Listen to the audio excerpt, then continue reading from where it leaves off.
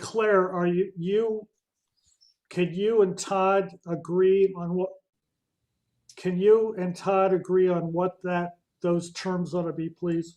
Is it 284 or 372? No, I think Todd, what you're supposed, I question, Todd, this is to Todd.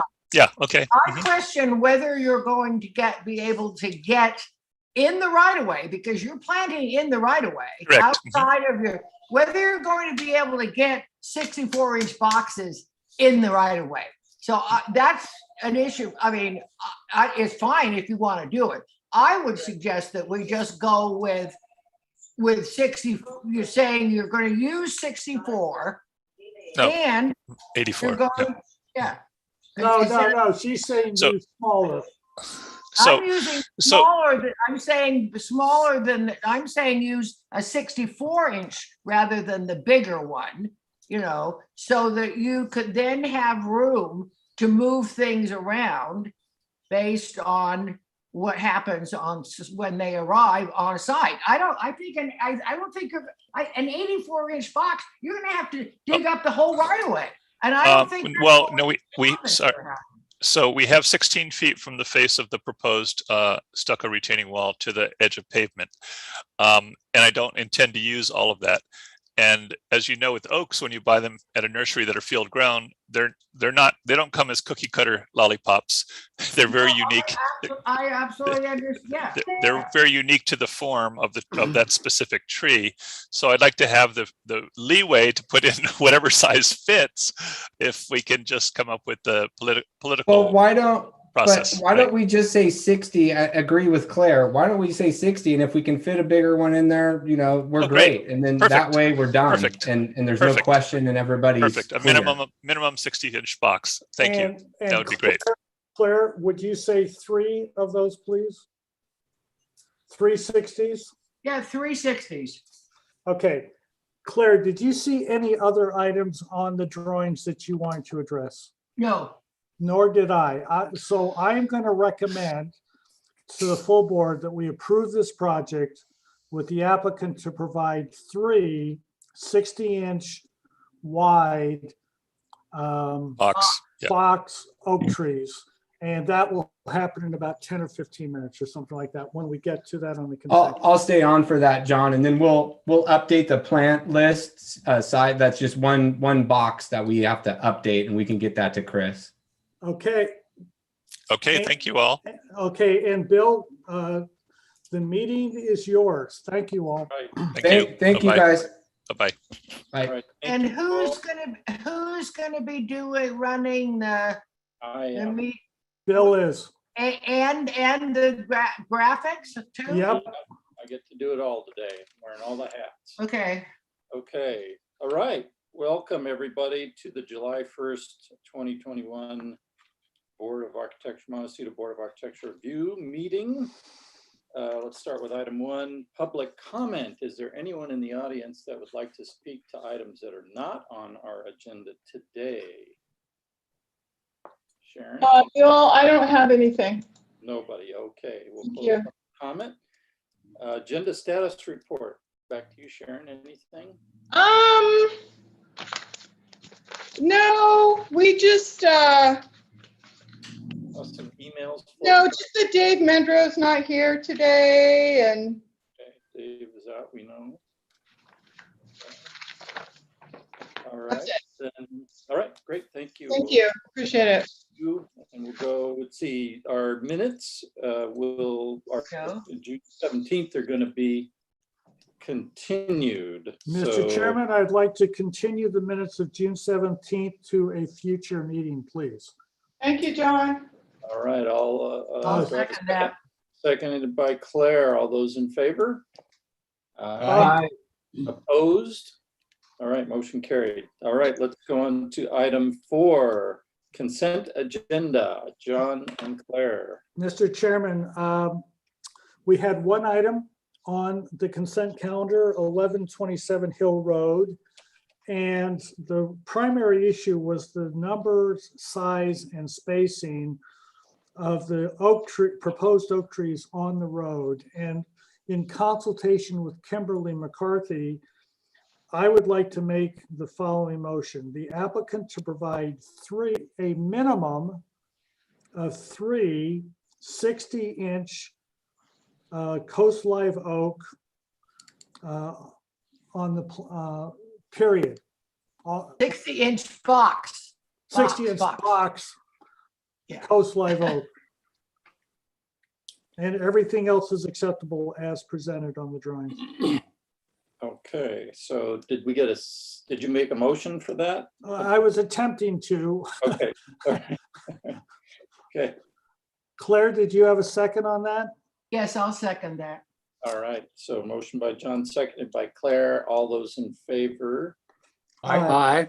Opposed? All right, so that is a go. Item 5, MBAR members' informational briefings. Did anyone have anything to report since 2 weeks ago? Nothing here. Nope, Nope. nope. All right. Staff update. Anything from the staff side there? Nothing for me today. Thanks. Thank you, Kimberly. Okay. And let's go on to the standard agenda. Item 1, 459 Valley Club Road. Do we have the applicant on line and ready to give us their presentation? And give us your name and I'll do my best to navigate and direct all at the same time. Barry, you're on mute. Barry, you're on mute. Me? Barry. Oh, I was. Okay, thank you, John, for letting me know, and thank you, Mr. Chair and members of the board. We're delighted to be presenting to you. I'm not sure if all the team members managed to get the invite and are attending or not, so if they don't, I'll try to cover their parts. So anyway, I'm Barry Winnick with Winnick Architects, and sitting next to me is Dave Brown, also with Winnick Architects. And potentially presenting as part of our presentation today would be Jay Collender, who is our historian, and Arthur Chavez, who's with Art Luna Landscape Design as our landscaper. I'll move Arthur over. He's here. Oh, well, great. Thank you. There we go. Able to see these drawings I've got up here? Is everybody seeing the photograph The images? photograph, yes, Okay. yes, Bill, we can see them. Yeah, Bill, thanks for getting those up. So let me give you a little bit of background. Again, we feel very privileged. This is a 1959 house that was designed by Luda Marie Riggs. So we feel very privileged to be working on this project. And she really, and you're seeing some of the images, which are great. She, was at the time of when she was transitioned from the more traditional classical style to her more California, Neutra, mid-century modern style. And this house was preserved in many ways. The exterior is, in many ways unchanged.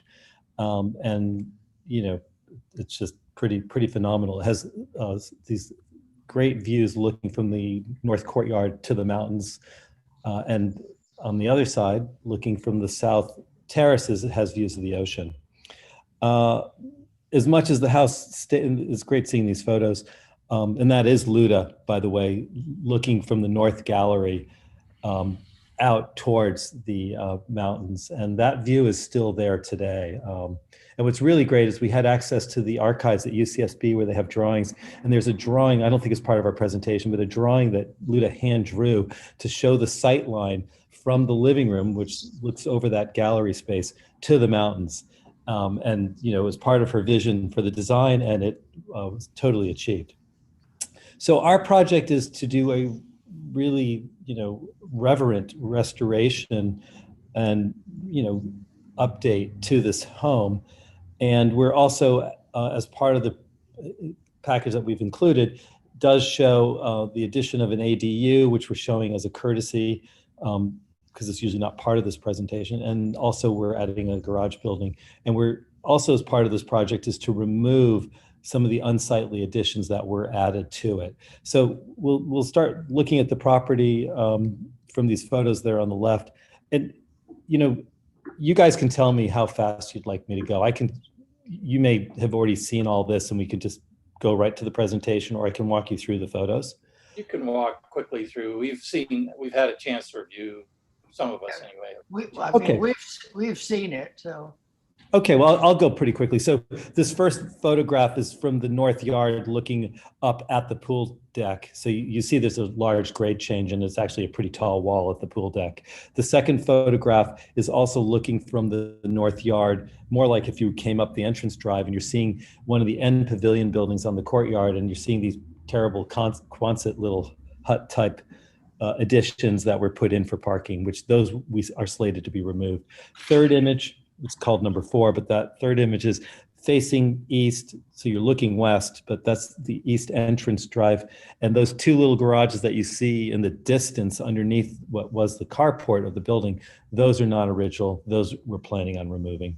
This next image on the right is the entrance gate from the inside looking out, and that we intend to improve and widen a bit. I think we're proposing 1 eucalyptus tree will move. Then if we go bottom one, house from lower driveway. So you're seeing what you see when you first enter onto the site.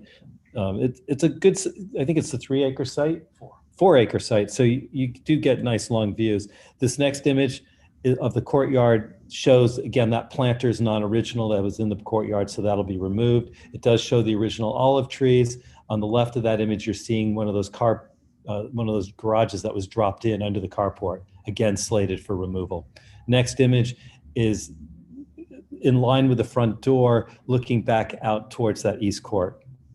And those 2 pavilion buildings on the end are very important to us in terms of some of the precedents that they set for the design of things around that courtyard. Next image on your left, again, is just the house from a distance at the north yard. Again, you'll see there's a big step from that terrace that's outside the house to the way it drops below. And one other thing, if Jay is here, perhaps, and you can watch Sharon, he would mention that not only was Luda Marie Riggs a major designer for this house, but so was Thomas Church. And that segues into this next image. And here's the north terrace with the original pool. You'll see it's got this aggregate inset paving, which, you know, there's certain levels of repair. Some places it has been damaged, so there's roots pushing it up in places. But the overall concept is still there. And that, we're not sure if it was Luda or Church, but we know it was one of the 2. And then the next house image is, again, looking from the north yard. Again, from the north side, you know, it's obscured because of the trees and things, and the large grade change between the deck and the land. Well, this is... Jay's here. Jay's here. Excuse me. Oh, great. Sorry. That's good to know. So Jay will be able to speak when you, or able to answer questions. This is the east courtyard looking at the house with the 2 garages that we're removing and the big planter that wasn't part of it. Almost, I think all the plantings were all in ground. They didn't have raised planters. Thanks, Bill. You're doing a great job of keeping me moving. So it's good. We do have a lot of photographs, another image of the north terrace, image of the pool. And as you keep going, this left image, again, north terrace. This just shows the detail on the left, just gives a little idea of what the aggregate looks like with the paving. There are places where it's out of plane, and we're going to have to solve that by removing pieces and reinserting them, or having to emulate them. You can see the pool detail. Then one of the other great things that you see in the foreground of this one that's called North Terrace, that has the reflecting pool. So not only is there a pool in this courtyard, there's a reflecting pool that sits right in the horseshoe of the building, which we are going to maintain, well, restore, actually, it needs to be rebuilt. But that will give that great image of the building reflecting on 3 sides in the reflecting pool. And if you see that sort of white outline on the left-hand side, we just figured out recently that used to have a sculpture in that location. So it's very, very likely we'll place a sculpture in the reflecting pool. Still to be selected. Again, is a close-up of the aggregate concrete some of the problems we're going to have to solve where we've got spalling concrete. We have begun working with a contractor that specializes with concrete work for seeing different strategies for doing the restoration. Okay, this is probably one of the least successful facades. This is the west-facing facade. This had multiple changes to it. So the one in the center is showing what used to be a sleeping porch that then had a terrace add to it that then got infilled. And then off to the right, you see those tiny little 3 windows. That's the master bedroom elevation, if you can just imagine. So there were a few things that, let's say, were slightly horrifying, but mostly the house was left untouched. That elevation is the one that scared me. This one to the right, though, the one that's called North Terrace, is quite nice. That's of the study in the corner, and that room architecturally is really quite nice. You're seeing a close-up of it. This is actually, this North Terrace photograph of the windows just tells you the state of the windows. They haven't been replaced, most of them, since the original 1959. We have a lot of failed glass. We have failed window systems where you have to do weight training just to move the doors. So we are replacing all the fenestration because it just, it's not functioning now. Next one.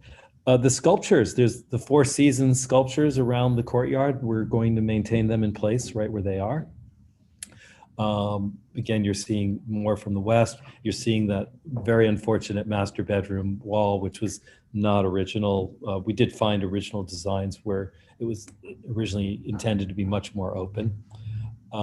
This next one, south view in that upper left corner, and nope, just lost that one, but okay. There you go. Just to give you an idea, that's showing where the dining room is and the living room. And, again, it does enjoy this nice floor to ceiling glass. You have these really nice rafter conditions where it has sort of an Aztecish stepping in the rafter tails. And you have those plank ceilings, which that runs from the inside to the outside of the house. And that's a feature that we're maintaining and actually really highlighting in our design. So that's a close-up of that south elevation. There's that awkward view in the corner. The south elevation of the master bedroom also had just a single funny window. Moving on the left, that's at the very southeast of the property. They put in a garage that's not original. Well, that garage that you're circling, that's original, but off to the left is a non-original garage. And in the background, you also see another metal canopy that was added. So there's a bunch of things like that that we're removing as part of the project. But the original garage, we will be keeping that in its location. There's planting beds outside the kitchen area. We'll be keeping the planting beds. That section of the kitchen has a very, very low ceiling. It was really the service quarters. And so that is part of where we'll be adding the new garage. And we are going to raise the ceiling heights just because they're from a bygone era. This next image is looking from the terrace, south terrace outside the dining room. And you see that signature gridded panel on the left, and there's actually an open panel to the right of it without glass. And that's how it originally was. It originally had translucent glass to create privacy from the service wing, and then more open looking through. So we will restore that. We also take this motif with the grid, and you'll see that the same windows are at the end of a gallery, which we'll restore as well. And we have beautiful drawings, hand drawings from Luta of the actual detailing of the muttons. And then let's see, that second image from the right shows the rafter tails very closely with the planked roofing. So all that's in really great shape. Only 1 or 2 places had a bit of dry rot. So that's going to be easily restored. Image off to the left, lower left that you see here where it probably says courtyard, that's a pine tree that is just a lovely pine tree that we're keeping. You'll see the paving in the foreground has suffered from the roots of the tree pushing it up. So that's an area that we're going to regrade and raise the grade a bit in order to solve the problem with the roots. That ugly fence is going to be taken down and replaced by a lovely hedge.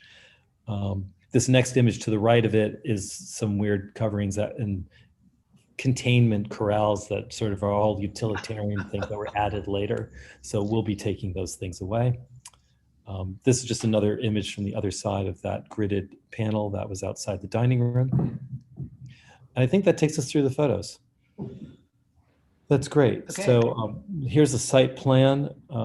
And what's nice these days when Jeff Prober does a site plan, he does an aerial drone shot at the same time.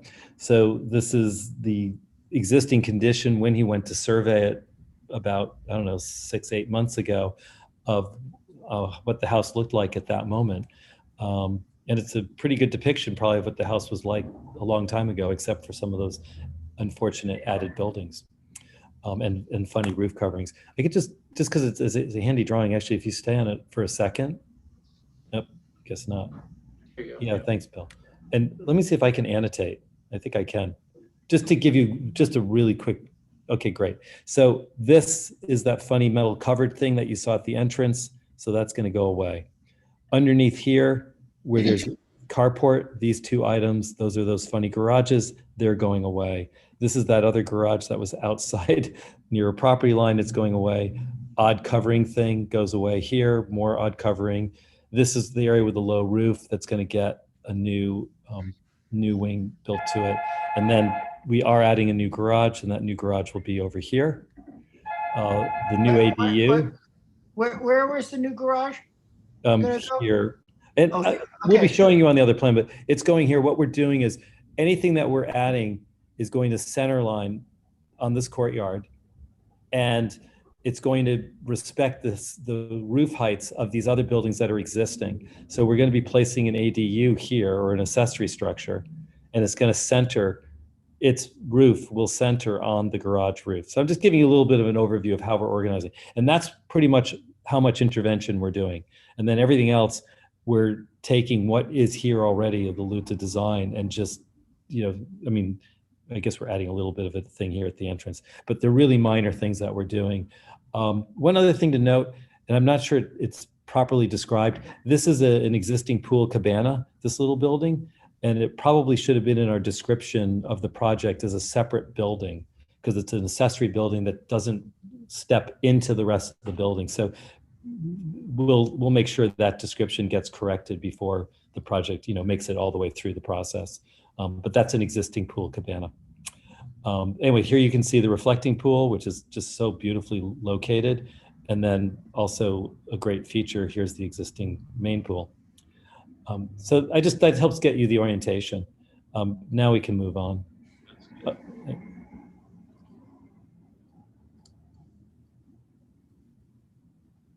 Bill? Okay. Thanks, moving. Bill. I'm moving. And while Bill's, you probably don't care so much about the basement. House has a few basements and a lot of crawl space. So there's a basement in that corner. And while Bill's scrolling, thanks, Bill. What I should also mention, hopefully you guys received a memo from HLC that basically, we went to them on the 21st of June. They were highly in favor of the project. Oh, great. So you do have that. I probably should have started with that.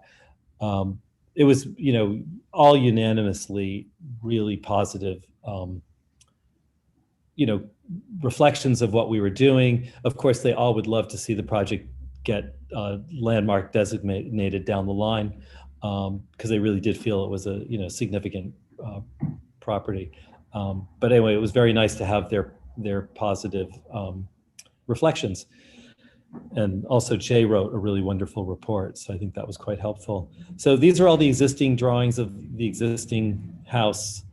And yeah, they're really here for, if we need to go back and look at them, if you want to see a comparison. But because the changes are pretty minor, I think we can mostly handle it with what's proposed. Again, here is the proposed new design that we're doing. We're keeping the entrance drive literally where it is. And we are changing the gate. Right now it's a very brown, depressing entrance gate.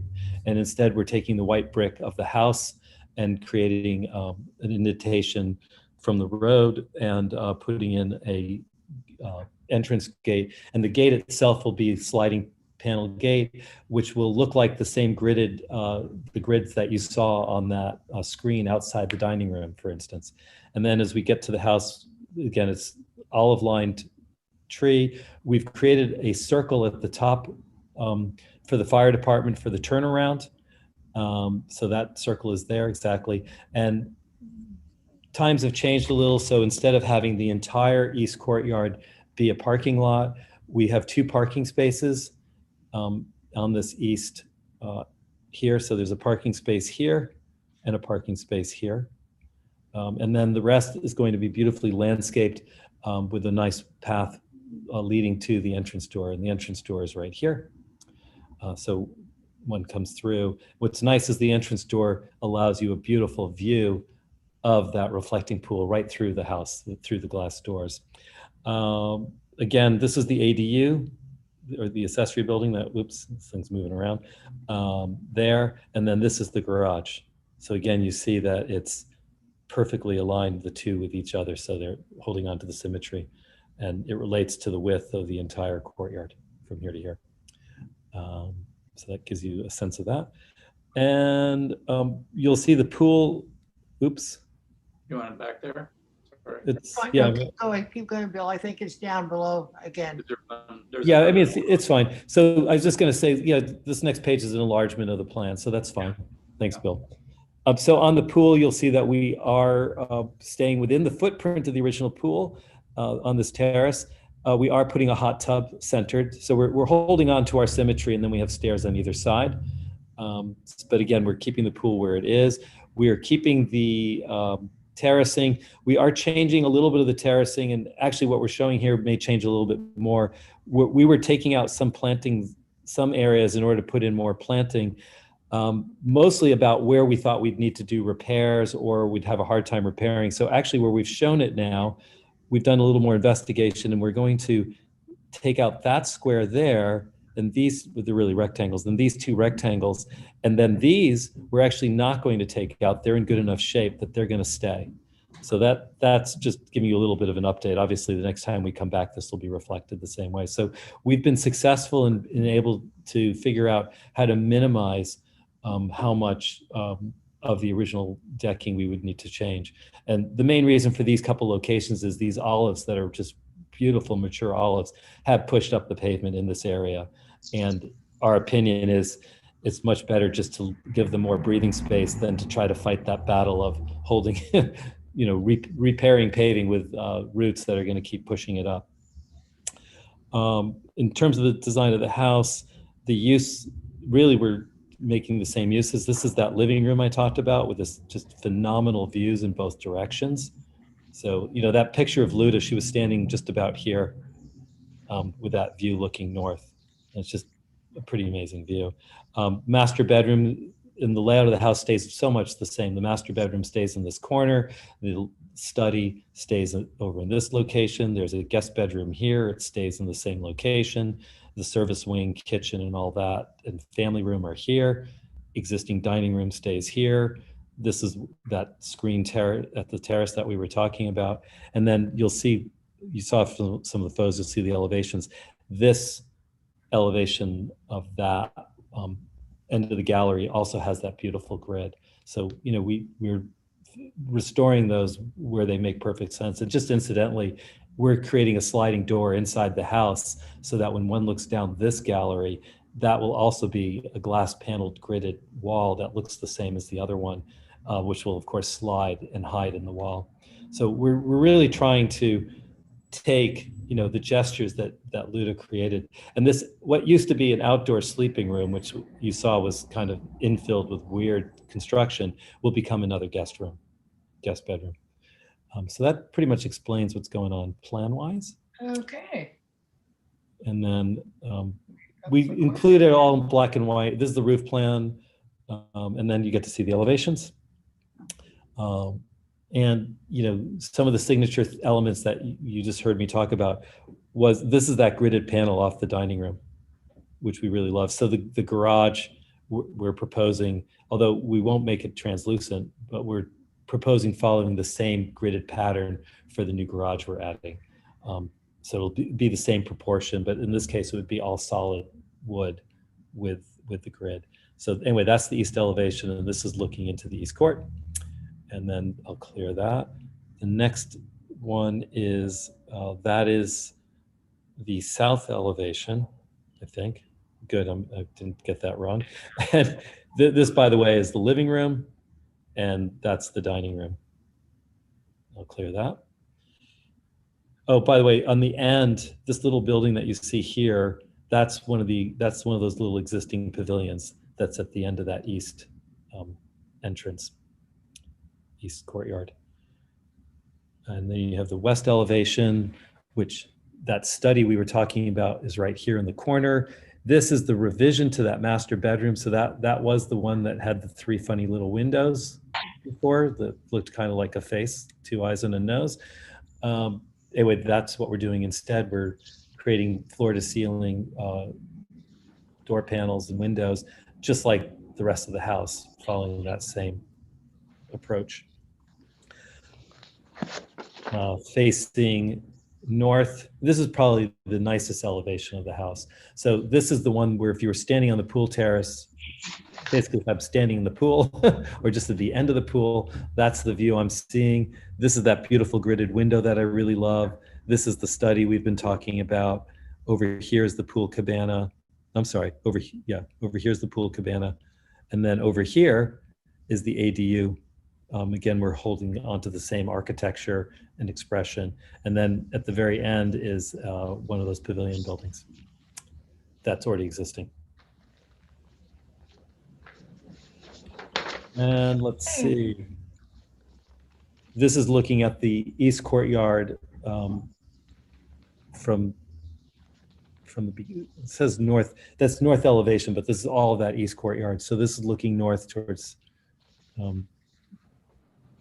north elevation, looking south, actually looking to the ocean. This is looking north. So beyond this, you'd be seeing the mountains in the distance. Off to the left is letting you see, you're in the courtyard and you're getting to see the entrance door now, which is the one that looks through to the reflecting pool. And this is looking back out of the east courtyard towards Valley Club, Country Club, beyond those 2 pavilion buildings. Question, are we up ready for questions? I think if you keep scrolling, I think this may be the end of the presentation for the architecture. If you'd like to hear anything about, oh, can we go back just, I'm sorry, go back down one more image. No, one more, sorry. That was the grading plan, but I just wanted to show a couple of these details. Thank you. Just because we're so lucky to have the archive pull these for us. So this detail in the upper right that's Luda's hand drawing those panels, those gridded panels with the glazing, which are just, I love her attention to detail where she tapered the backside. So it's not just a square stop and everything. It's done just really, really nicely. And then the lower left is just our explanation of the ceiling system and how we're going to have to put in things like sprinkler pipes and that. And then this image to the right, again, is from Luda showing the rafter tails. And we've also, I think in the package, there's a door and window schedule. We're at that point where when we do come back, we'd like to come back for preliminary final because we're moving very quickly into the working drawings. Well, you're here for conceptual, so. I understand. I'm just putting out my plea that would you guys ask us to return? We're not even we can't even grant you conceptual because we don't do conceptual. So, it's up to us to decide, and your planner to decide when you come back and how that looks, So that's all. Yeah, Claire, I understand. I also know the planners, if they hear from you guys that we're ready to come back for preliminary final, they usually reflect that as well. We know we're not ready yet because we still have to finish our letter of completeness, but we're well on our way to doing that. Anyway, thank you. And here's the landscape plan. If you wanted to go to questions, we could. Otherwise, Arthur could quickly walk you through the landscape plan. Yeah, why don't you give us a real quick brief of that? Great. Thanks, Arthur. Hello, everyone. I'm Arthur with Art Luna Studio. We were working on landscaping for this project. And as Barry mentioned, we have such a great site here with such beautiful structure, beautiful architectural details that we really were trying to focus on highlighting and restoring as much as we could. So as you'll see there, as you saw through the photos, there were a lot of specimen trees, like large olive trees, that are throughout the property. So this is why we have chosen to carry that throughout to the entry along the driveway. And that really helps to create a cohesive feeling throughout the site. We'll be maintaining and nourishing all the trees that are already existing in the courtyards and on the back terraces, I believe north and south terraces, that are already in and around the architectural features. As Barry mentioned, there were some areas that we would be opening up for planters to allow a little bit of garden, all very Santa Barbara Montecito plants on the palette that are cohesive with the olive vibe and story here. And this also, the olive will help to really add weight to the driveway. Right now it's a little open. So this is something that will be very great in Montecito. And just keeping it all very, very unifying, very cohesive, and trying to accentuate the bones of the property. All right, great. Thank you. Does that complete your presentation, Barry? It does. And, again, we have Jay available if you have any questions on the historical side. Yeah, so let's go to questions of the board. Claire, do you have any questions? Yes, I do. I wanted to ask the landscape. Are we in the central courtyard or the entrance courtyard, however we design that? Is that all of that paving going to be taken up and redone? Because now, I mean, it looks like it's been redesigned ultimately. So I'm just wondering what we're doing, what we're proposing right there. Yeah, and I'm happy to weigh in too. I mean, yes. So what's happened is we show that the perimeter curbs where the trees are, that we're maintaining those perimeter olive trees because it's really hardscape in architecture. Correct. Yeah. That's all staying, but that the interior portion of that courtyard, which has been redone asphalt over the periods of time, that's being removed. So we're keeping the original concrete perimeter, but we're taking out everything in the center and turning that into new landscape and hardscape. Well, I know, but but isn't that the central part that shows up as white in front of me? Correct. What is that paving material going to be there? That is still right. That's to be determined. I think it's going to be some sort of limestone, but we haven't made the selection of the material yet. Perfect. That's kind of why I was just after wanting to know that all that cement that was going to go away, what was going to replace it, and you don't quite know yet. Okay, but so it's intended to be stone paving, not gravel. For instance, it's meant to be a hard material. Yeah, and you're not going to kind of try to reflect what goes around the pool. You're not going to pull that over to this side of the house. Okay, no, that's because all. it wasn't. Yeah, it wasn't there originally, so we don't want to do that. That would be sort of okay. That's confusing. fine. Yeah. Okay, that was. Oh, the other question I had was you talked about when you were showing the elevations, not the elevations, but the photos of the house. You said that you were going to be changing all the windows. Correct. What are you going to be changing windows to? What windows are you proposing you're going to be, because those are very, I mean, Luda's, here, this north terrace window. That's a really good example right there. So what are the windows going to look like? The new one? They will look very much the same. We are going to a Fleetwood window system. These are aluminum windows. So we're choosing Fleetwood because it has a very narrow line profile, and we'll also be staying with the same color. So as you see, that's a black window in that location, and we'll go back in with black aluminum frames. Perfect. I have Fleetwood black windows too in my house. There you go. So that's kind of what I wanted. Was very, and it is because Fleetwood's one of the few people that makes them thin. Exactly. Just awesome. I mean, I love them. And they also have nice hardware, so it's a win. It's totally a win-win. Yeah. And they'll function well. That's done with my questions. Okay, thank you. Don Sharp, do you have any questions? No questions, thank you. Okay, Sam Maphis, any questions?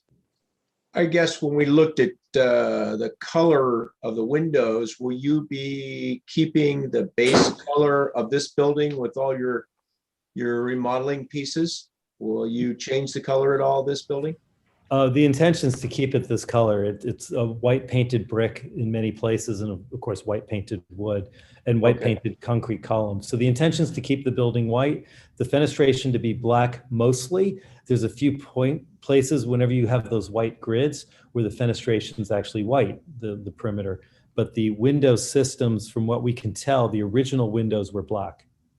Okay, great. That's all the questions I have, Bill. Thank you. All right, thank you, Sam. John Watson, did you have any questions? No, thank you, Mr. Chairman. And Tip, any questions? No questions. Thank you. Okay. Quick question. The driveway material, Claire had gotten into the paving in the interior of the courtyard. What is your driveway material? What are you thinking that's going to be? Yeah, I have to say, this is one time where I think, it's a little less exciting. The driveway material is an existing driveway, which we're going to maintain and re-top coat. So it's So asphalt. It's asphalt. It's going to remain asphalt, but obviously we're going to restore the quality of it. Okay. Okay. All right. That was all I had for questions. All right. Let's see. Let's go to public comment. Is there anyone in the audience that'd like to speak to this item 1495 Valley Club Road? Bill, there's nobody with their hands up. Thank you. I don't believe we had any letters either, so I recall. So let's close public comment. We'll go to considerations of the board. John Watson, what do you think of this project? I think this project is fine and we should just move it along. But I do believe, because there are holes in material selection, this should come back to the full board and not to the consent calendar. But I think it could come back as preliminary and final. Thank you. Claire? By the way, and thanks for the comment. I just want to mention, it may not have made it to you guys, we did submit lighting and materials, but we did it last minute, so you may not have received that. I don't see that in our set of drawings here, so. Yeah, it's probably in. Okay. So anyway, next time. It's fine.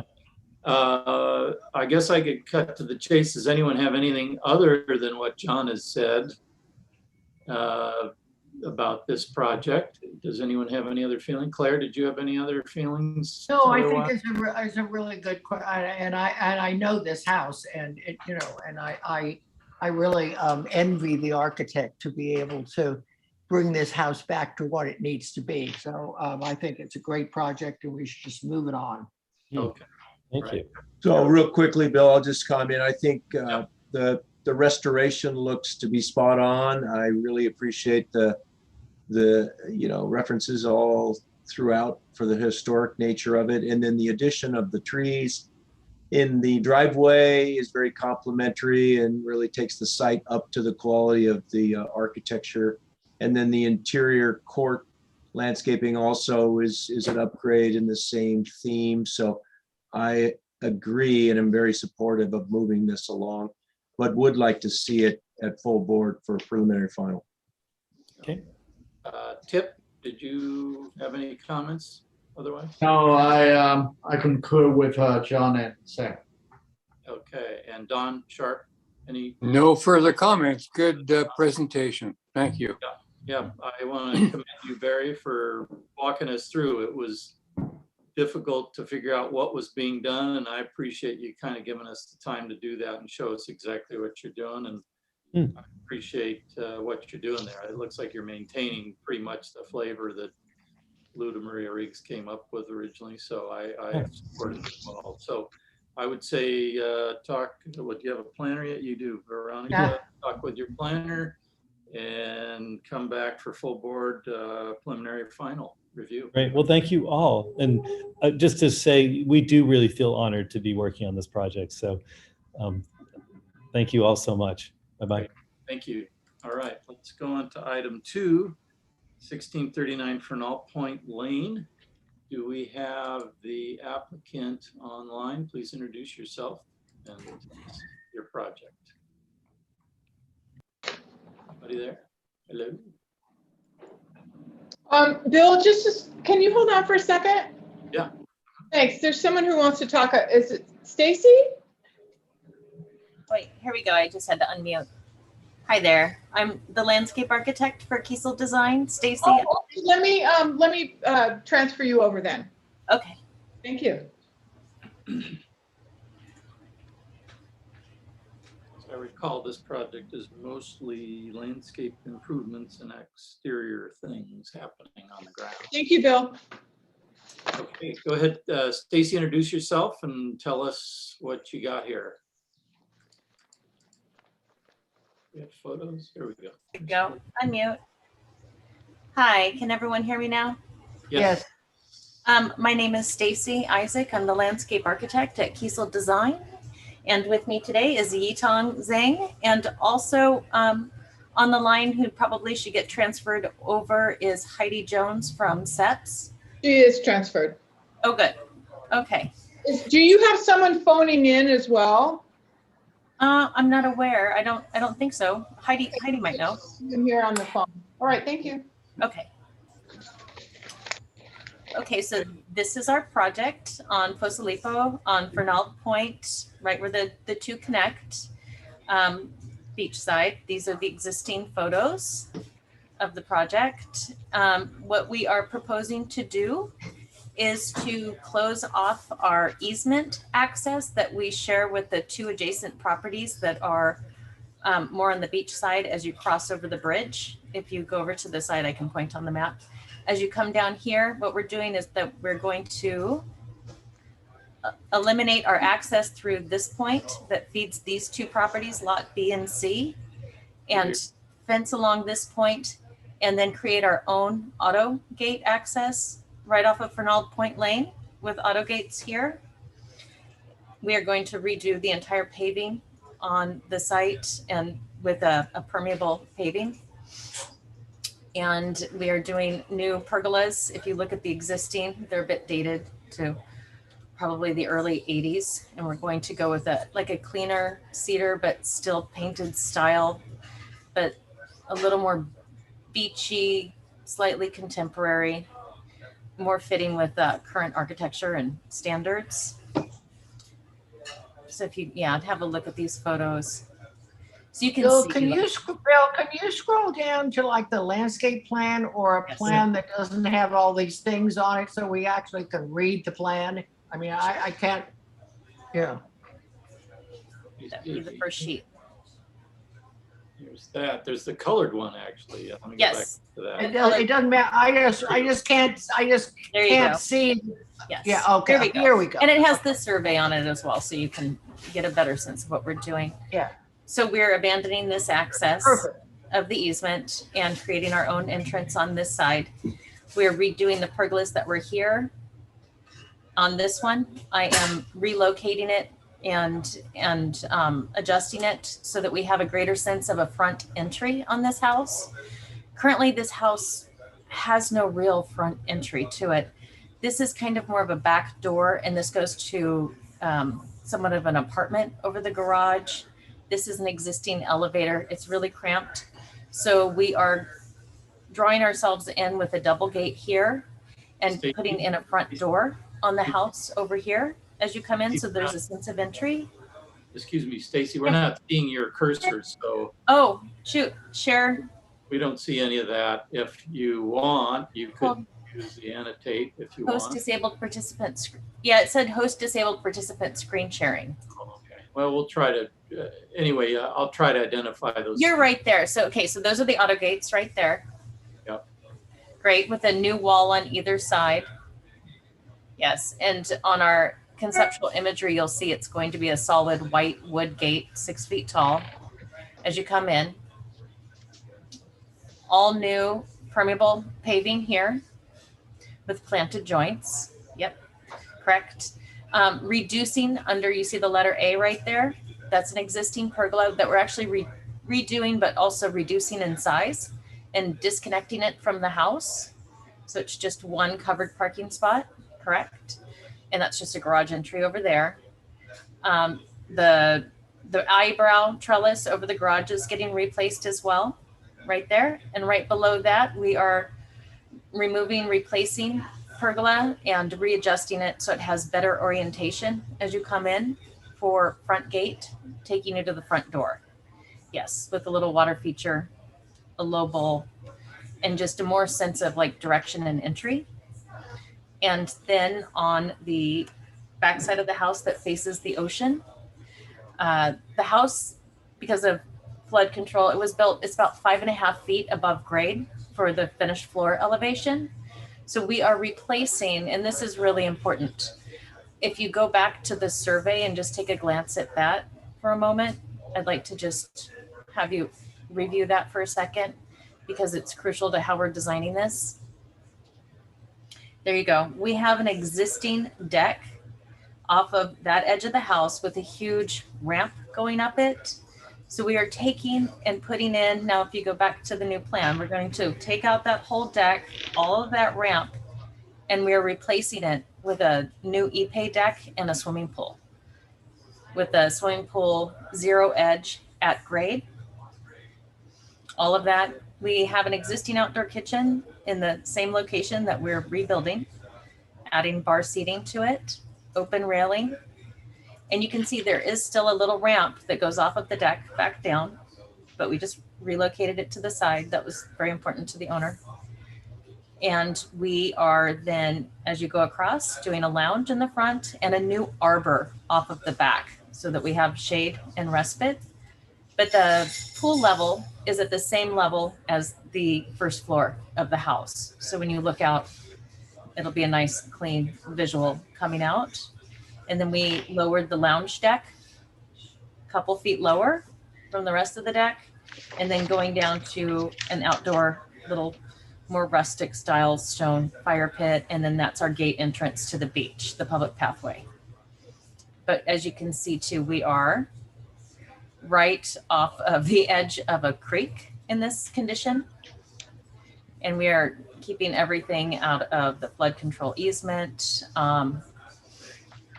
and trying to minimize any effect around us. We do have full biology reports, and everything we're planting along that side will probably be native.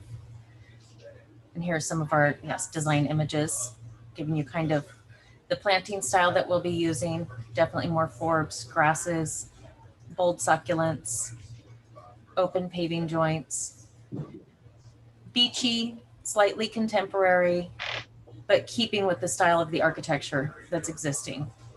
And you can see the big arbor off of the back on some of our 3D models.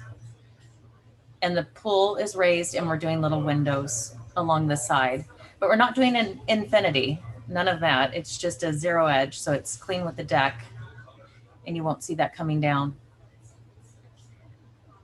There you go. Yes, with the kids. Okay. Is that Gravel pathways, just with some stepping stones. We are replacing, we're taking out in the back, the old funky fire pit. You can see that in the existing photos. Putting in replacing with a new little low wall in the back so we can just have a small lawn area on the backside. Agrostris palens, the native as well. And that's pretty much the gist of it. okay? Great, thank you.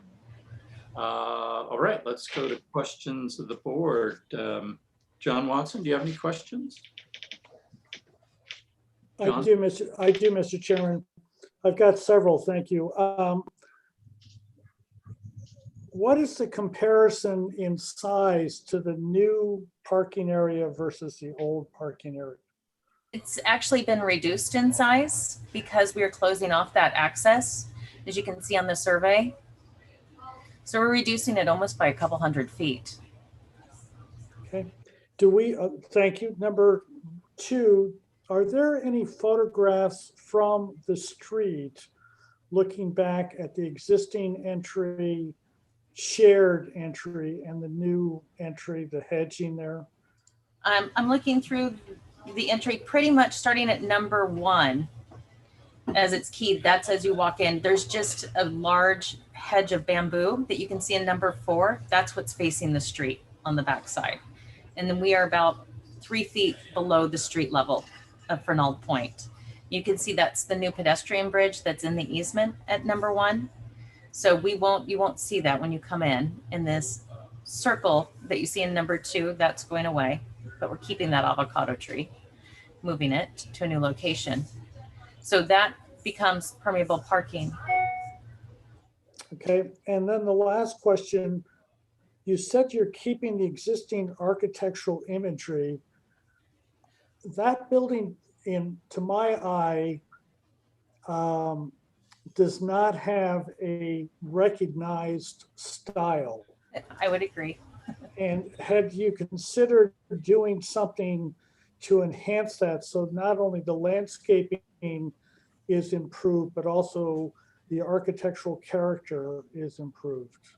The main architectural character that I see that is from a simple way to kind of upgrade it and elevate it a little bit would be to replace the railings on the second story with a style that's slightly more contemporary.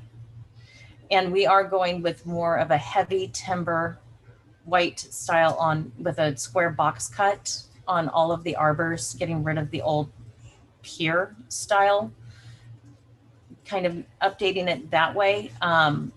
I don't think that the clients want to spend too much money on the architecture per se, as much as they'd like to just focus more on the landscape at this point. But you see those railings up above on the backside, not on this side.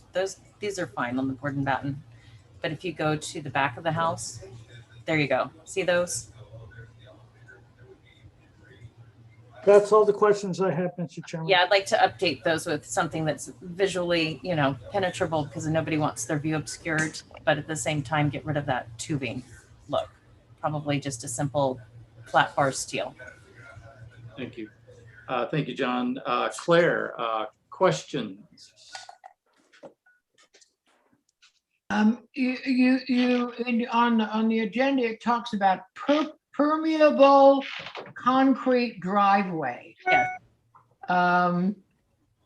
So talk about that. I mean, well, okay, here's a perfect thing. Here, this is what's existing is a concrete driveway. A lot Absolutely. of it, right? Yes. So are you proposing to take up all of that and replace it with a different material so that now it becomes permeable? Absolutely. Yes. Okay. So Yes, in the drawings, it looks like you were proposing bricks or something. So no, actually, what are you proposing for the? We'll do a top cast 1 finish on a light gray concrete, but what we'll do is do them with open joints, and we will set it up with the full permeable sublayers for drainage and with planted joints. So, and we'll use like a Carex praegracilis, the chia for the planted joint, but we will set up the full like 18-inch drainage layers, but we will cast them in place all with 3-inch joints throughout to lighten up, also to just visually lighten the look as well. But we are omitting the old seeded aggregate paving. There it is. Was that it, Claire? Yes. There's a lot of it. Thank you. Tip, did you have any questions? Yes, can you go back to the site plan, please? So I have a question for the applicant. What is the distance from the garage to the back of the paving area? From here to here? Yep. I'd have to scale it off here in the office. I can't tell you just right off of hand. Well, the gates up above, the auto gates, that's 15 feet wide on that separation. So it's about 50 feet of paving from the garage to the edge of pavement. And we're leaving it's about 6 to 7 feet for this new hedge that we would put in between ourselves and the old easement and the neighbor's property. So it's about 47 feet? No, 43 feet? Like yes. See, that was a 20-foot easement. So yeah, you can kind of get a sense of the scale from that. It looks like it's closer to... It's about 50 feet from the garage, I think, to the edge of our paving at this point. Yeah. So you mean 50 before you cut back or 50 after you cut back? It'll be after we cut back, yes. 50 feet. All right, Yep. thank you. Is that it? Yep. Yep, that's all I have. All right. Sam, did you have any questions? Yeah, thank you, Chairman. So let's go back to the pool area. I'm curious about, it's not an infinity edge, it's a negative edge. I get that. So you'll have a gutter condition. What is the back facing wall material of the pool and how tall is that wall down to grade? If you look at, so we can go to the 3D models right down there so you can get a better sense of the height. It's going to be a white plaster finish. Probably all it has to do is just act as, not as a structural wall because it's separate from the pool structural wall and stand off of it. We were going to finish it with a board form, white plaster finish, to kind of accent the arbors and the white on the house. And how tall is your deck and your pool? The deck is at the same level as the finished floor elevation of the house at 5.5 feet. 5.5, okay, in that drawing it looks taller. So you'll have planting to soften that a little bit, but do you need where's your pool equipment? Second question. Third, do you need a surge tank or a surge area for that water coming off all sides, the wave effect, so to speak? You'll need to contain that somewhere. Well, the water, so on a zero edge pool, you don't really need a surge. It's not an infinity edge. You're not pushing water over the edge at all times, only when you're diving in. The pool equipment is located here. You can see on this plan under the deck, outside of the setback, yes. Oh, Because under the deck. Okay, I see it. Yeah, because it's 5.5 feet tall, it gives us good ample opportunity to store all of the pool equipment below deck. And if the pool builder, it'll probably be Macaluso for this. He will, if he determines that we do need a surge tank, he can also use areas below deck. But I stay away from the infinity. Yeah, I would just think that entire spill of the entire perimeter is gonna cause some water to need to go somewhere. So that's a technical question, not an aesthetic question, which is what we're looking at. Now, the other area that looks to me high is your southeast deck and stair. Is that all open railing and open understory? Will you need to cover that understory at all with some kind of lattice, or is that just going to be open? At this point, we're leaving it open because of hydrology and where we sit in trying to do a light touch and you're in a flood zone, aren't you? We're in a floodway zone. Hydrology, in order to make this work, this is why the pool has been shaped like it is and situated where it is as well, is I'm taking like for like. So the original deck and ramp is all permitted on the property. So what we're doing is we're using that as the footprint to then add a swimming pool to the I see. That's kind of a balancing act. and offset the hydrology. Yes, exactly. So I don't take on any more water, no more mud flow. Although I will say this about this. No more deflecting of water. I get that. Correct. Yeah. Okay. So by keeping it clean and open, but I would gravel under the whole deck and keep it extremely clean. They'll probably throw their surfboards underneath it. They have a bunch of 20-year-old sons, most likely. So describe me kind of sparsely planted on the underneath solid mass of the wall. Will you soften that more shown? As much as we need to. I mean, it's going to be a very pretty wall. The Surfrider Motel down in Malibu just recently did this really great. So you can see that's it, the Surfrider on those images. To the right of the 4669, that address. Are you showing portholes that look underwater? Is that kind of what you're showing? Oh, no, those will just be on the exterior, yes, with little windows into the pool. Like little portholes. But you can see kind of the board imprint feature, but we're going to do it they can do it now with a white plaster as well. It looks very clean, very beachy. Got it. Those are my questions. Thank you. Yeah. All right. Thank you, Sam. John Watson, did you have any questions? I already asked questions, Mr. Chairman. Okay. Let's see, who else? Don Sharp, any questions? Yes. Have you chosen or thought about any color changes in the exterior, the body of the house, the trellises and so forth? I think we're gonna keep all of the trim and the trellises white, and the new, just the flat bar steel railings with just the steel cables. I could see doing them maybe in a gray. But I think the owners really like the color of the house as it is now. And I think they recently painted it this very light gray blue. Thank you. And my question is, We will be hiding that segmented retaining wall, by the way. what is the deck material that you have out there? That's Ipe. Okay, and the steps and all of that. Yeah. And it's a cable rail is what you're saying, and that's all. Yes, precisely. But with a 2-inch flat bar steel for the hand. Okay, and this is a custom pool. It's not Absolutely drop in of any sort. So that shape, no. The shape is, obviously with the size. Okay. All right. Did I get everybody's questions? Okay. All right. Let's go on to public comment. Is there anyone in the audience that would like to speak to this item 1639 Fernald Point? I don't believe we had it. I don't see any hands up. There's a phone call, a person on the phone that I don't know why they're here. So if they'd like to speak up and tell me what project they're here for, so I don't keep bothering them. Oh, this is just the applicant on 745 Winding Creek Lane. Oh, thank you. Okay, I'll just leave you unmuted because I can't bring you over with the phone. So when we get this project, you can just be ready to go. Okay.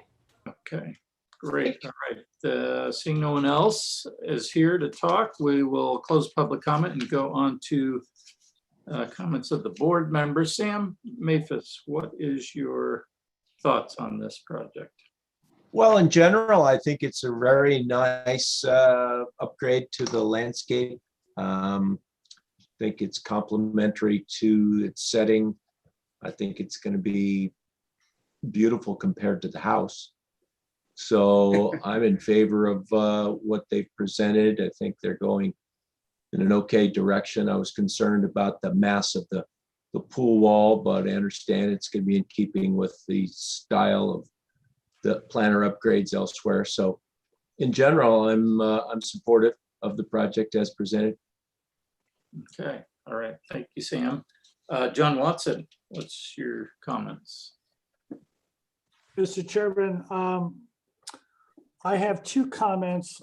I think that I'll tail on to Sam. I think this is a nice project, but in saying that, as far as it goes, I am sorry that at this point, the applicant isn't going to really consider somehow enhancing that architecture.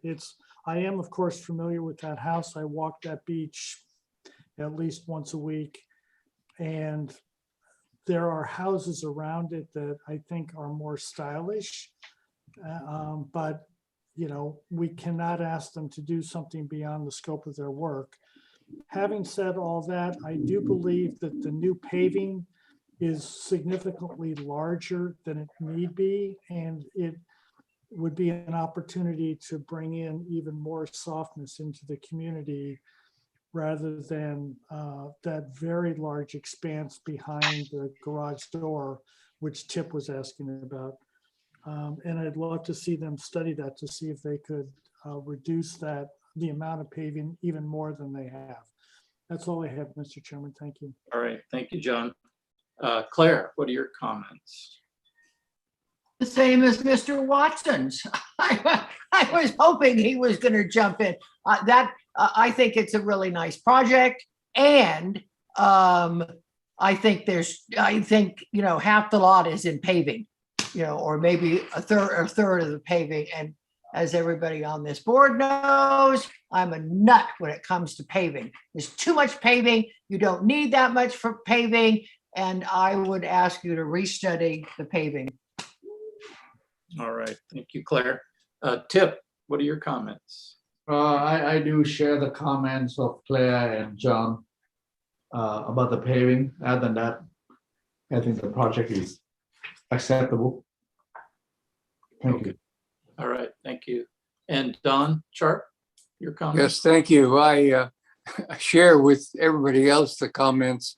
I think the paving is too much and it's not soft and curving like the landscaping and the pool and the exterior walks. It just doesn't fit with the proposed soft landscaping.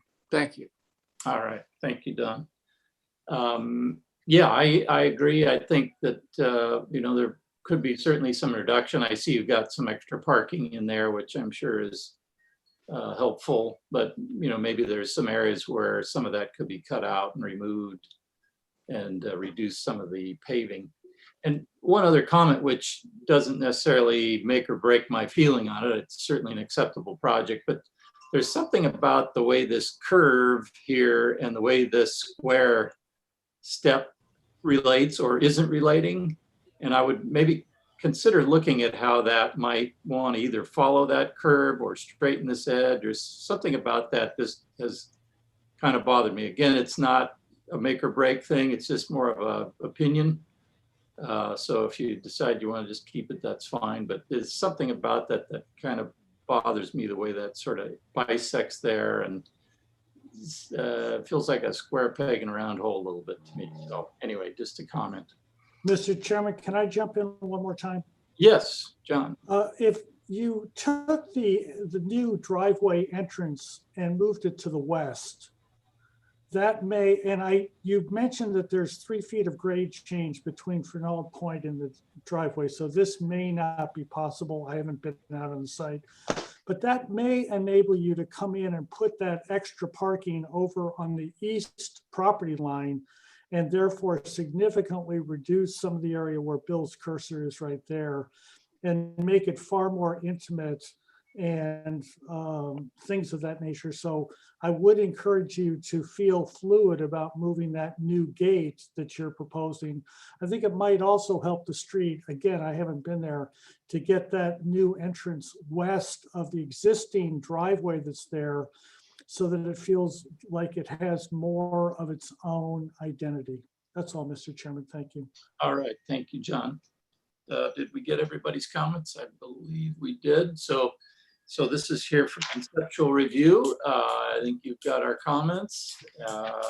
Work with your planner on coming back, I guess. Do we suggest they come back for preliminary and final at the full board? No. What's that? Oh, we can't do that, can we? We have to wait. They have to come back, right? Well, I would say that this needs further conceptual because, the paving is an issue for all of us and it needs to be relooked at or redesigned or whatever, So I don't know I don't know if the other board members think this is ready to go to preliminary now. No, I don't, but if they bring it back, I'd hate to have them do an extra meeting because we didn't permit them to do it. Putting it on the agenda for preliminary does not mean that they are going to get preliminary, but it means they are allowed to get preliminary. So let's try to keep, it's a modest project that has one primary issue in all of our minds, which is the driveway, perhaps the entry, the paving area, perhaps the entry location. Hopefully they'll study some ways, get it reduced, and we'll be able to get this guy out of here. So that's why I think it should come back for preliminary, at least. Okay, let's. Okay, that's fine. I just didn't want to get it jump forward into preliminary final and then not deal with what needs to happen, in my opinion. So that's fine. Come back for preliminary and we'll see how it goes. Great. All right. Thank you. Let's go on to item number 3. It's 1270 Pepper Lane. Do we have the applicant online? Please. Yes, Kevin Clark, the architect, on behalf of the applicant. Okay. And why don't you go through your presentation? Do you want me to show Yeah, do you want to start with the photos perhaps, or can I Yeah. take control with your pleasure? Do photos. But he's not parking. Sounds great. Yeah, so there's 7 feet. Yeah. Okay, go ahead. Somebody's talking in the background. Oh, Sam, sorry, sound up. Go ahead. Sounds great. Hi, everybody. Good afternoon. Kevin Clark, an architect with Historical Concepts. Excited to be here today. So presenting here on behalf of Ken and Sherfield, the owners of 1270 Pepper. As you can see, just neighborhood photos here. Bottom right is the current entry from the street on Pepper Lane here. That gate, you can click on down. The next one, we'll start to actually look at the home. And that historic aerial photo is really telling. The home is 3 buildings, main house, which is really just a very simple American colonial revival home, primarily 1 story running east-west, and it's really punctuated in the middle there by a 2-story element that runs front to back. And then the 1-story garage in the front, and then a 2-story carriage house that also were all original. 1936 was all those buildings by the architect Chester Carhola. So you can see some of the existing buildings today. Obviously, photos recent here in color. The auto court, you can see today. That's right. There's the 2-story carriage house. The garage right there. Obviously, grapevines, flowering vines growing around all the building. And then that 1-story master wing is what you're looking at in the lower right with the garden. Moving on, just some other views, areas that we'll be looking at for proposing new designs. This is the master suite right now.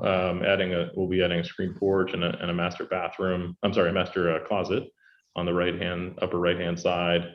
And then on the lower side here, lower right, adding a dining room to the existing living room location, and then relocating the terrace from its existing spot. We'll get into the design drawings in just a minute, but just grounding ourselves here in the photography, you can sort of see the simple home. Our clients really gave us a fairly simple charge, which was just taking and building on the beauty that exists today. You can see the site plan today. And then, really adding incrementally to the home with a number of sort of additions and slight renovations. They're all highlighted in this sort of darker shade. Really improving sort of lifestyle for them. Rooms like the scullery, obviously the walk-in closet at the master and screen porch.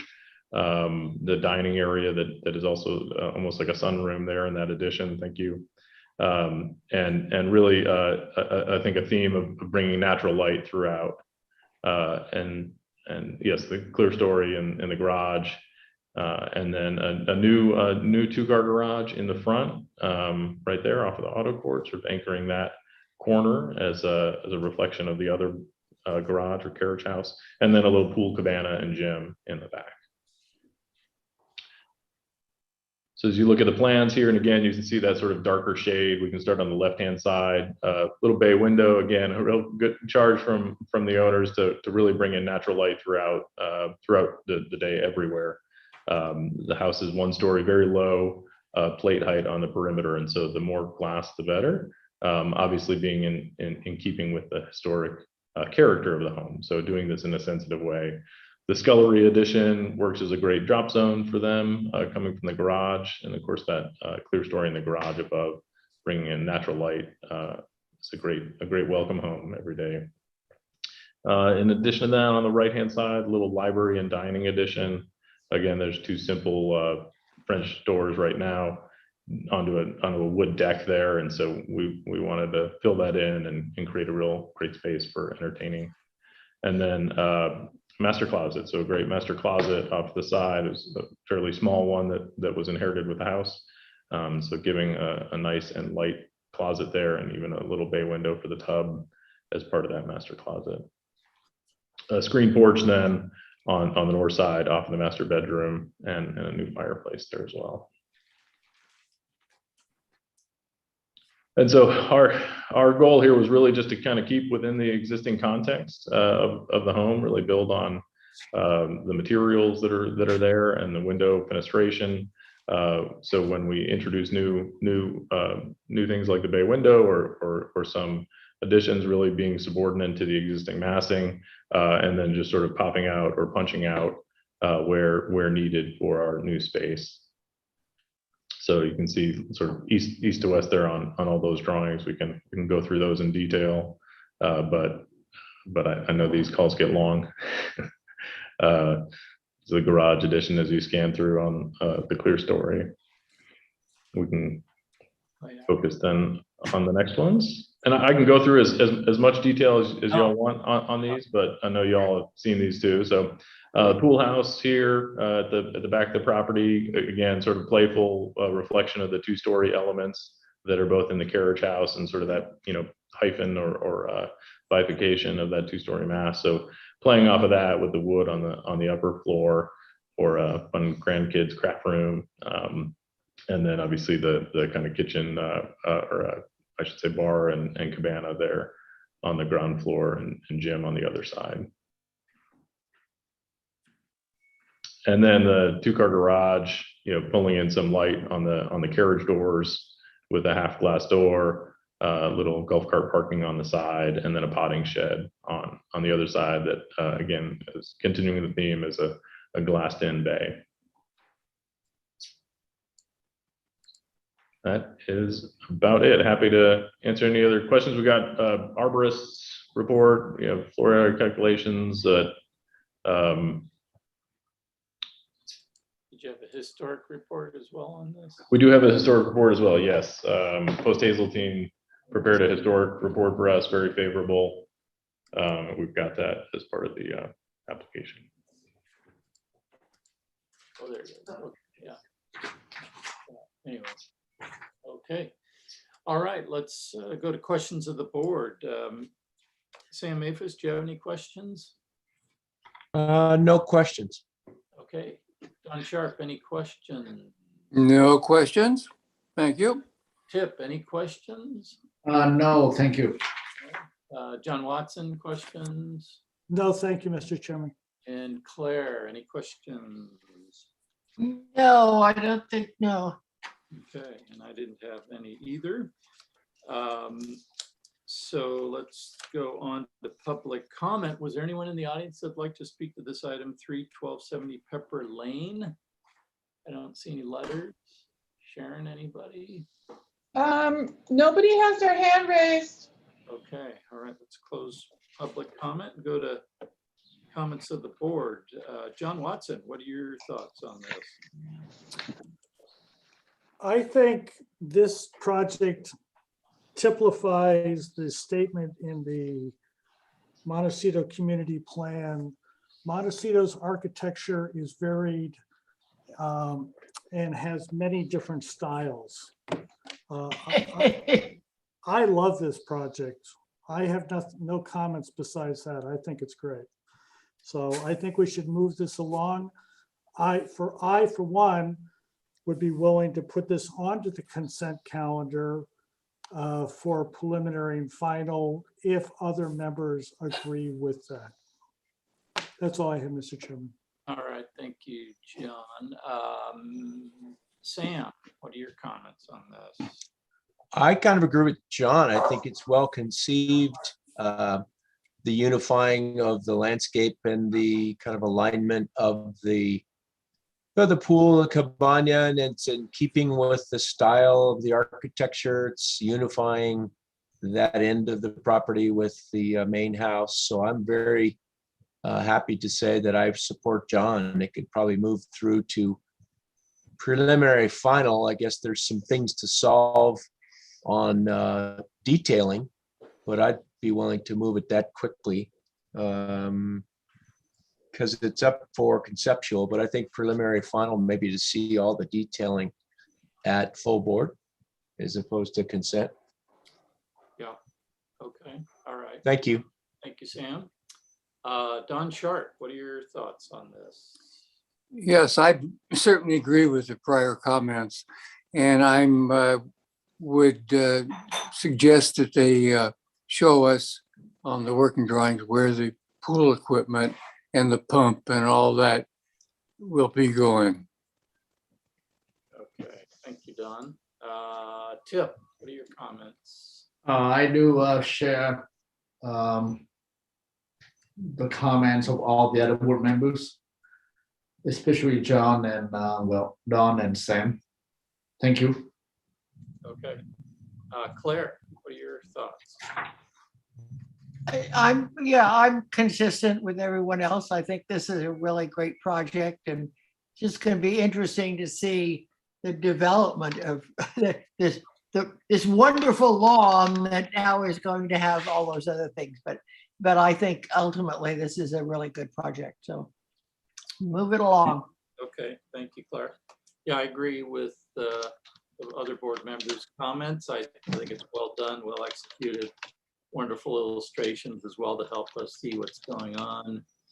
I can support it for sure. I think we probably would want to give it the okay to come back for preliminary and final to the full board. I think just because we have so little detail at this point, if everybody's okay with that. I would rather have it come back to the full board one more time rather than having it jump to right onto the consent calendar. So. I think there's a lot to look at. Yeah. Not that I'm concerned, but this is the two-story element here, the pool structure. And I know there's not a requirement that we have story poles, certainly. It looks like it's pretty well screened from the rear as well. So I don't know that there's a concern. Does anyone else have any concern? No, I don't have any concern about not having story poles, but that's why I would like to see the project again. You know, with fully. I mean, right now we're only seeing little thumbnails of what that building is like. I'd like to see the full plans. I'd like to see the elevations in plan. You know. Yeah. It's just for me. I just can't. You know. I just. Yeah, that makes sense. Okay, well let's have you come back work with your plan, Veronica, and come back for preliminary and final to the full board. Mr. Chairman, in lieu of the very common story poles for new two-story buildings, I think that if we're going to let that go, we should ask them to photograph that rear property line very completely so we can make sure to see that this project will not have a impact. And if those photographs prove to the owner or to the architect that they need to add a little bit of hedging or something like that, perhaps they could do that, but save them the money on the story poles. That's, if it's not necessary, let's not ask somebody to do it. I agree. Okay. Did you get that, applicant? Yes. Okay. All right. Well, thank you. Very clear. And we'll see you when you get back here. Greatly appreciate the time. Thank y'all and the feedback. Okay. Okay, let's move on to item 4, 1355 Danielson Road. Is the applicant online? Introduce yourself. And yes, this is Paul Ashley. I'm architect for this project, Danielson Road project. Can you hear me? Yes. Great. And this is Zoran. I'm the owner of the property. Okay, we'll start on the first sheet here. This is the overview of the project. This is an existing duplex, existing residential duplex. The site plan survey is on the right. If we can back out a little bit and see the whole site. There you go. So the duplex is 2-story. It's at the back of the site, and there's quite a large setback between the street and this duplex.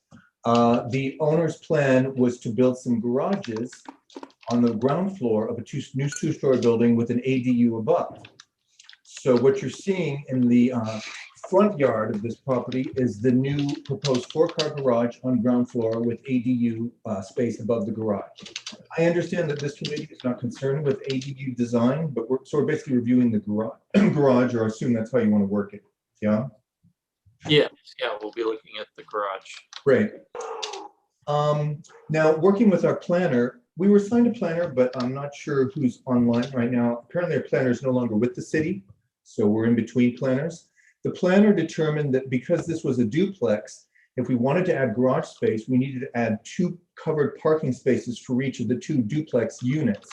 The ADU doesn't need a garage. We're exempt because of the public transportation nearby. So what you're seeing in that first floor plan, there's a first and second floor plan there, is basically 4 parking spaces. And there's 2 double garage doors at the front. The parking spaces are the minimum required, and it just barely fits on the site from left to right. The elevations, that's the street view with the 2 garage doors on the front. There's 1 pedestrian door on the side, the ADU stairs at the back, and another pedestrian door at the back, which is on the lower left of that back elevation right there.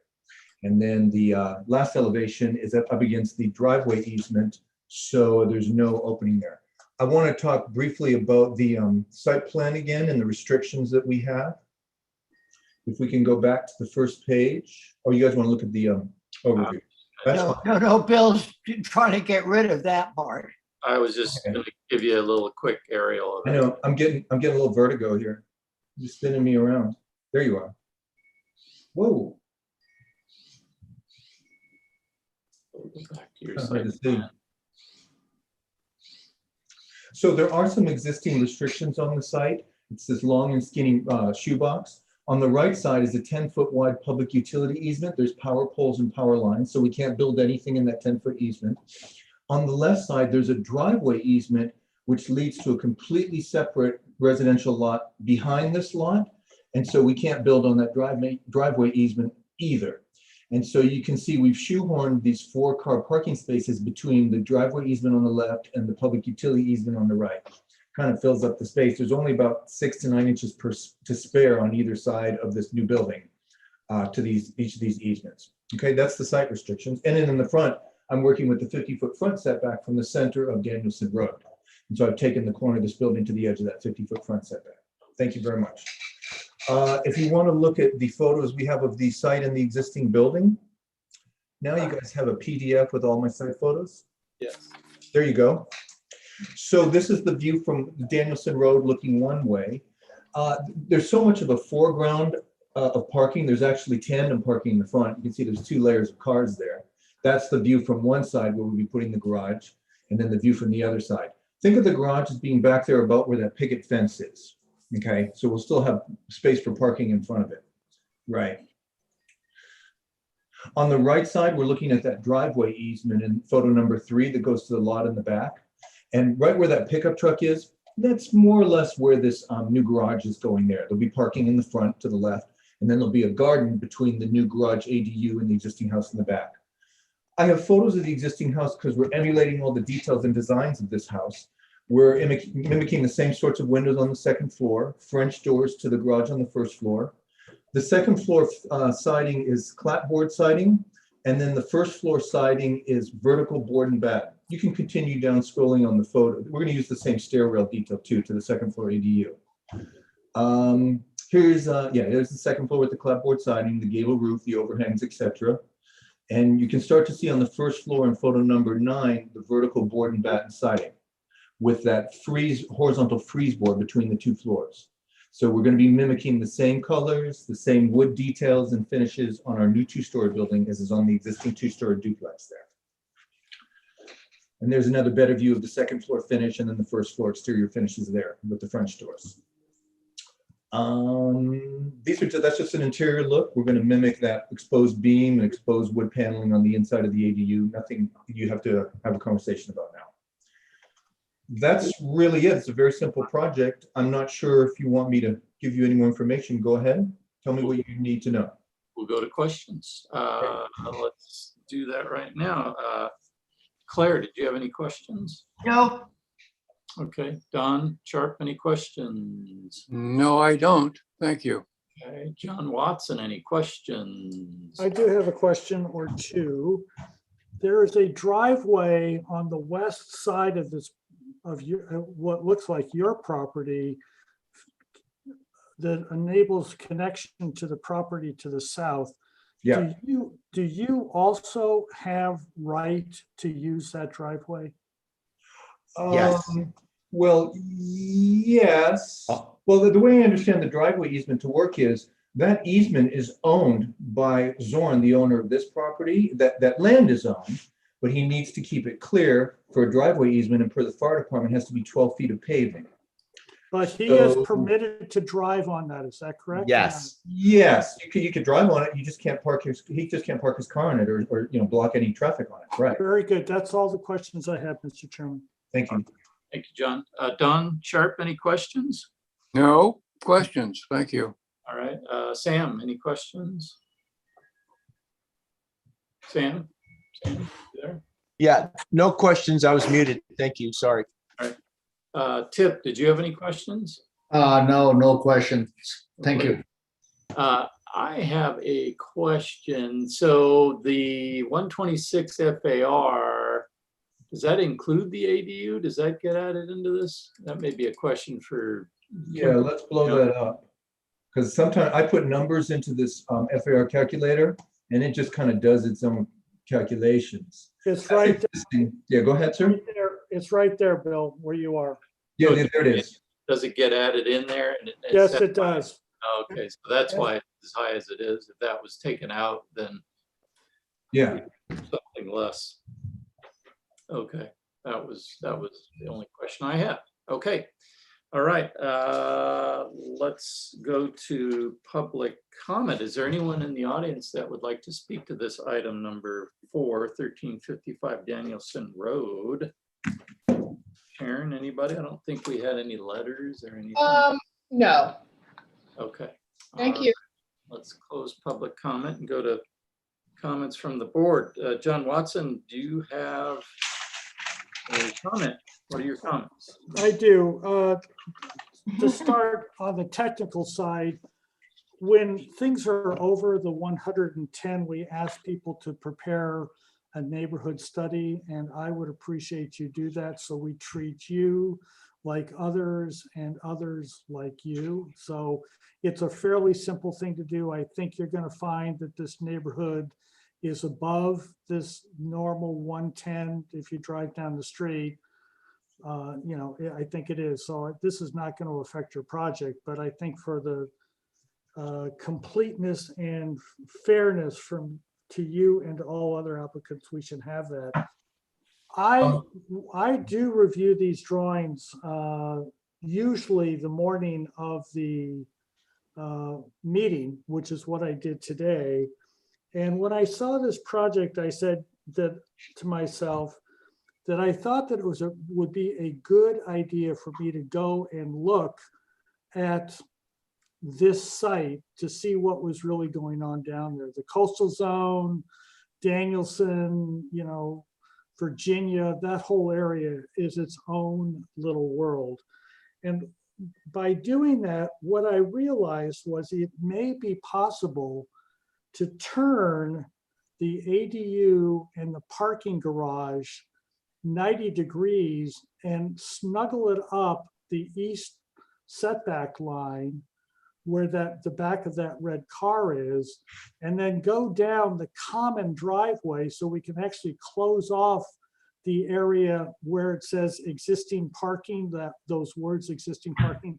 You could actually put some landscaping between the street and the ADU because you've turned it 90 degrees, and the back of the ADU will then look out onto this very large property. I don't know who owns that over there, but it's a remarkably large piece of undeveloped property down here in the coastal zone.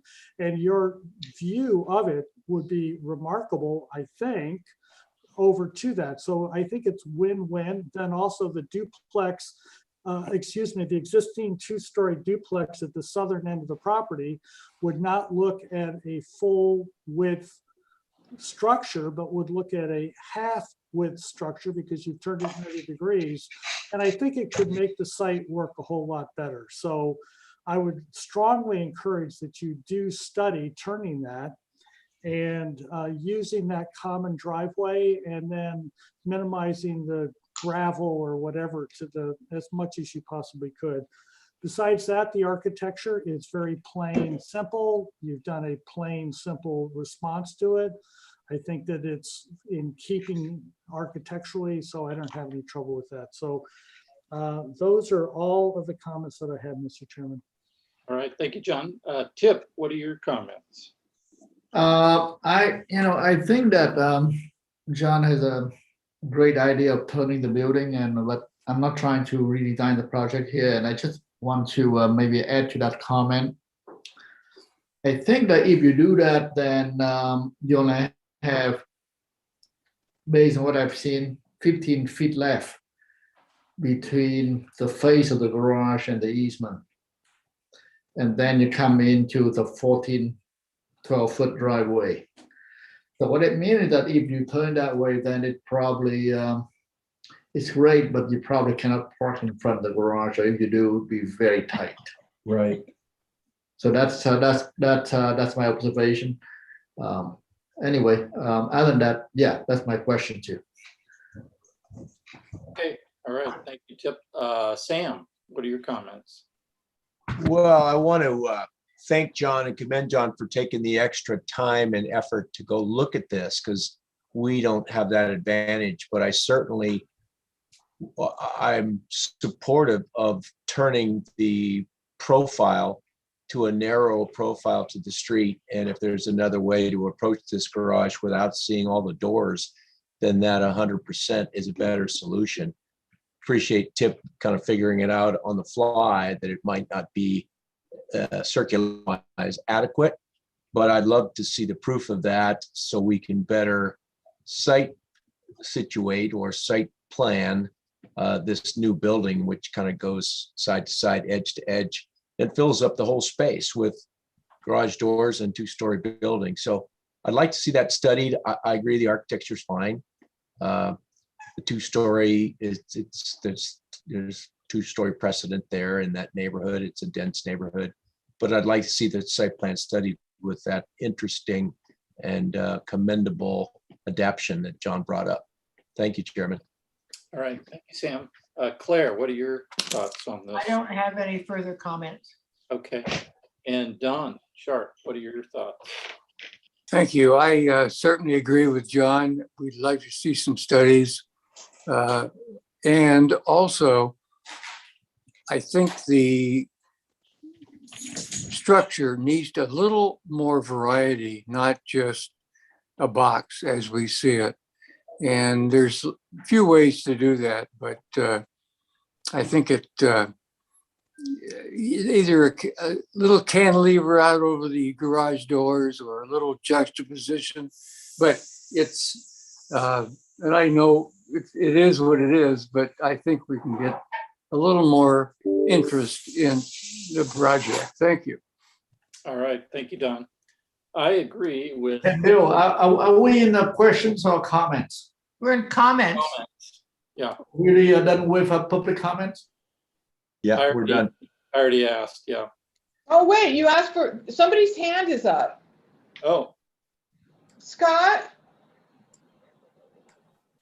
Excuse me, Mr. Anderson? Yes, I'm here.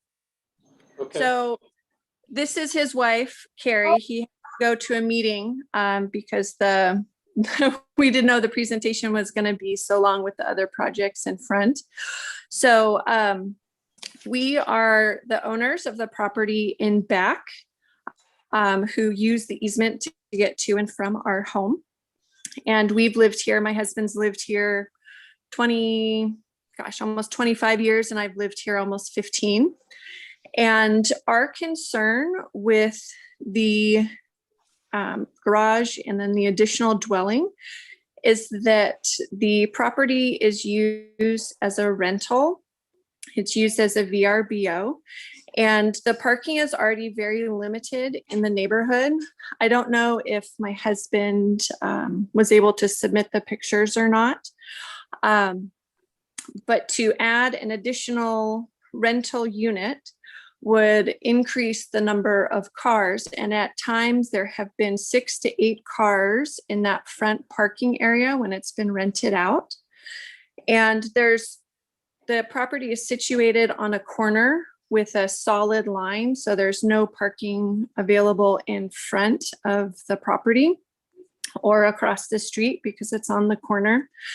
And next door are apartments who use the front of their property for their parking.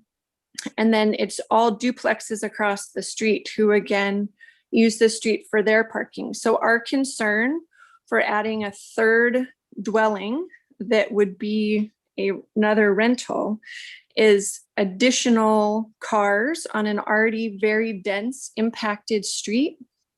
And we are trying to work with the city to get speed bumps, which they're denying because people use this as a thoroughfare when there's traffic on the street or on the freeway, excuse me. And instead of getting speed bumps, because the fire department said that we couldn't get speed bumps, they're going to do bulb outs.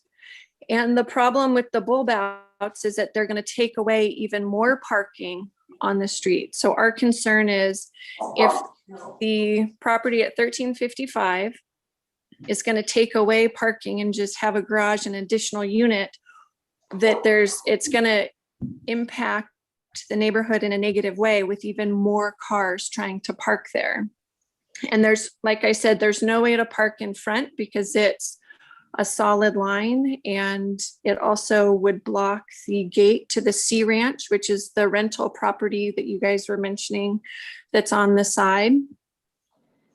And so that was our concern. And there's many other neighbors in our little area because it's like 3-block little neighborhood, are concerned about the impact of more cars and more people in our neighborhood.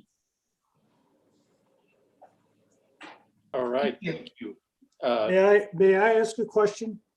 I'm sorry that I did not get your first name, Mrs. Anderson. Thank you, John. But are you reporting to us in a public meeting that this property is being used for short-term rental? It's a fact. I don't know if I'm reporting it to you. They're using it as a vacation rental. For less than a month rental, less than a month. Correct. The upper and lower units are being, it's short-term rental. I think it's listed on one of the VRBO sites. So it's listed and you can find it publicly. I can't remember which forum it's on, but Okay. yes. And so, Bill, I'd like to ask a question of Kimberly. Yes. Go ahead, John. Kimberly, is that a legal use in this zone? So it's a bit of a conundrum. We currently we have been advised not to pursue violations of vacation rentals in the coastal zone. Our council has advised us that the coastal zoning ordinance is too vague as to what constitutes a single family residence, such that we couldn't say that the use as a vacation rental violates the single family residential requirements of this zone district. So the plant department about a year ago, maybe a little longer now, attempted to add ordinance language regulating vacation rentals in the coastal zone, and the Coastal Commission denied it or took action not to approve it. So right now we're kind of in a weird holding pattern. It's not legal, but it's not illegal. Thank you, Mr. Chairman. That's all I have. All right, thank you, John. Can I get your first name? My first name is Carrie. Thanks, Carrie. Sure. Okay. Was there anyone else, Sharon? No, I don't have anything else. Thank you. All right. Tip, did you had a question, or maybe you were just saw the hand raised there? Oh, I just saw, is your husband here now? There's another hand up. Okay. Hello, Mr. Anderson, are you here? No, this is Mr. Bishton. Can you hear me?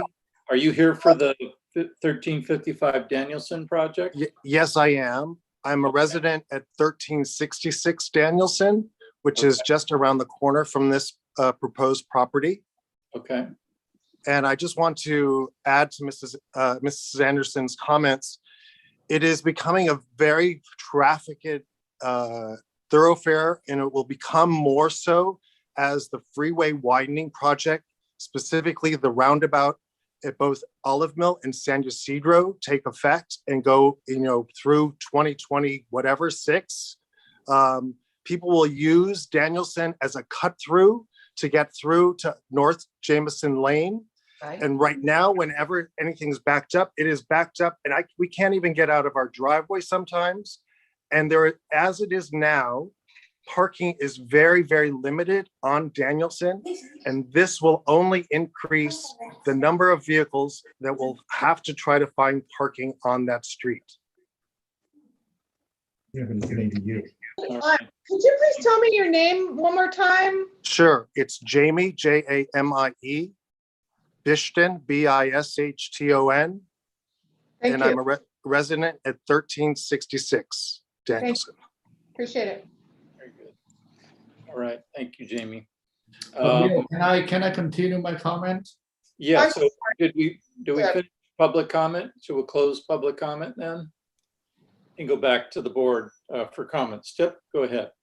Yeah, it's one of the things I want to bring up too about the, I know that we have no whatsoever purview on the ADU, but we definitely have a purview on the garage proposed. And I always thought that it's, obviously it's a lot of parking.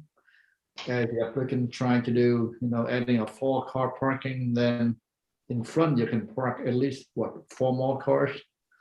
So it turn the front yard to be completely a parking lot between the garages and the space in front. So that is something that I think that it's really, really problematic for a very small site of why you need so many parking in front of the 2-story duplex. So that's one of the concerns I have, and which is pretty much what this project is all about. And I'm not even sure if I can even support the garage the way it is, even if you turn it the other way. Thank you. All right, thank you, Tip. Did we get everybody? I'd like to ask Kimberly another question if I can. Yes, go ahead, John.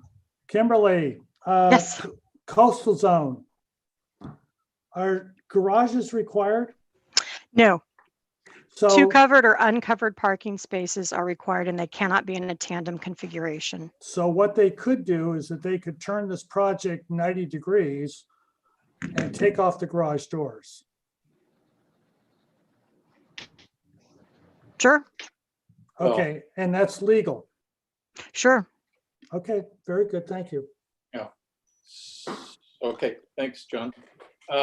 So I have a thought. If and I like John's idea of rotating it and making this more of a planted screen buffer, maybe even a front yard use of some sort, and rotating. And by doing that, you eliminate, which not necessarily addresses the neighbor's concern, because we're adding another unit, or they're adding another unit, and we'd be reducing even more of the parking out there. But I mean, technically you could get 12 cars based on what they're saying parked on this property, and that would be pretty bad looking. It looked like Isla Vista out there, which again is the neighbors are saying there's not enough parking, and yet we're saying that we don't really want that much parking on the property. So I think, a study of John's idea of maybe rotating it would certainly be a step in the right direction. I think it certainly makes it feel less impactful, but it doesn't address the issue of the additional cars if these are vacation renters. So I'm not sure what the answer is there, but I like the look of the rotation. So I would be in more support of that. I like Don Sharp's comments also about maybe cantilevering some elements on the building, just to give it a little more definition and not just a square box. So anyway, that being said, I guess I would suggest further concept review, come back. You have a planner, work with them. maybe getting together with the neighbors to discuss that, although I don't know what discussion they might have to offer, other than I'm thinking they're leaning more toward not allowing additional living spaces in these areas. So, but there's not much option we have. Our hands are tied. We don't make those rules. We don't make those rules. So anyway, I say come back, further concept review, and we'll see you when you do. Okay. All right, thank you. Okay, let's go on to item 5. 745 Winding Way. We have the applicant online, and give us your name and tell us about your project. Anybody there? He was on the phone. He's unmuted. Oh, okay. He was the fellow on the phone. There? Is it Michael Esters? Can you hear me now? Yeah. Yes. What's your name and who are you? Oh, hello. This is Greg Galusha, the owner with my wife at 745 Winding Creek Lane. And I guess I joined the call just in case, not knowing that we were required to present today. So our architect, I don't think, was planning on being on the call, but it is, I'll walk you through it. It's very straightforward. It's actually the second submittal or application. We applied, maybe 4 years ago and got approval with this exact very plan. But unfortunately overlooked extending the term of it during the mud flow debacle that we were inundated with. So we were repairing our home and unfortunately overlooked the deadlines of the maturing permit. So we are back in with the same exact application, trying to get it approved again so that we might take it on. Mr. Galucci, I sent your architect an invite. Well, it's okay. I think we can figure this out. I think we can figure this out. I mean, it's really straightforward. Okay.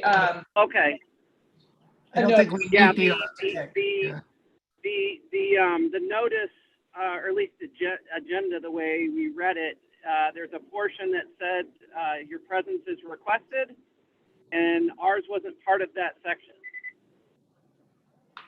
Okay. Okay, so anyway, yeah. The scope is just the addition of a master bedroom above the existing garage.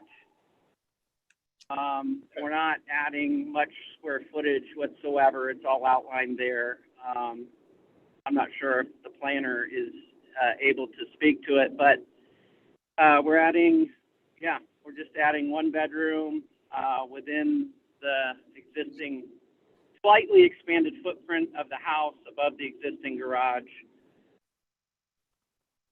Materials are all to match, colors and finish, roof and siding. Absolutely. Yeah, we 7 years ago purchased the home, and it's a 1963 vintage home, ranch home, one-story ranch, and we gutted it and in its existing footprint and basically rebuilt it from scratch as a ranch house with a metal roof. And so we love the architecture. I think it's fitting for the neighborhood, and our neighbors love it. And we're just trying to pick up one bedroom over the existing garage. Okay. And is it Winding Creek Lane? Correct. It's a little private street off Romero Canyon. Got it. Okay. All right. Well, let's go to questions. Can you answer some questions? Do my best. Okay. All right. Let's go to questions of the board. Claire, did you have any questions about the project? Does that show you? No, there's no. looking at the agenda, there's no grading needed. I mean, there's no impact to the lot other than just adding this this small structure, right? You're not removing Yeah, I wouldn't any even trees, say. you're not doing any, any gnarly digging or anything. You're just, okay. No Then grading, because it's literally just on top of the garage, so. Right. Yeah, sits on top of Okay. it. Okay. John Watson, did you have any questions? I do have a question. Do I correctly read the drawings that you are extending the garage, I'm not sure which direction it is, to the east, maybe 5 feet or so, 10 feet? Yeah, we are expanding the footprint of the garage, maybe 2 feet in each, 2 feet to the, I'll call it the west, towards where the sun sets, and maybe 5 feet on that would be the east on the mountainside, just to really we're not trying to get a third car. It's a 2-car today.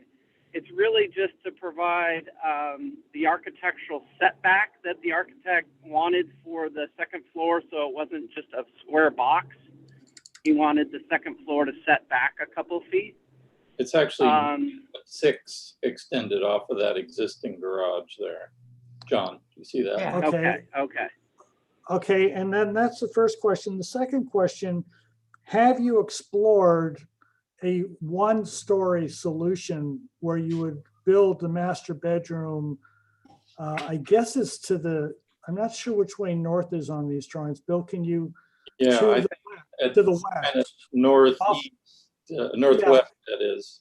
Have you explored that as a way to not have to demo out the garage and also have a 1-story solution, which I am not a young man, I'm not an old man, but I'm not a young man. And so that my knees and legs would be able to so I wouldn't have to go upstairs if I lived in that house. Have you looked at that or not? That's a good thought, and that's something we've talked about as we all age. But the short answer is we thought about it very briefly and said I concur with your earlier comments about paving the majority of a site. The beauty for us of Montecito is the natural beauty, and I'd rather not replace what we consider to be a beautiful yard and landscape with more structure. I'd hate to tear out, oak trees or olive trees just to cover more landscape. So at greater expense, we'd rather just go up a level where we don't block anyone's views. Yeah. Okay, thank you, Mr. Chairman. That's all I have. All right, thank you, John. Don Sharp, any comments or questions? No questions. Thank you. Okay, all right. Sam, did you have any questions? No question. And Tip, any questions? Yes, actually, I have 2 questions for the applicant. The question number 1, you mentioned at the beginning that your permit was expired during the mudslide. Was it for the exact same project? Exact same, not one change. Okay, so you're just reapplying for what you got approval before? Yes, sir. And number 2, on the notice, the application notice, is mentioned that you're adding, what, is it 125 square feet? Is it to the house? Yes, that sounds right. It's not the garage.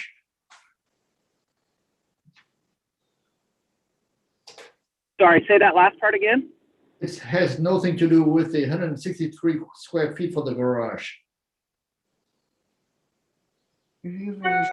Well, as I think discussed a minute ago, if I understand you correctly, we're widening the base of the garage by like that 125 feet to accommodate the square footage up above. So I guess my question, there are 2 numbers in the agenda, 125 square feet net, and then 163 square feet net. Those are 2 separate items. I guess you'd have to ask the city planner about that. It's county. Oh, he separated the master bedroom addition tip from the stairway probably. So the stairway is probably 162.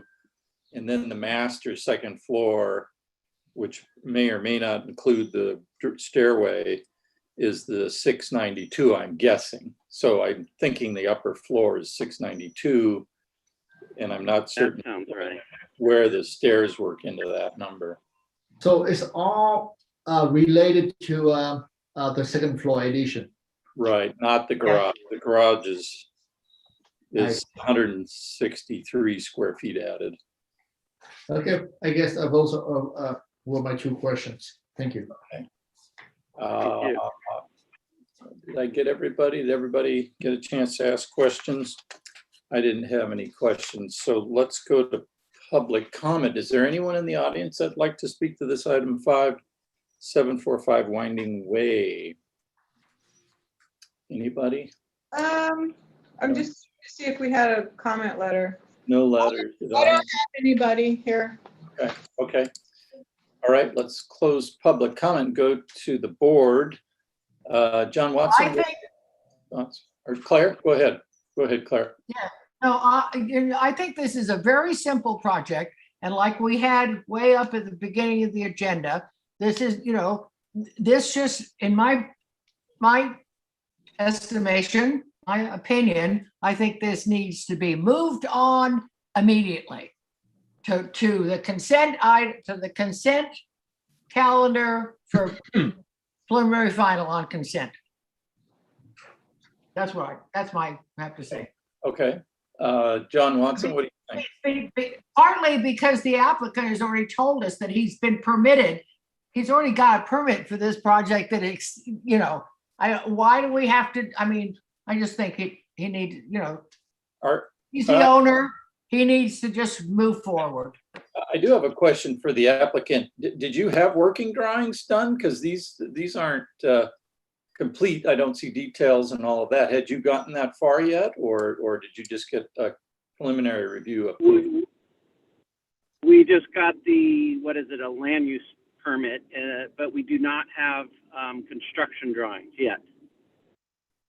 So would you have been, Kimberly, would they have been able to get a land use permit without final approval at Yes. MBAR? No, to get an approved or issued land use permit, you need to have final Board of Architectural review. Yeah, You can get an approval with approved land use permit with preliminary, but you can't get an issued land use permit. And I can quickly attempt to check their permit history and see if it was issued or approved. All right, well, let's continue through the comments anyway and see what everyone else thinks. John Watson, what do you think?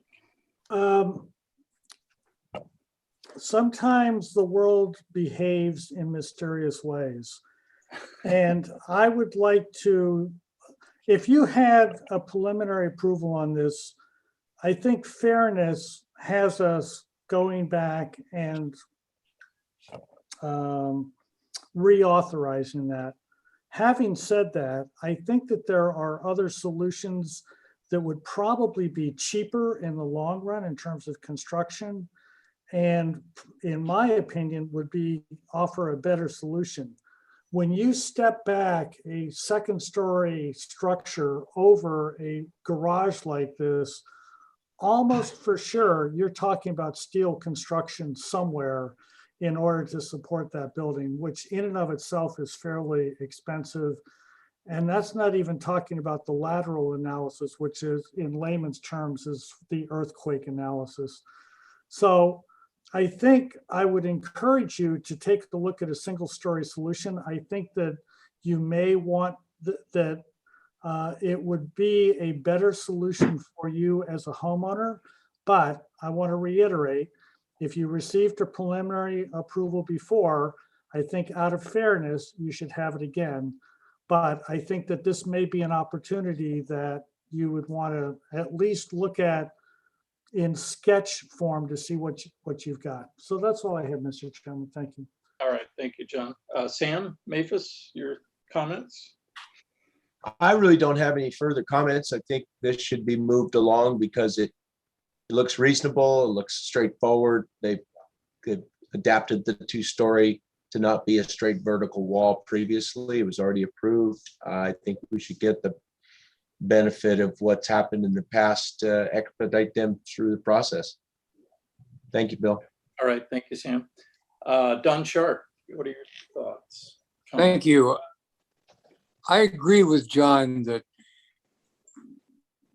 it's quite possible that the seismic issues of putting that second floor up and shear walls, footing upgrades, and all of that make it very difficult. And I just hope the owner is cognizant of what he's getting into to put a second floor over the existing structure.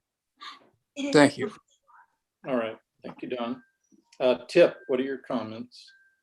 You know, it was one of the questions I asked because I'm not really sure what kind of approval did the applicant receive, and as you mentioned it, probably not land use permit. It's probably either conceptual review or preliminary approval, so we don't know until the planner can confirm for us. So if they already receive approval, then we shouldn't be talking about this project anymore. Yeah. For fairness, that's always my opinion. But if they haven't really got anything approved, then that's a different issue. So that's how I like to rest it at this point. Okay, thank you, Tip. I agree with that. Yeah, if we've given it approval already, then I think moving it forward for sure.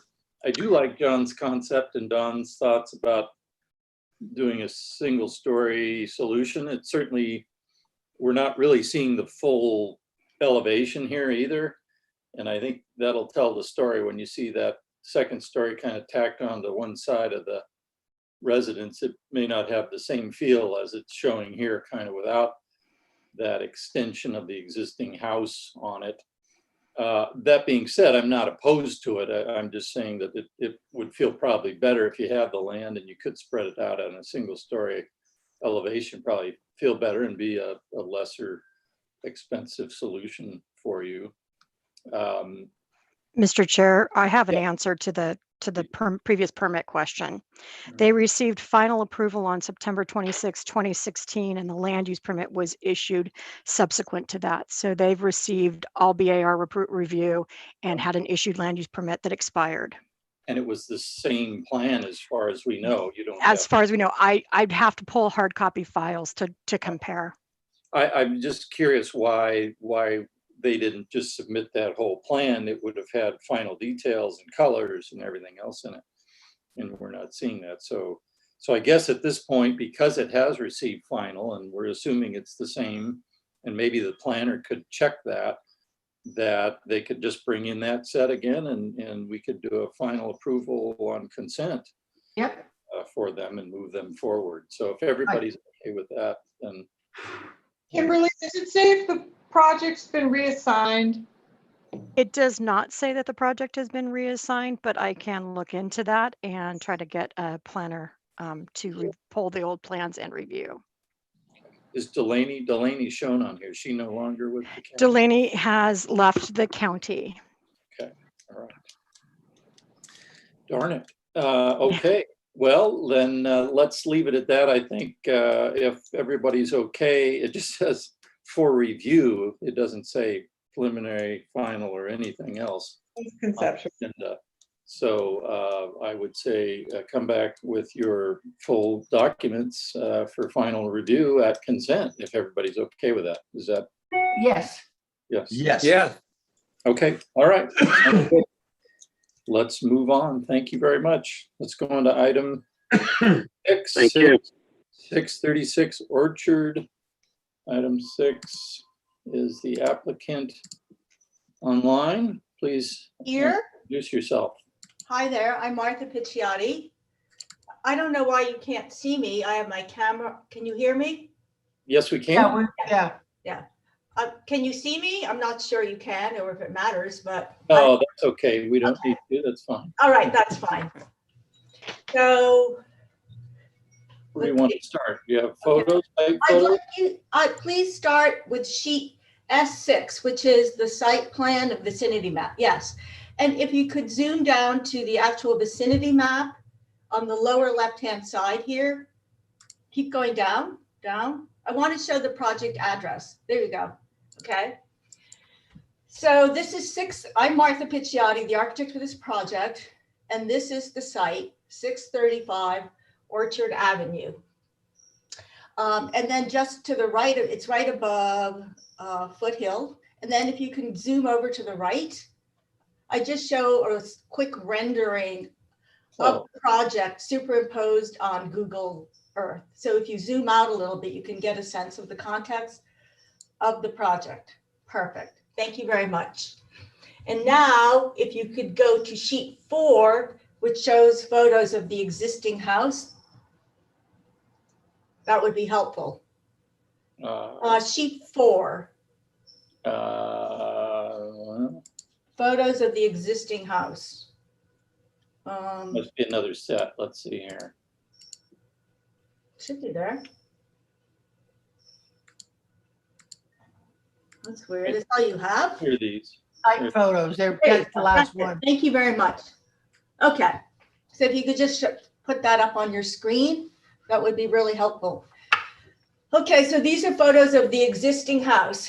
And Chris and Ed Amos, the owners, bought this house in 2012 and have been enjoying it as a second home. Now they're planning to spend more time in Montecito and would like to rebuild.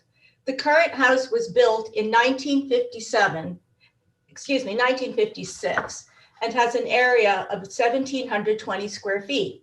It is dark inside and has an outdated floor plan with 3 small bedrooms, 1.5 baths, and a small isolated kitchen.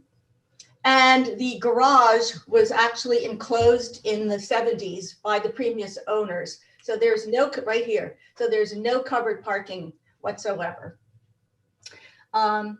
So the house is basically no longer compatible with today's lifestyle for sunny Santa Barbara, where indoor-outdoor living is a natural fit.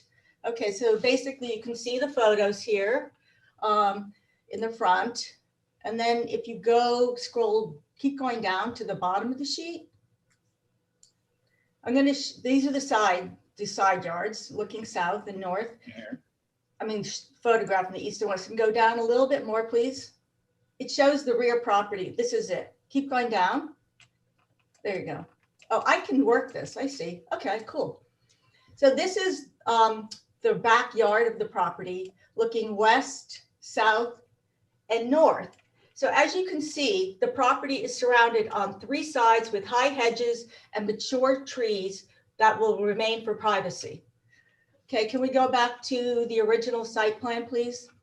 Yes, just a second.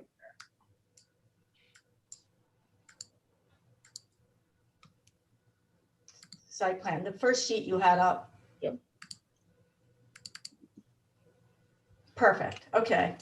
So if you want to just zoom in on Tabor and Orchard Avenues. Here, I want to explain the neighborhood. Oh, you want to see the neighborhood? Yeah, perfect. This is great. Okay, perfect. Okay. So by way of context for this project, Orchard Avenue is one of 2 unique streets in Montecito, the other being Tabor Lane. The lots are small in comparison with other lots in the surrounding area. So you can see that. The lot size is 6,500 square feet, and it's 50 feet wide by 130 feet long and roughly 0.15 acres. So initially, small 1-story homes were built on these lots between 1928 and 1957 with an average FAR of 56%. Subsequently, larger 2-story homes with an average FAR, I can still zoom over here. You can, whatever, were built. Okay, so subsequently, larger 2-story homes, including remodels, were built on these lots from 1988 onwards, with a FAR ranging between 95% and 115%. The proposed 2-story Amos house has a FAR of 108%. We prepared an extensive PowerPoint presentation of the FAR study and calculations if you would like to discuss it later. It is also part of your package. There's no prevailing architectural style in the neighborhood. It is a mix of 1- and 2-story homes with mature landscaping. If you go to sheet 3, it's called neighbor photos. And I'll just show you some of the photos of the houses in the immediate neighborhood. Sheet 3, I think we're in a different set here than what you have. Okay, well, if you. Sheet 3 is the FAR study. Here's neighbor photos here. Yeah, okay, you have it a little bit differently. Okay, so this is a context for the neighborhood. So this is a view, okay, you can zoom out a little bit. Well, that's right here. Okay, so 11 and 12 are the driveway, apron, and image of the house immediately to the south. And then 13 and 14 are the driveway, apron, and view, a little peekaboo view of the house to the north. And then these images here are neighbors to the east on the other side of Orchard Avenue.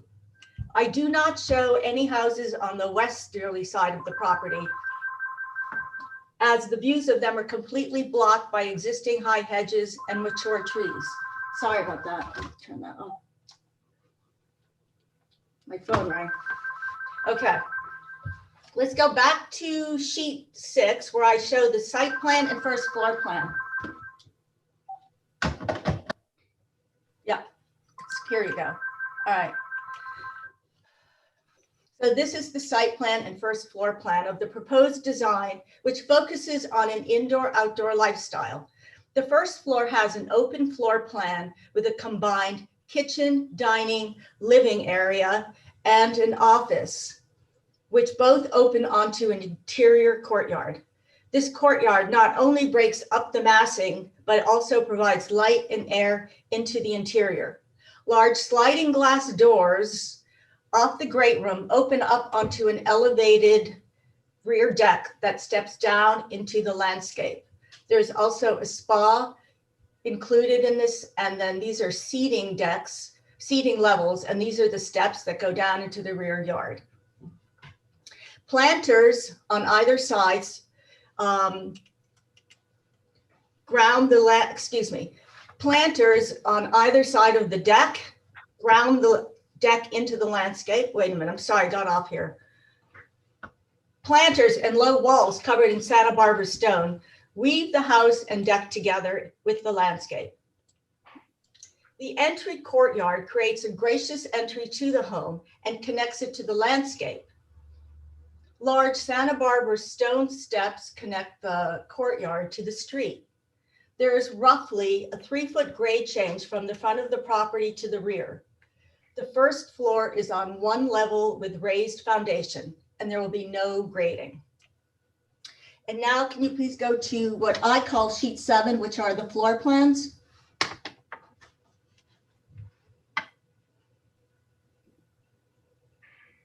Yep, there you go. Perfect. Thank you. So I just described the first floor to you.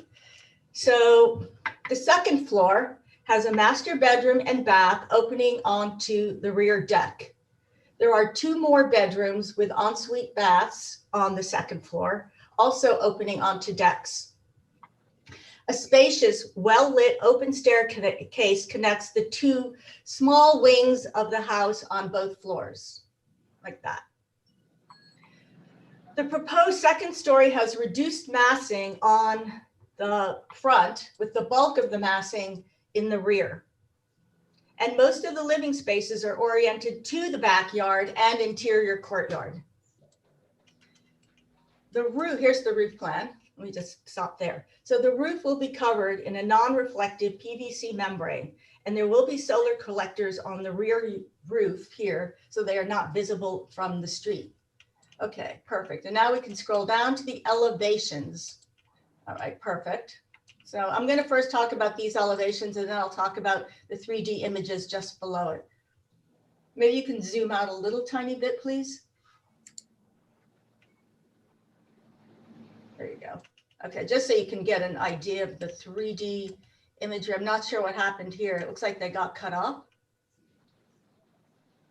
What happened there? Okay. So although the design is contemporary, natural materials such as wood and Santa Barbara stone warm up the architecture and ground it into the landscape. The stucco will be Merlex Eldorado P6 with an LRV of 72 and have a smooth steel troweled finish. There will be a nice contrast between the rustic nature of the stone and the wood to the smooth stucco. You can see how the stone provides a strong base for the house on the first floor when you look at the front, left, and rear elevations. Looking at the front elevation, one sees the low wall at the entry court, and then as the massing steps back to the garage and the first floor office, and then the second floor above. And then on looking at the left elevation, you can see again how the house steps back, starting with the entry courtyard, the garage, and then the second story massing. Glazing on the south side is held back from the side yard property line at the recessed courtyard and upstairs hallway. And then there's only one door opening onto a deck from the upstairs hallway. On the north side, clear story windows at the kitchen, garage, and master bedroom provide light and air while maintaining privacy for the neighbor to the north and the Amoses. A large window set high in the stairwell is pulled back from the side yard. And then the rear elevation shows how the house opens up onto the elevated deck and steps down into the landscaping. Terrace planters in Santa Barbara stone right here and there bracket the rear deck spa and seating platforms connecting the elevated first floor deck and floor to the grade and existing landscaping. And here, if you scroll, if you want to zoom in on this a little bit more, it shows how the rear of the house works, where you step out onto this. There you go. Actually, go back. Well, that's fine. You can show this one. Yeah. So the elevated rear patio and how it steps down into the landscape. These are seating platforms, the spa, and the Santa Barbara stone covered planters. I also like the idea of having shaped shrubs sort of soften the harder lines of the house itself. If you go back to the previous image, okay. Okay, yeah, right here, okay. So the 3D images show how great care was taken to create pleasing scales of architecture as the house steps gracefully back from the street in the front and with reduced massing in the front on two sides and the front.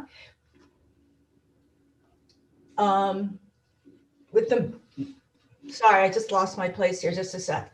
So the bulk of the massing is to the rear of the property, and the use of different materials also minimizes the impact of the two-story structure and emphasizes the articulation of the design.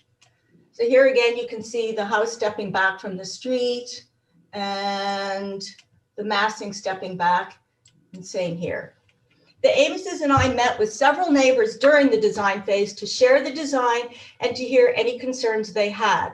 In response, a rooftop deck and exterior stair were removed on the southerly side.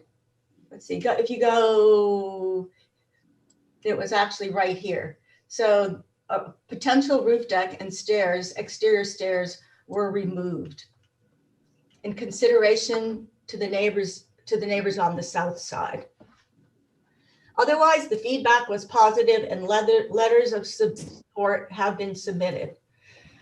So again, because these lots are so small, providing maximum privacy for both the Amoses and the neighbors to the north, south, and east was critical. The views to the west, as I said before, are blocked by mature trees. Yes, this is a good shot right here. The views to the west are blocked by mature trees. So there's no concern there regarding privacy and views. And there are limited views to the easterly side of the property from the second floor. And on the sides of the building. That's the wrong project.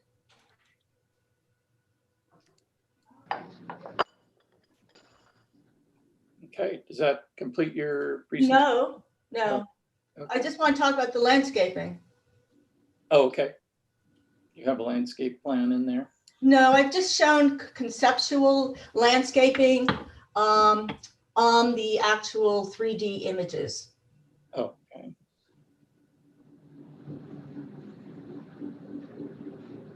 There you go. Okay, perfect, perfect. So in these images, I do not show the hedges on the side of the property and in the rear, because then you cannot see the articulation of the architecture. However, the hedges will remain, and there are 2 existing avocado trees which will remain, and an existing mature olive tree will be relocated to the front of the property, and another one will be planted here as a complement. I also was proposing Pride of Madeira, lavender, and grasses in the front. So the idea is to have the architecture step down from the front of the house towards the street, just like the house also steps down towards the street from the rear. And a permeable material called granite-crete, similar in appearance to DG, but more stable, will be used for the driveway and walkways. There will be no grading, and the existing site drain will remain. So drainage from the roof and decks will be collected through downspouts and drain onto the hardscapes and walkways. So that's pretty much my presentation. All right, thank you very much. Let's go to questions of the board. Claire, did you have any questions? Claire, you there? Oh.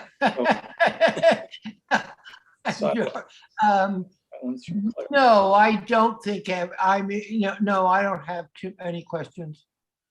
Okay, all right. Tiff, did you have any questions?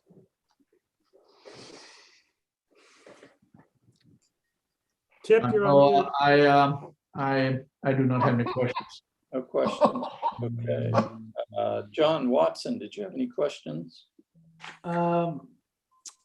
Atypically, this question is going to be seemingly out of left field.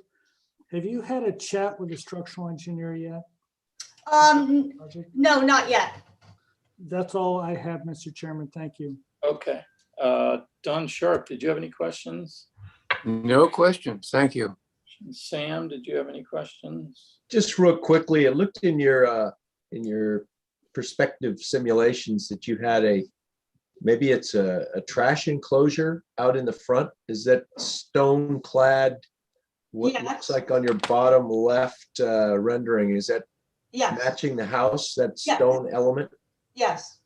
And that is for trash? Yes. Got it. That's all the questions I had, Chairman. Okay, great. Thank you, Sam. And I didn't have any questions either. So let's go to, we have quite a few letters, and are there also people that would like to speak to this item number 6636 Orchard Avenue before I open these letters? Sharon, was there anybody online to talk? Christine Amos has her hand raised. Hold on. She's the owner. Yeah. I just wanted to point out. Just a second, please. So I do have letters from Miss Deidre Hansen. Yep. And she's here. And then I have a letter from Lisa McDuffie. Okay. And there was another letter, I believe. Was there another letter, Bill, in there? Yeah, well, Lori Leeper, no, wait, from Christine A. Could be from Ruth. That's from the owner, I think. Susie, Ruth, and Preston behind us. No. Next page. Oh, okay. Oh, Ruth Peterson, yeah. So I recently had the opportunity to meet with my next door neighbor, Christine Amos, and our architect reviewed their plans. They've described the project in detail and answered my questions. I support the Amoses. Okay, so we got that. And then do we want to go to the, is it Hanson, Christine? Deidre Hanson. or do you just want your letter to be read? We can read this. I received a notice about the hearing for Christine and Ed Amos. I'd like to express my support for their plans to build a 2-story structure on their property. There are only 2-story houses on Orchard. There are not only 2-story houses. There are additional 4, or an additional 4, all different styles, and they've been here for several years. So she's in support. And then there's a Dr. McDuffie. And then a McDuffie comment letter. And I own the home at 623 Orchard Avenue down the street. I have serious objections to the Cote plan to build a 2-story house on a small lot at 635 Orchard. The house would very likely obstruct the views and afternoon light coming into the next property up the street, and could also obstruct any views enjoyed by the property down the street from the proposed home. The proposed house is too big for the little 0.15 acre lot it is planned to be built on. We have a quaint neighborhood of cottage style homes and feel the character of the neighborhood should be preserved as is now. Our neighborhood adds to the overall non-commercial, non-suburban character of Montecito. The proposed house does not conform to this character. Sincerely, Lisa McDuffie, sorry. Okay, and then Mrs. Amos, did you want to get a chance to speak? Yes, I'm Christine Amos, and just a minor point. You have the address listed as 636 when in fact it is 635. It is the property on your Google Earth. It is the property across the way. Oh, okay. Yeah, it was noticed correctly. All right. I typed it in wrong. Okay, no worries. Thank you. Okay, yeah, that makes sense. Okay, and was there anything else? Any other comments that we have there? Anybody in the audience like to speak to this? There's no one else. Thank you. No, okay. All right, we'll close public comment and go to the board for their thoughts. Tip, what are your thoughts on this? Well, to be expected, I like to see story polls and do a site visit, and then we can take a look at it. Okay, all right, thank you, Tip. Sam Aphis, your thoughts? I agree. We'd need to look at story polls. In general, I like the design. I had a comment about this. The 2 different long elevations look like they're of a different project, or there's really not enough unifying elements, and maybe, you know, once we see the site, maybe that can't be seen. Maybe it's hidden. It might be nice to kind of take that, what I think is a unifying plinth stone element around that, what would be the stucco side, and then I'm not exactly sure. Maybe there's a wainscot, maybe there's a base, maybe there's something that kind of unifies the plinth of the architecture to kind of hold it together on all 4 sides. I understand the contrast and the contemporary nature of the design, so maybe that's an expression you want, but that's just a aesthetic kind of tie-in together comment. But other than that, I think the story polls are going to be necessary because it's a 2-story in a tight neighborhood. But in general, I like the design quite a bit. All right, thank you, Sam. John Watson, what are your comments? Mr. Chairman, I fully agree with Tip that story polls are not only warranted, but absolutely needed. I generally champion as small a amount of story polls as possible. because they are costly, and we all know they are costly. But I think that this project is large enough in comparison to its site that I think we need a more extensive number of story poles than what we have. And I am sorry about that because of the cost, but I think without them, we will not understand what this project is about. The reason I asked the questions about the structural is, while I don't know this, I strongly suspect that this building cannot be built the way it's drawn here. Things are going to need to be thicker, and therefore everything starts moving around. You've got to get heating and ventilating along with structure, possibly lighting, things of that nature. So whether or not the building can actually be built as shown, I don't know. I'm going to reserve judgment on the style of the building until I get out there. I am very much expecting that this building will be out of character with the rest of the neighborhood architecturally. But as we all know, the guidelines and the Montecito Community Plan celebrate the great architectural diversity we have in this community. So that may or may not be an issue. But I think that seeing it in relationship to the neighborhood will be extremely important. So just like Tip, I'm going to reserve any further comments until I've had that. And Mr. Chairman, if you could be sure that you have a complete description of where these story poles go, and because I think they're going to be expensive, but I think they're going to be necessary. Thank you.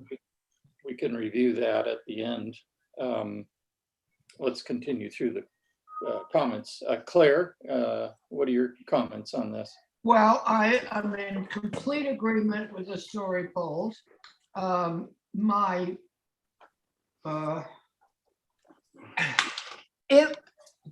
Even though the architectural guidelines do say that in Montecito we celebrate different kinds of architecture, I think that this is a particular neighborhood and it has a particular character. And the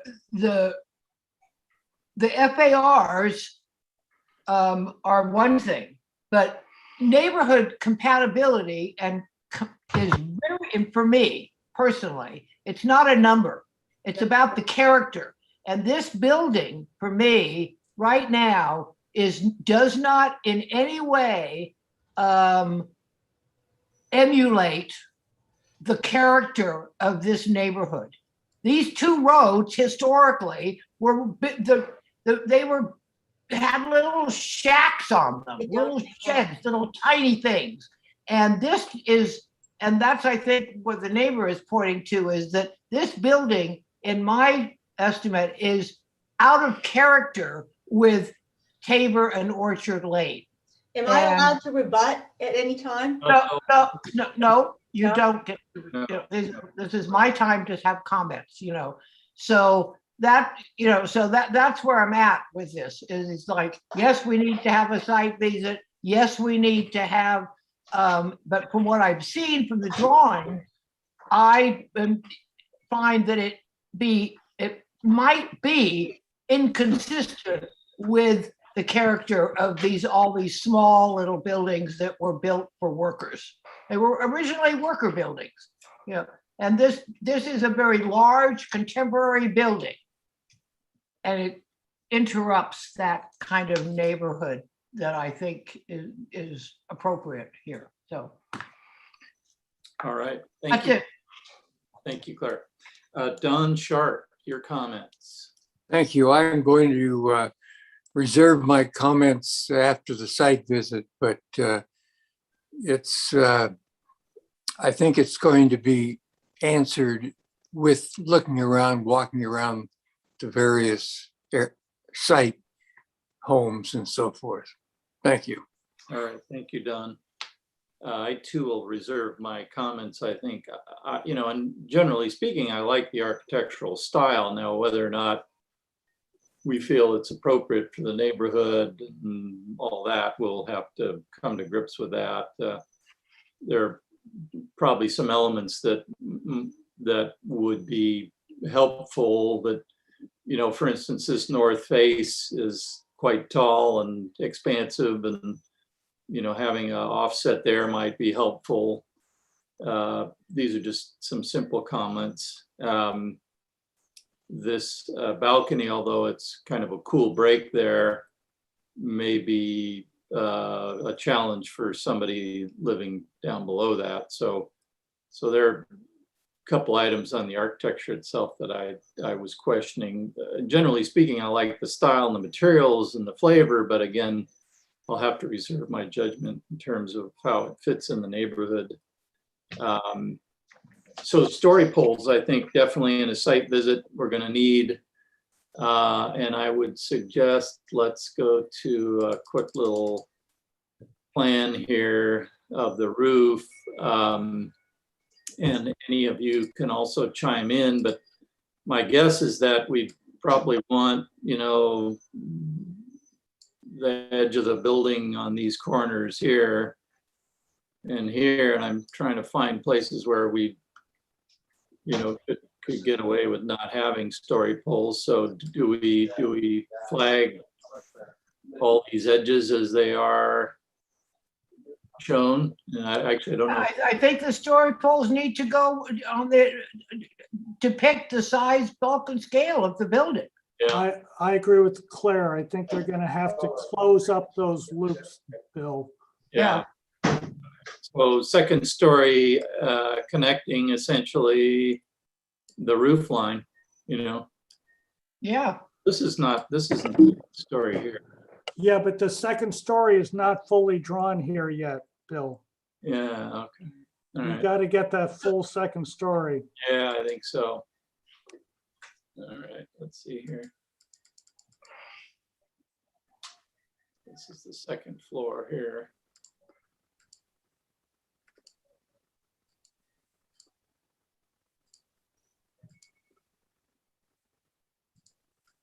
Yeah, I mean, I think it's just.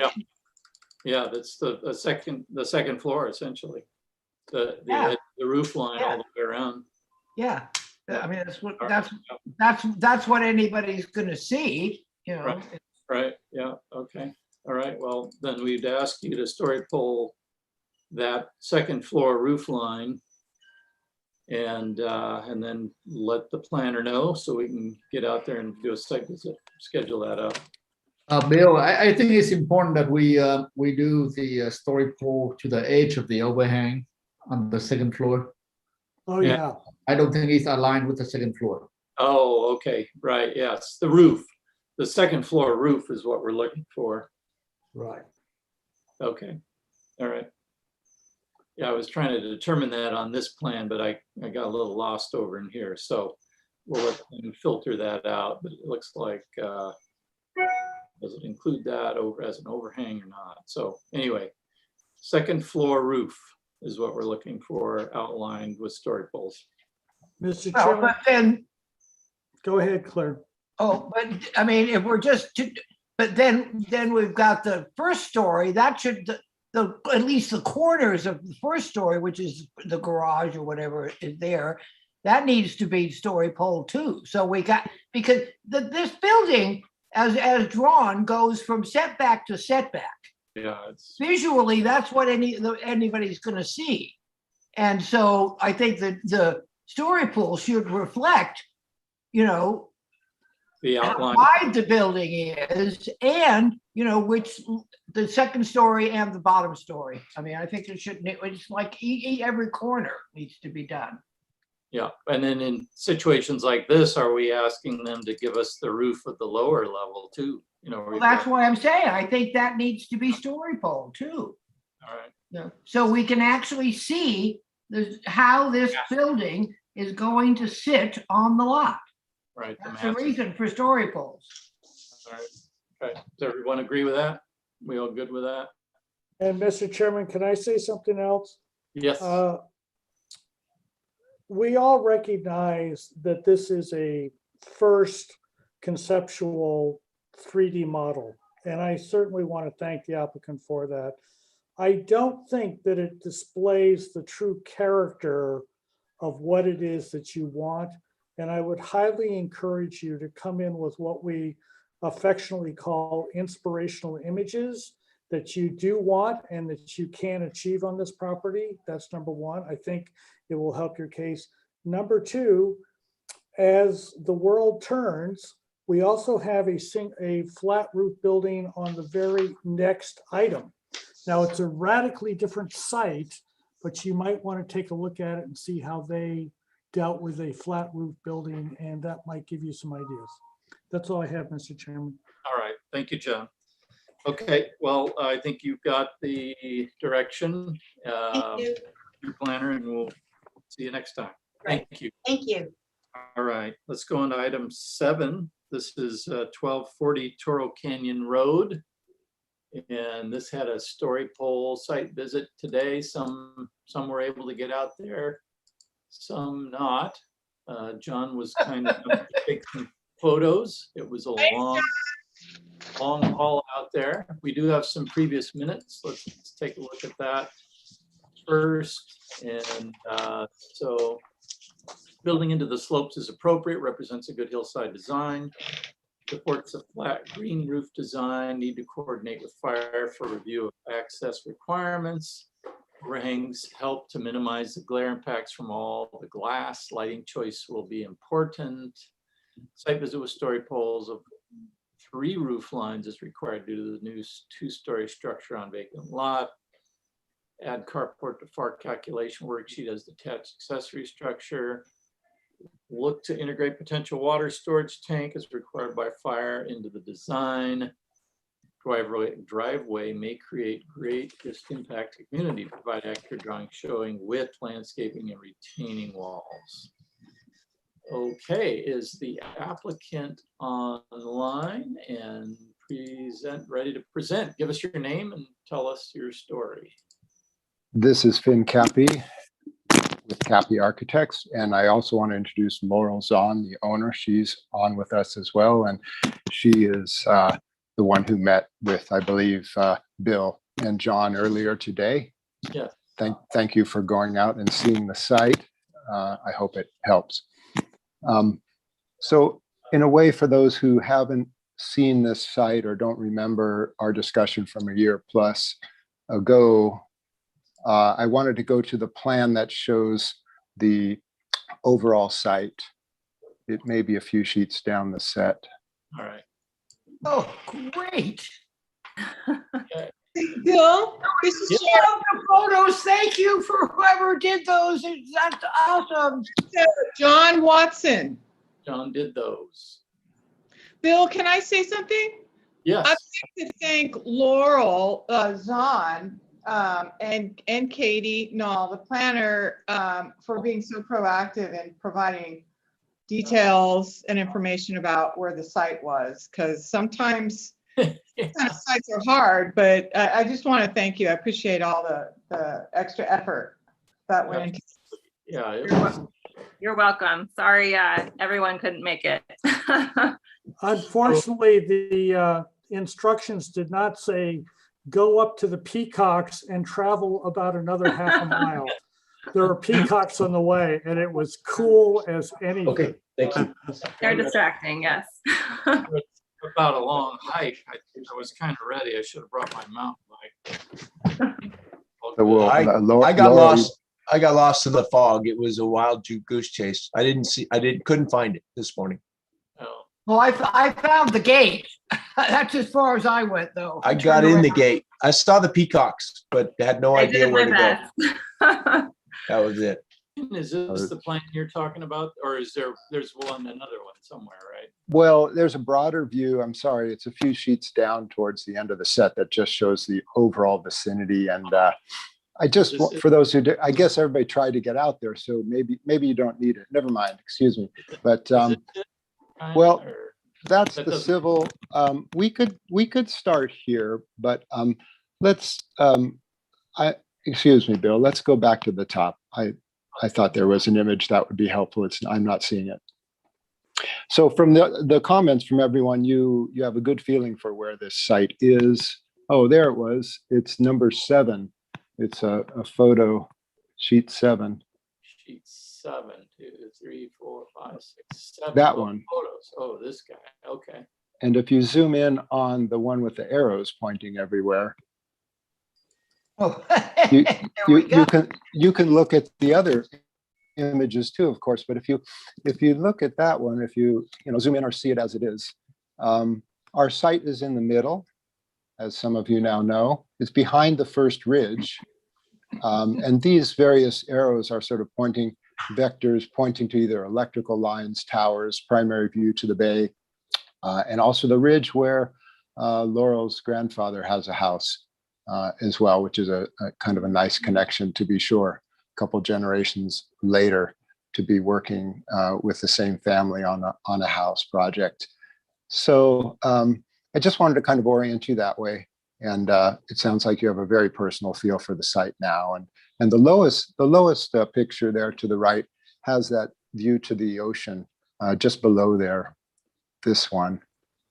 And, it's a very private area. It's very undeveloped. And yet you have this sort of view to the bay, which is kind of nice, a nice connection to Santa Barbara Bay. That's the Narrow Trail for those who don't know. Right there. Yeah. So even though there's a lot of acreage on this property, the building site was kind of predetermined and rather specific between setbacks and electrical lines and so on, which is odd. And also the envelope issues and the considerable work that Laurel successfully did with the Carpinteria fire to take care of the road requirements and the Hammerhead turnaround. John asked a very innocent sounding question about a year and a half ago, and we've been on the trail to solving that ever since. So there is a plan to do this and match the width of Toro Canyon, and that's what's going to go on. One critical thing that I want to return to later is that Ashley and Vance did a lot of civil engineering on this, and we included those sheets. The road cut for the fire truck includes this retaining wall that you see in these images. This is the smallest retaining wall we could achieve with them. Actually, we could achieve something a little smaller. I'll tell you about that later. But their first things, there's an early design. If you zoom in on that, they have a double retaining wall showing. And this was really something we didn't want to work with. So we pushed back and came up with some other ways of minimizing the retaining wall action, and we did. So we raised the garage up a little bit, and everything about the project has remained the same. We did value engineering on it. Steel has turned to glulam or heavy timber to control costs. The green roofs are still in place, though the weight has been reduced in terms of the amount of soil. All the sensitivity to the surroundings that Laurel and her husband Eric have and we share have been employed as much as possible here and still complying with the regulations. There is one technical thing that we're going to be asking and pointing towards, which is that, and you'll see it on the sections, the front of the garage, because of the very expensive retaining wall condition, you could probably pick up already that in the section, technically, the higher the garage floor is, the lower the retaining walls can be. It's that tight a situation with the gradient. It looks fairly flat, but it's not. There's a slope of the driveway going towards the house. So our solution right now to get the walls to a single wall solution at the roadway and to be 6.5 feet high, still a considerable cost. The front of that garage is peaking above the envelope on the downhill side, of course, because the topography is falling away. So we have a request. We talked to Katie, and she said that MBAR does have the power to review this and approve a slight modification or encroachment beyond the envelope. So why don't we return to that topic, but continue to, you can actually show the section if you can scroll down to it, and you'll see what I'm talking about. It's fairly subtle, and it's not a complete encroachment by the garage roof. It's in the section. The dashed line there. So we'd like to maintain a fairly high, reasonably high garage, nothing exceptionally high. And in fact, to broaden this discussion, you could probably imagine that in theory, it would be nice to raise this garage up 4 more feet and get that retaining wall down to 2.5 foot retaining wall at the roadway and save a lot of money. We don't really necessarily want to ask for that, but we would be curious about your answer to that theoretically. We kind of like everything right where it is. The garage floor is equal to the house roof on the upper level, and there's some nice relationships that have worked out, and we like everything how it is now. We minimize things. We did value engineering, no more steps coming out of the bedrooms, less glass, no sunset patio down the slope and any of that stuff. Kind of tighten things up, move the solar array to still ground mount, but over where it makes a little more sense. And other than that, we took the trellises and made solid roof overhangs where there were trellis overhangs, leaving the ones on the long ends in place. And the floor plan is still kitchen, dining, living room upstairs, and then down the stairs to a master bedroom and 2 bedrooms and 3 bathrooms. The overall project is only 2,000 square feet, plus the garage and storage below. So it's fairly modest, but doing that out in this location is not nothing. So we're trying to walk the line here for Laurel and Eric and get it done.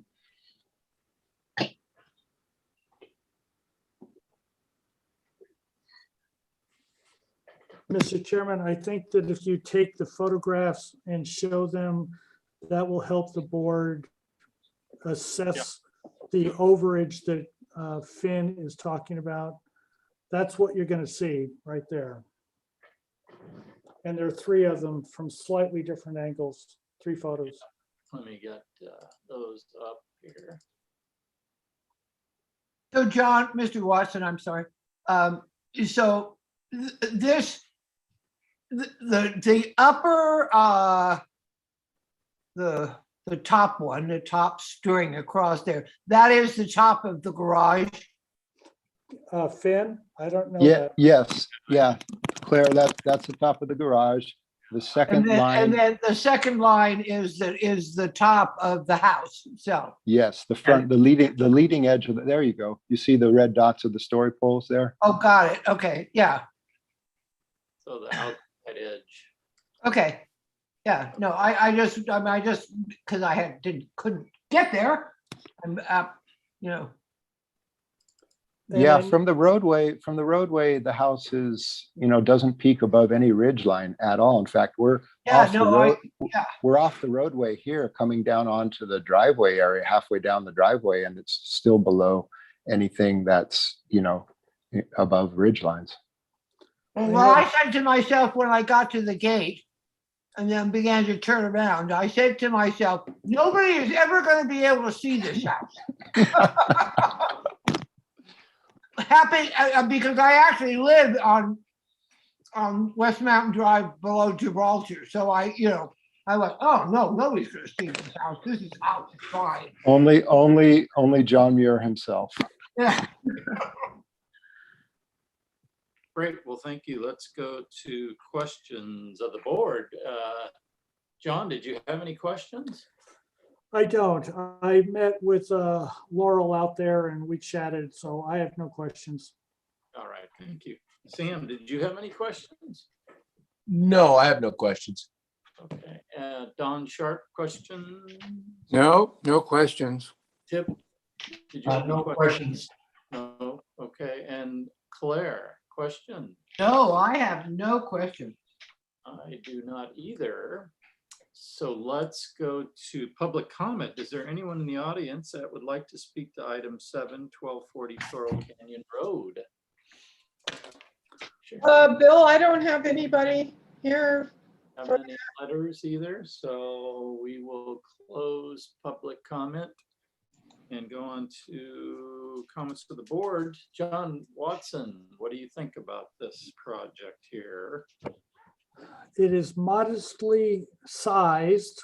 It may be a little high according to the rules and regulations, but this thing is so far back, there's nobody around.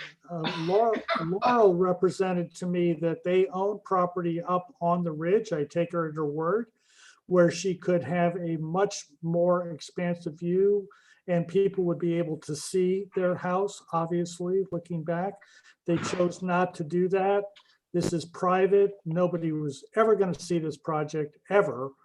And I think it's a great project, and I think we should just move it along as quickly as we can.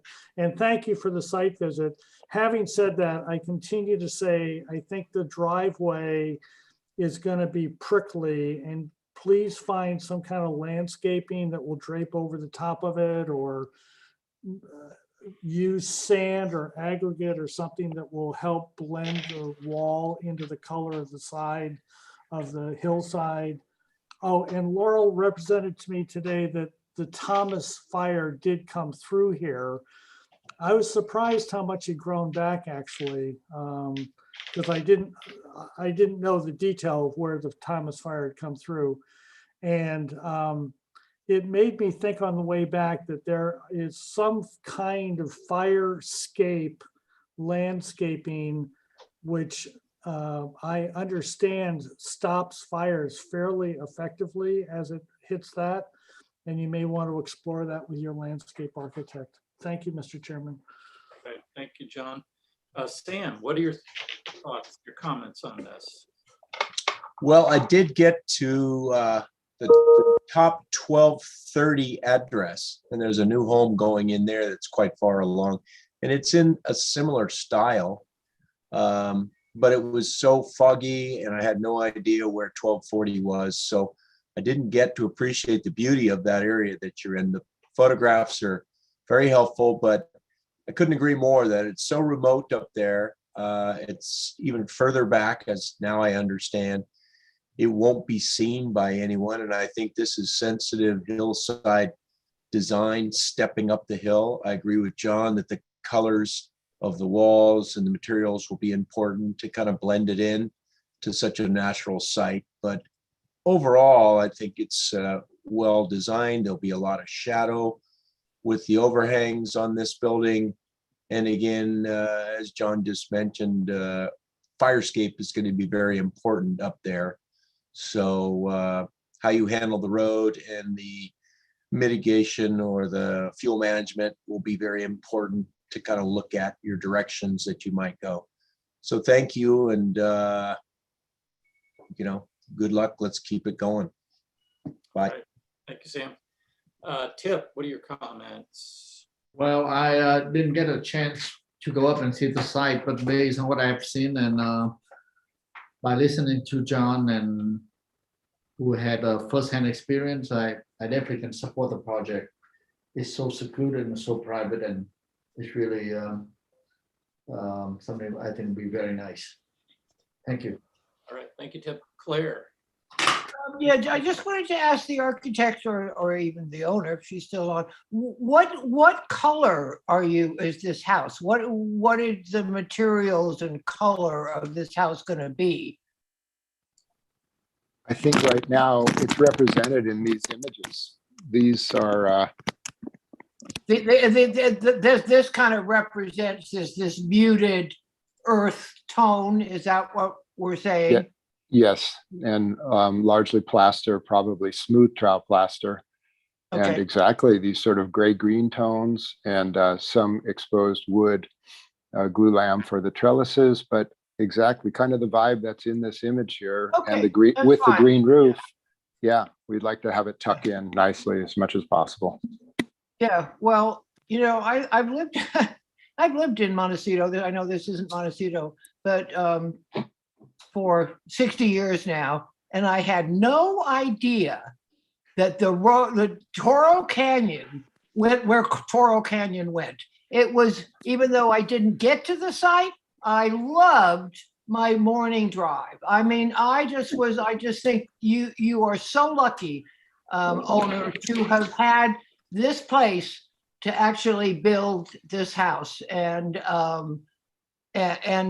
that's my comments. I think this is a great house, and it's beautifully designed, and it's not big. It's kind of a nice, small little house that is what, in my opinion, is what's wanted and needed in the hillsides of Montecito, Carpinteria, rather than these giant things that look out of place.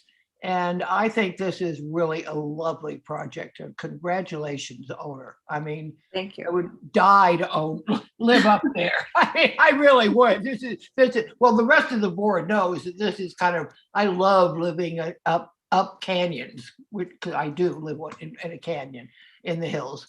And I think this is a great project, and it's incredibly respectful of the environment. And that's my, one of my things is protecting the environment. So thank you. Thank you, Claire. Don Sharp, comments? Thank you. I heard a lot of good things. I could not make the site visit. I apologize. But all the laudatory comments I'm hearing, I certainly agree with. It's a good project. Thank you. All right, thank you. Did we get everybody?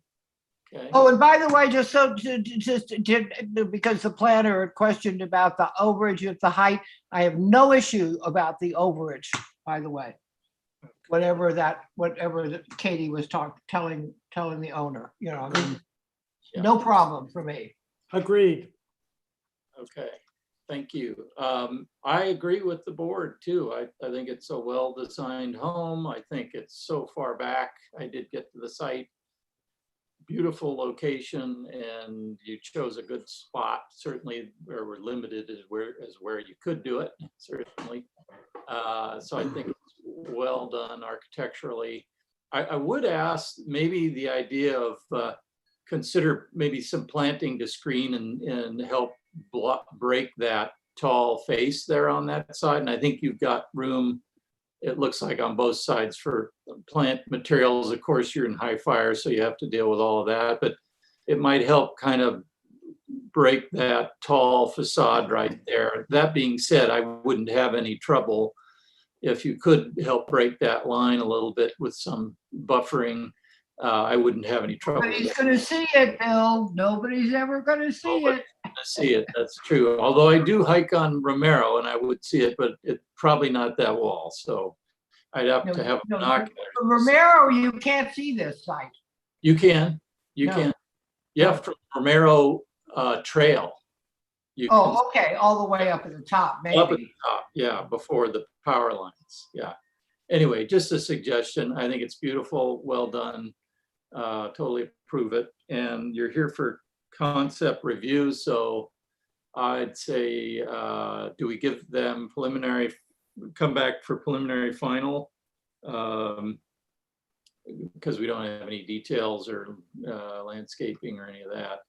So get your planner and come back for that sounds good, Bill. Yeah. Okay. What's that? Full board. Full board, I think. Yeah. Does everybody agree, or what do you think? Yes. Yeah. Full board. All right. Very good. All right. Let's do it. Well done. Thank you. Thank you. Okay. Let's go on to item 8, 1510 San Leandro Lane. And let's see what we got here. That one is preliminary final approval. So we probably have, we have a memo. What's the memo say?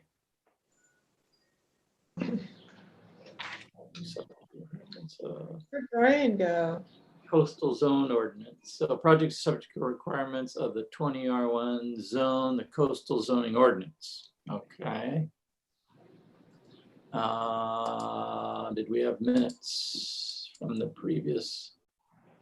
Oh, we didn't have minutes on this one, Sharon. Was there? I think we remember it. I just don't know what the minutes were. Sorry, I must not have done it. Mr. Chair, this is Brian Banks. I've got copies of. They must be draft. To the rescue. You, Brian. We know you. Oh, actually, No, they were approved. At the appropriate time, let me know and I'll read them out. Read them. How about now? Okay. Brian Banks here, agent for the owners. We've also got Anthony from Harrison. We've got Ryan for landscape, and I believe Serena as well. So minutes from the May 6th meeting. MBAR comments. One member not convinced of garage orientation. Number 2, explore other options for plaster site wall along San Ysidro.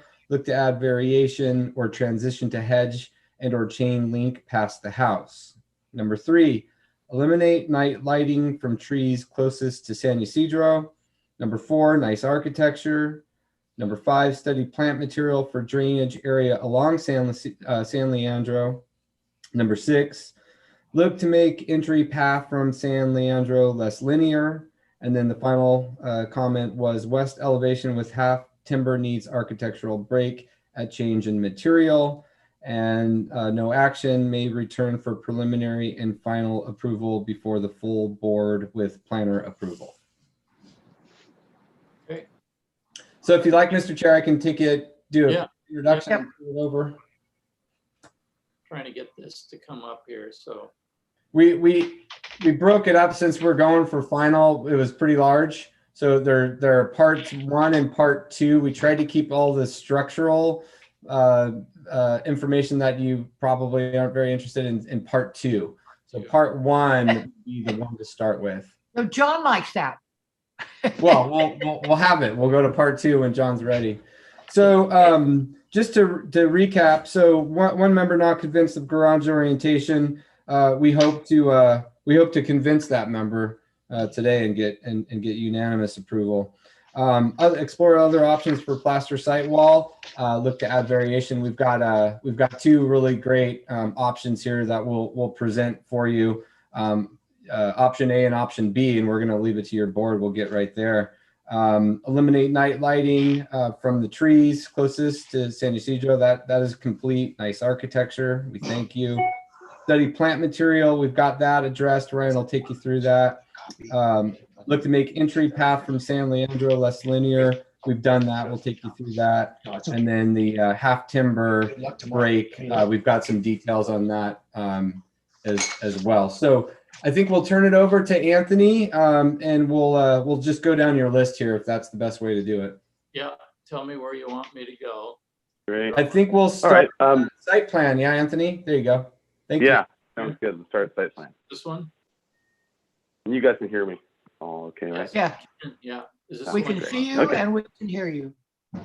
All right, great. So the first comment of the garage orientation. So as you remember, we had reduced, last time we had reduced the about 20% the total drive material. We're using a permeable material, the pea gravel. And the orientation of the garage was based on the historic precedence of not seeing the garage when you first drive into the auto court. And obviously we're at a tricky site. So we're hoping that with the landscape that we have as proposed today, that with that screening that you'll be okay and we'll win over the last member's support. And then let's see, and then item 2, so that's it for the site plan. If we can go to A1.110, that next sheet, yeah, perfect. So for this was what Brian mentioned, this is the 2 options. So we studied, we took your comment to heart about looking at the walls along San Ysidro, and so we looked at everything, and we saw that most were a typical plaster of different varying colors, but mostly light. And we also agree that it's a very long run of wall. And it actually was an effect of, if you remember earlier, discussing how it used to be actually 2 lots that were like this, divided the way you're seeing it now in elevation, but the lots got reconfigured and they got turned the other way. So it is rather long compared to some of its neighbors and some of the other lots. So what the concept that we came up with was to just divide by either one of 2 ways, either to have introduced a slightly thinner wall and just have like a 2-inch plaster pier, pilaster, you can see kind of protrude structurally, still sitting on the grade beam that's hovering right along the wall or right along the ground so it doesn't hurt the oak tree roots. and changing differentiation in both of our plaster walls for sound and privacy, but changing the color and also potentially changing the structural slightly. So it feels like they're two different properties still. And then the other factor we thought will help with that when you see in site or in the landscape plan is you're going to kind of also go from, on your right will be the mix of olive and elm and some oaks and that side of the property, and then the wall will change and it'll be kind of all oaks for the oak protection or the tree protection zone. It'll be pretty much all oak. So visually you also have that differentiation in the landscape of the trees. So we thought that would work well to sort of answer that. So that was how we addressed the wall comment. And then the next was eliminate the night lighting in the lighting plan, and we did that. So that was pretty easy. And then next comment was nice architecture, and thank you again. We've been working really hard for it at it. And then for items 5, the plant material and drainage area, Brian, if you want to talk to that for item 5 and 6, both the plant material and the pedestrian path, and maybe I don't know if it's what's the best sheet. Maybe it's the main landscape plan. Probably best to go back to the conceptual landscape plan for those two. Yeah, the L 1.00. Yeah. The lighting there while we were talking about that. Right. So we had downlights on the trees that we removed all along San Ysidro now. So okay, these are still downlights. Mm-hmm. All right. So back. And then Ryan, did you want to go over the? Oh yeah, or I guess there we go. That's the sheet. So in terms of plant material for the drainage area, specifically, they're talking in the bottom left there. There's a call out that says Agapanthus rain garden, see civil plans. What we ended up doing was meandering this pedestrian pathway, and in doing so, we've also increased the volume and the area of the plants in the rain garden. So that leads us as well to the next comment of pedestrian path and maybe making it more curvilinear, which we've addressed as well in this one. So, Are we talking about the little path that goes from San Leandro through the wall and over to Correct. the Yeah, park? correct. That's The previous iteration, is that what we're talking about? Yes. Right. In the previous iteration, it was straight, so we moved it over west, and that allowed some more planting area in there. That's our little dry well drainage area. Mm-hmm. Yeah, that's fine. I just wanted to make sure what pedestrian path we're talking about. Right. Yep. Okay, and then and I think that was it on the planting side of things, right, Ryan? Yep. Was there anything else? Okay. We are here for final, so Anthony, I think Ryan should go through his next sheets and his plan, so that we make sure we cover all. Okay, yeah. Before you Sounds do good. that, would you please go in great detail about the site lighting, please? Sure. I don't feel that you really did a full presentation on that. Sure, no Thank problem. you. Yes. Thank you.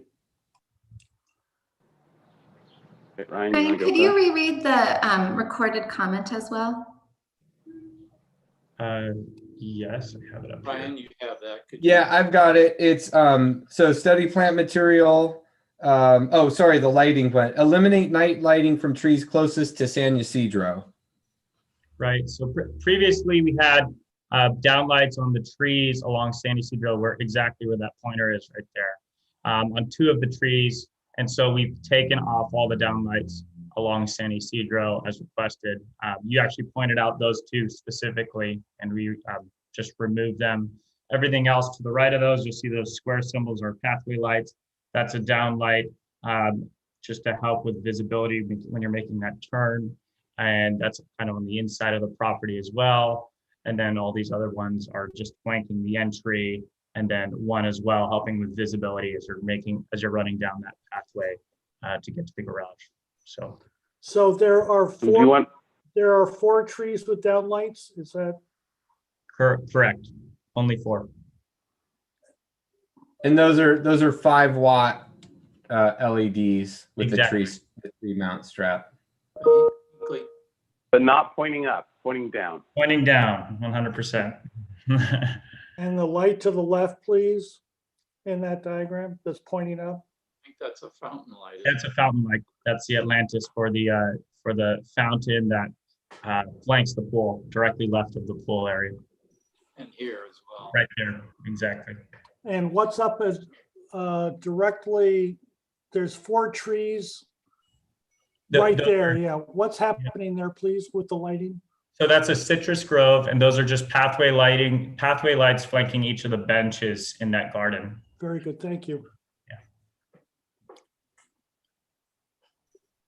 All right. Is that good for the lighting plan, or is there any more? I think you finally explained it well, so thank you. These are fountain lights here, I guess, right? Fountain lights, and then everything else is just step light, safety lighting. Ryan, show them where the bat symbol shines from. The tower. Okay. So I have some questions about the wall. What kind of planting? Can you go through that from the intersection of San Leandro up north from there towards the other property line of what is happening along the wall planting wise on the outside? On the outside, yeah, that's what I want to see. I mean, let's get to the Just wall. I wanna walk see us up what- the wall and your kind of funnel planting scheme, what you're doing on the wall, what you're doing in front, on the ground, in the foreground, if you could, all the way up. Right. So I'll start over on San Leandro first, right? So San Leandro flanking it has a hedge, Carolina cherry hedge. We're mirroring that hedge on San Leandro. And as you turn the corner and get towards the oak root zone or the oak tree protection zone, we switch to vines specifically because, we don't want any sort of invasive roots interfering with the oak roots. So the plan for the wall is to be planted with creeping fig, which is like a nice green carpet. That wall is going to turn completely green over time. And then we'll have sporadic plantings of two different types of rosemary, ceanothus, lavender, low water needs plants along the entire frontage of that walls to add some, just some small plantings in front of the wall as well. So. Will you be planting out to the back of the curb? It looks like you're not doing anything in what is the right of way, but you're certainly allowed to make that look like it's part of the property. Right. I mean, the idea was to leave some of that open. So as a walking path, should anyone want to walk down there, but we could definitely look into planting out towards the curb. Sam, you might remember we ended up moving that wall back some space at a previous iteration. The board didn't feel, you and Claire didn't feel like we had enough room there for those plantings. So we moved the wall back in the last iteration to make room for these plantings. Okay, I see that offset. I'm just wondering about the finish work around the corner and then down. Is there going to be something other than just weeds and volunteers that end up in that whole space? It'd be nice to look at this as a more finished product from back of curb if we could. We'd have to work with the roads department and MTD, because that's basically the bus stop, that little sliver there. And then on the corner, we have our vision clearance area. So we can't really plant anything over, I think it's like 42 inches or 36 inches or something there. Brian, you could actually, the low stuff, what you're can talking plant, about. I think you can plant low stuff, out. nothing tall, but it'd be nice to finish off your theme from the corner all the way around, wrapping San Leandro up San Ysidro, or, it's part of the finish is what I'm looking at for that wall. And then I think what you're proposing on the wall screen wise is good. Your options are a little bit confusing in terms of color, but I think with the fig and the Prunus caroliniana, you're not going to see much of that wall. So maybe you don't need the pilasters. Are you suggesting you prefer the pilasters? Is that what your option described? No. Brian, you're on mute. Oh, Brian, you're muted. Oh, sorry. The owners are fine either way. They just didn't want the wall to be, they are so focused on the home and making sure that the board's happy with it. We wanted to present the board with either option, and either is fine for the owner. So whichever the majority feels is the way to go, So Brian, is the proposal is option 1 and 2. And so option 1 is with the pilasters. Option 2 is what, but then you've got this little color board up here in the corner. Are those the colors that to choose from at this point? Is that what you're trying to? The color would essentially, yeah, the color would are as noted. The color for either options are the same. It's just the relief from the pilasters we were trying to present. I mean, the idea is, you know, pretty much when the fig is matured out, that, you know, most of it will become, you know, right. green. But you're not proposing this be a white wall, correct? No. Correct. No, this is going to be a completely covered green wall.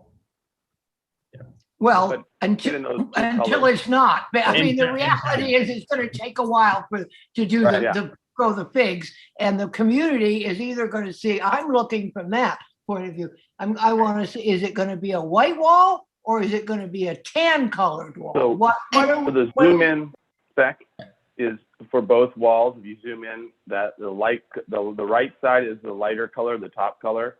The left side is which is the Benjamin Moore. And then, I'm sorry, my eyes aren't very good with it. Soft chamois or something. Right. Yeah. What you're proposing then is to have 2 different colors on the wall. That's right. Correct. In both options. The break being kind of the difference between the oak meadow or whatever, that preserve. Roughly where that oak tree protection zone is, as Anthony was explaining, the lots used to be oriented the other way. So we wanted to make it feel like 2 different properties by doing the variation. Yeah, I'm just trying to get this, find out exactly what it is. That's why we're here. Yeah, we're supposed to be looking at here, Brian. Okay. So continue one more question on the colors, guys and gals. The color of the front wall being whitish, does that match your building, the actual architecture? Is there any relationship to this wall color to your architectural finishes? The wall of the architecture is a little bit lighter in color than the soft chamois. And you will see that on the elevation board, the comparison between the architecture color and the soft chamois, as you can see. But it's similar to the white color you're showing on the wall. It's exactly right. Okay. That was my question. All right. Okay. Thank you. For the different colors. Anthony, did you want to hit the timber detail? Yeah. So why don't we go to the timber detail, and then we can. I think if you want, if it works for you all, we could kind of jump and focus on all these areas that you want to focus on, and then just flip through the set or however you want to do it. But right now, if we want to just skip to the timber detail, it's on A 4.020. It's that one right there. Yep. And if you zoom in, okay, so here we got into more detail on both the dormers and the bay window. We're working on all the half timbering and the subtle details. So the photograph is the picture from the inspiration image, the 1920s historic home around the corner, hedgerow corner, in the corner. And there is a slight jog in the wall there, but it's very, very subtle. So we're doing something similar. We're actually doing a little more pronounced. We're doing a 2-inch bump in the wall, and as you see, their half timbering is probably only about 1 inch. But so here's our detail of it, how we're going to get that to all work out, so that the upper story is bumped forward 2 inches from the other. So there's our detail for the half timbering, and our precedent study as well for the way in which things both curve and the sizing and all that. So I think that covered all the specific comments, and I don't know if now is a good time to then just kind of walk through the set, flip through, and stop or comment on things as we go by, what the pieces are. Mr. Chairman, I did take the opportunity to look at the details. I'm certainly not trying to edit the board from looking at it, but I thought they looked okay. I did as well, John, and I agree with that comment. So I don't know that we need to spend a lot of time unless somebody would like to take a look at it. I do have a question, on the timber thing, and some of those that I don't know if I've ever done a half timbered structure before, but I know that sometimes they have little pegs. Is that ridiculous to get? That's right. Yeah. And emblematic of obviously of the peg construction joinery, where they're hiding or joining without metal or without brackets or things like that. This example doesn't, and it's done both ways. And so in this, the real inspiration for it didn't have pegs, and so we decided to kind of stick with that. 1920s, they kind of mix it. If they're getting really hardcore authentic on the Tudor revival, they usually do have the pegs, and usually they're protruding slightly from the half timbering. But in this case there wasn't, so we just kind of kept it simpler. And I think there are some examples in Hedgerow that do even, but there's quite a few that don't. Yeah, and it would allude to that in fact it was attached and slotted and then pegged and then plastered in between, but exactly. Okay, that's fine. Just curious. Okay. Are we in questions? Yeah, let's go to questions, because did you, John, have any questions? I do. I've got two. If I understand the plans correctly, the garage and the building above, which has at least some of the half timbering, is not in what I would call setback trouble from San Ysidro. Is that correct? You could in fact extend the second story towards the west at least a little bit. Is that correct, or do I misunderstand the setbacks there? I believe that is correct. I believe we have a little bit of wiggle room. If we could probably zoom in and see for sure. And is there a reason that you did not take that opportunity to extend the second story, which has, I mean, the bedrooms are okay, but I'd hardly call them luxurious up there above the garage. Had you thought, the question is, had you thought about extending them out a foot and putting in a bigger piece of true timber there, and grab something more, grab the shadow, etc., cantilevering out that floor so that, et cetera, et cetera. You know where I'm going with the comment or with the question. Yeah, for sure. We did. We looked at it. We looked at it with brackets that even pop forward, because sometimes with stronger cantilevers, you usually end up having a wood bracket underneath your big timber. But that was early on. But because both the precedent image didn't really treat it in that way, or precedent example the client really loved, we kind of backed off of that. And then as well, because it messes up the back view of the gable, because now you've kind of lopsided things, unless you play the game where you push out and then you pull back. But then we didn't want that stagger along San Ysidro. We just wanted it kind of simple, and the second story just sort of simple and clean, as opposed to having jogs and breaks. So it was looked at, and it was for those reasons that we decided to not mess with and we really don't have, the height is our biggest challenge. So the further you go out, you really can't keep your plate high. You have to keep dropping your plate low, because we're really at the top in terms of the peak, and we really want that strong, true steep slope roof. So we'd have to compromise with lowering the slope of the roof, which we prefer the look to be more authentic and look more dramatic with a steep slope, rather than actually get that little extra square footage. Okay, that's number one. Number two, can we go to the site plan, please, Bill? The best site plan we have? That one will work. To the upper right of the main residence is a building that says PADU, and in the lower right-hand corner of that is the pool equipment, which is as close to the neighbor to the east as they possibly could have put it. What are you doing to protect the sound even more than the quiet equipment that we all know exists today? So I can answer that one. So for the pool equipment, you'll see it's surrounded by a wall and a gate there, right? So our thoughts were to put a 6 foot tall CMU block, plaster finished wall around this pool equipment to further the sound attenuation for it. And How then do I know that from looking at your plans, please? say that one more time, I'm How sorry. do I know that you are proposing a 6-foot-high CMU wall around there? I did not see it on the plans. Did I miss it? But no, we've just listed it as pool equipment enclosure. Okay, very good. And the next question I have is, are you aware of any lights in trees, downlights in trees as you travel east on San Leandro from San Ysidro? Or will you be the very first lights and trees on that road? I don't know. Yeah, we haven't looked. I don't know either, honestly, John. I don't know.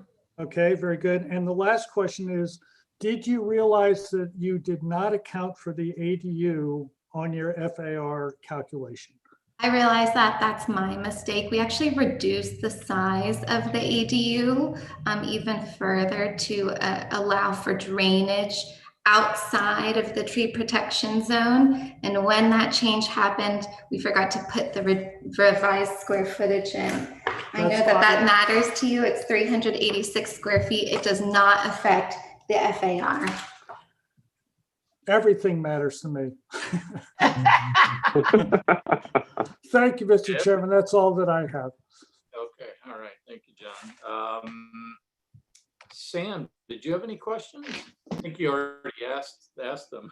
Well, I did, but I think I just want to make sure, because we're going for final, did we, on the planting on the wall, the ficus, do you have a spacing and a size that you're using?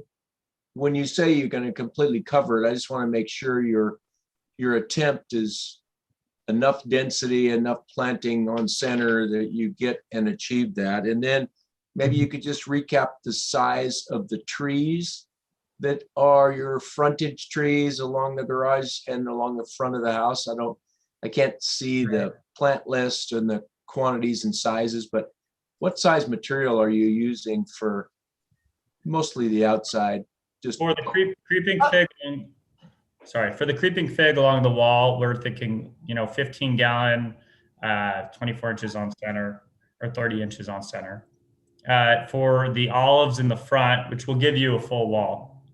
For the olives in the front, typically those don't come in box sizes. They're balled and burlapped. So you're thinking like a 15-foot height olives. Field grown. Okay, I get that. Right. But you said 15 gallon for the figs. You don't need them that big. You want them to be close to the wall. That's crazy. Yeah, So you can put 1 gallons, 3 feet apart or something if you want. That would be better, and it'll cover faster than anything larger. You want it to cover long term. That's why I was trying to get at your spacing. Okay. So smaller but closer together. Let it attach close to the wall so you don't have these big strong trunks going backwards trying to find the wall. So that's why I asked the question. Okay. Noted. Then do you have gate details for your gates that are on San Ysidro and your gate on San Leandro? And I saw the elevation or entrance gate, but that's kind of to the public side. I'm wondering if you've looked at the configuration of your pedestrian gates and how nice they're going to be, or they're right here drafted on the sheet underneath the driveway gate. And we also included the inspiration imagery. So solid gates, and they have a detail on them that kind of matches the finesse of your architecture. Exactly. Where are those? Oh, sorry, it was the sheet we just had pulled up. Oh, that? Yeah, I mean, where doesn't show the. I'm having. Yeah, if you zoom into the drawing number gate 3 on the sheet.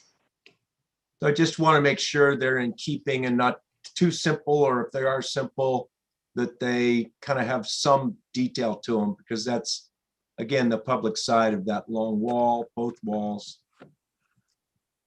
That's sufficient. You're going to have some vertical elements, nice hardware, some nice frame pieces, and a lantern. Yeah, exactly. Rails and styles with the bottom, the kick top and bottom, stronger and taller.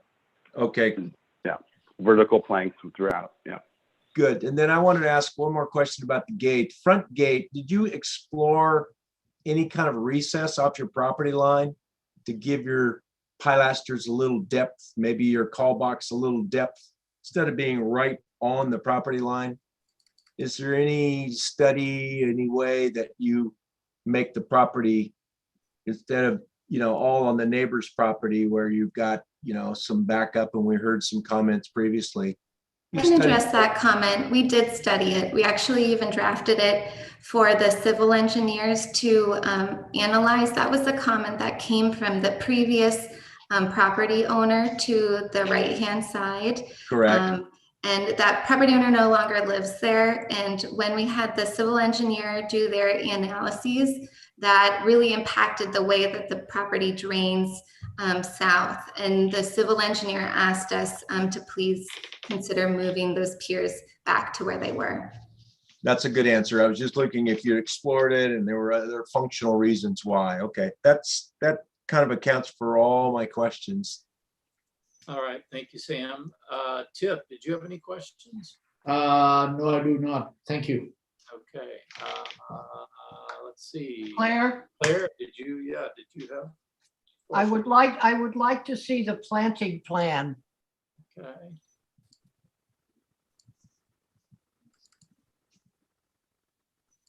It's been running a little. So, okay, Redraw, sorry. about okay. that.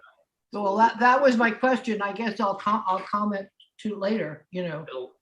I mean, because they're here for finals. Right, yeah.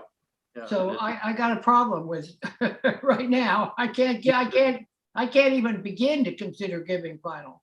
Not enough information there. No, I don't. No, I don't have it. Yep.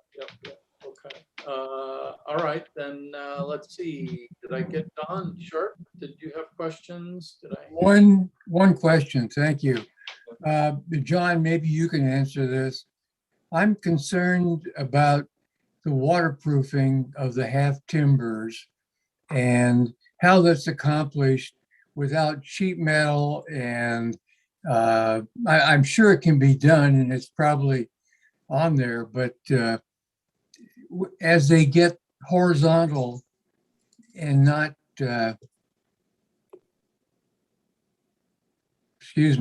as they get horizontal and not vertical, I'm concerned about how you do that without any sheet metal showing or anything else. Yeah. Don't know. Yeah, and often Here's the detail. That is a detail in front of us that says waterproofing main. Is that what? Well, need kerfing maybe too as well. So it I don't know if that's shown. No. We certainly wouldn't want sheet metal hanging out over the timbers. Yeah. Well, one thing you could do. Anything else, really? One thing you could do is you could use a material that slopes, where the wood is actually sloping from the left to the right on that drawing, maybe 5 degrees, and it comes down and it just drains off there. This particular detail is going to have the porous cement plaster sitting with water on top of that wood, and it will rot. There's just no question about that right there. So you could bring a piece of sheet metal down and end it right at the edge of the timber and help protect it. You're not going to get it fully done until you get that metal out in front, but I don't know. Well, I don't think we should would solve not the look problem here, but that's a concern of mine. Okay. Yeah, maybe as you say, John, you could kerf it down into here. But then what is, it'd almost have to have a separate piece over the top of it or something to hide the sheet metal. I don't know. But I think that should be shown so you don't end up with sheet metal showing. Yeah. And After also the other thing is, I don't think any plaster in the world is going to produce a 2 or 2.5 inch thick cement plaster. You need some backing or something. That detail is a conceptual detail, but I don't think it's a finished one. So you might want to study that a little bit. Yeah, the upper is going to have to be furred out. Yeah. So is that it, Uh, Don? That makes sense. All right. That's all I have. All right. Thank you, Don. Thank you. Tip, did you have any questions? Did I ask you? Yeah, you did. You Okay. have. No questions. All right. And I have a question about your lighting fixture. Doesn't look like it's night sky compliant there. Which one? The outside fixture, exterior lamp, where did I see it? I mean, by the gate? It was on the colors, yeah, and on the building too. Yeah, that would be on the elevation sheet. Double check. It may say it in the comment itself, but the image hasn't been photoshopped, but we'll make sure that that note is noted. Yeah, it doesn't say night sky. It shows the bulb there, kind of. Oh, yeah, milky non-clear glazing, but and it is photoshopped. Okay. A 60-watt bulb and incandescent, which I don't even know if you could do that. You'd have to have, anyway, you know what you need to do. You have to put it up inside the housing and shield it so you don't see the source. So that you can keep the outside, just fix the inside. So. Yep, we'll make note of that. That was the question I had.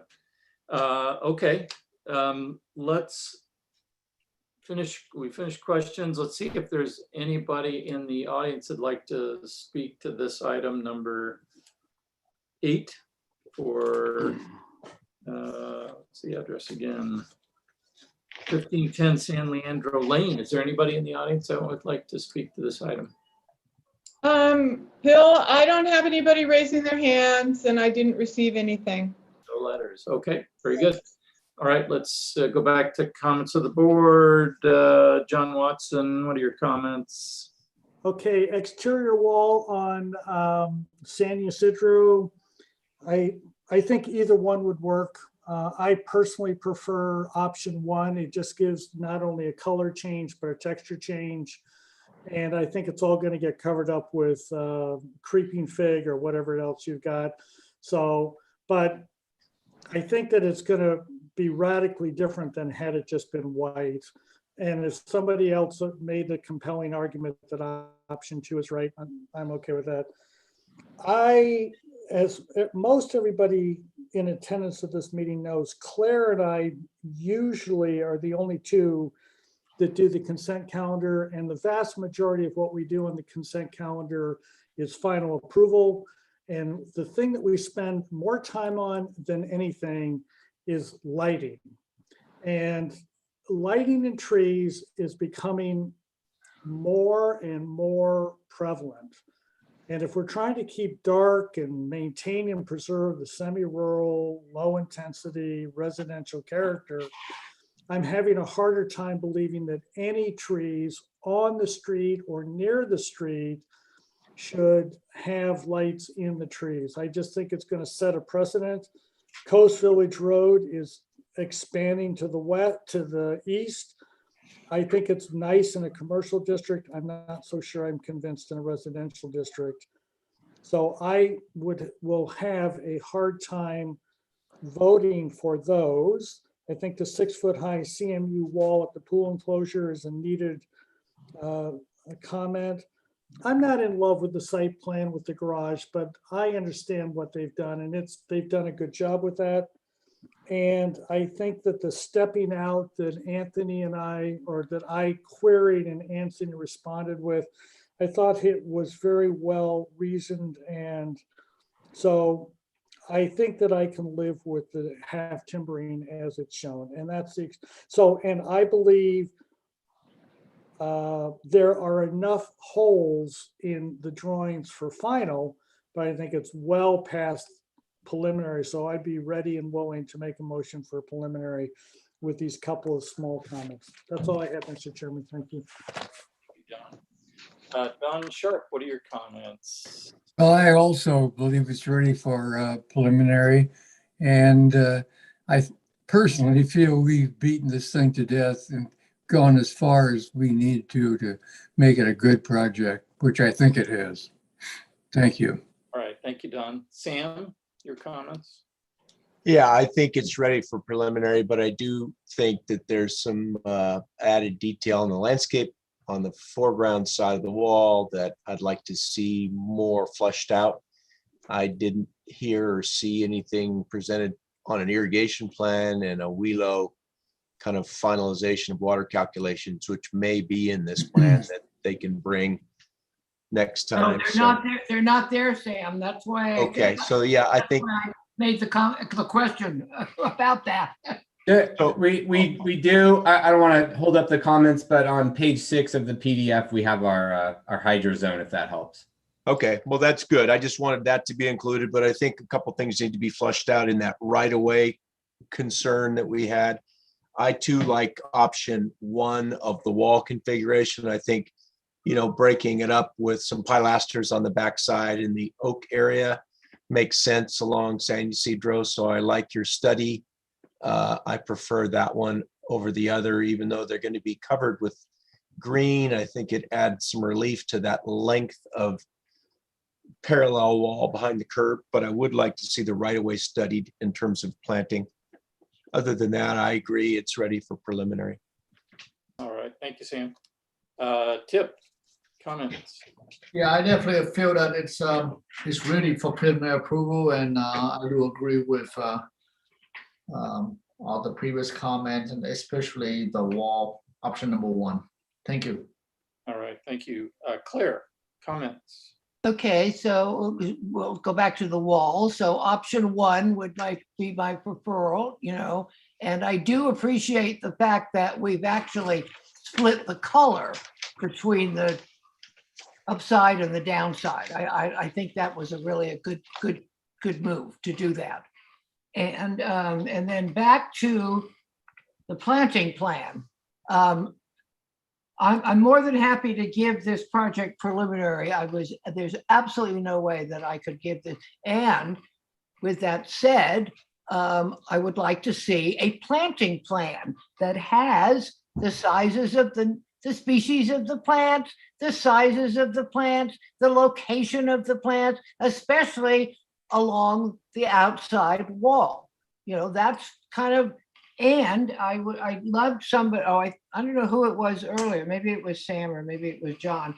I think you should restudy the outside of the wall and come up with some ground cover planting or something, some softness along that area. There's never going to be a path on that side. The path is on the other side, you know, and so property owners now actually will probably, you know, can move their planting out into the right of way because it won't obstruct the building of any path because there won't be a path built there. So really, for the landscaper, I would like you to concentrate on the outside of the wall. I mean, what you've shown, it doesn't tell me what the species of these little dots are. It doesn't tell me what the spacing of those are. So please come back with a planting plan, irrigation, all of that stuff when you come back. Okay, all right, thank you, Claire. Did we get everybody except me? Okay, yeah, I think I could go for preliminary approval. I like option 1 on the gate or the wall. I like the way that is working. I appreciate all the effort you guys have put into working with us and making it kind of better. And so I would say, you know, lighting, make sure that fixture is shown properly, dress up your landscape plan so it's sufficient for final. Maybe detail or label somehow the pool equipment a little better so we know that that's in fact. We got that. Yeah, we'll get that. Around. And then come back. And I think we could have them come back for final on consent. Does everyone agree with that? I do, but Mr. Chairman, I want to ask whether or not I'm a single vote on the lights in the trees along San Leandro, or whether or not the board agrees with that. Could we go back to the lighting plan? Because I think I heard them say that they had taken some off the lighting plan. There are 4 left. So they're all inside the wall. They're all closer to their I guess their driveway. It lights up that driveway area a little bit, so I'm okay with it. in that corner. Yeah, I actually, that's why I wanted to see the plan. So I'm okay with those lights in those trees there. Well, I think as we've done in the past, we've limited the height of the mounting of those things to. Yeah, it was 10 to 12 feet. Yeah, so I think if we can do that, I would be okay with them. Mr. Chairman, I would like to make a motion if I may. Yes. No, I would like to move for preliminary approval with the following items, with the following comments. One, the ADU area to be included in the FAR calc. Comment number 2, option number 1 of the exterior wall study on San Ysidro Road to be used. Comment number 3, provide full planting plan, irrigation and wheelo. Number 4, pool equipment enclosure shall be called out and detailed as 6-foot high CMU wall with no doors facing the neighbor. And that's all that I have. Is there anything else? One more, the light fixture, make sure it's nice. The light, okay, the light, the 4 trees shown on what sheet is that, please? Can you scroll down a little bit? Well, not the, yeah. He was talking about the night sky compliant carriage lights, I think, right, Bill? Yes. Make sure they're shrouded and up inside the fixture. Okay. Yeah, exterior on the house.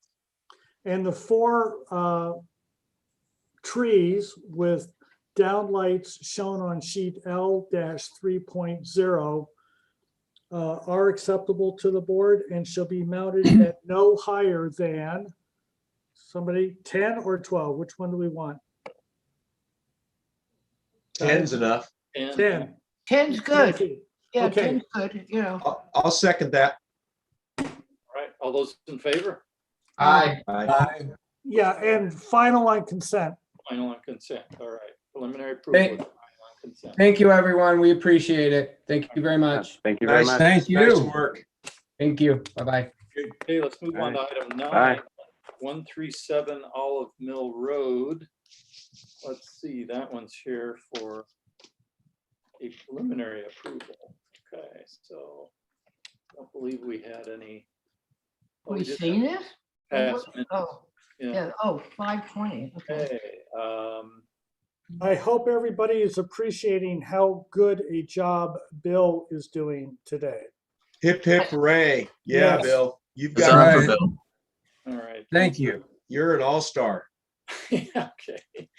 Raising height. No, this is not our project. This is Hot Springs. Okay, so this set of minutes should be in the next folder Sorry, I was in a hurry. for 6:15. They don't have any in this one, Bill. Okay, all right. Yeah, because it's preliminary. Okay. I have the meeting minutes that I can run. Okay. Oh, thank you. Let's hear what they are, because we don't have them. Sure. So, hi, this is Michael. I'm a chartered architect and owner of Old Mill Road.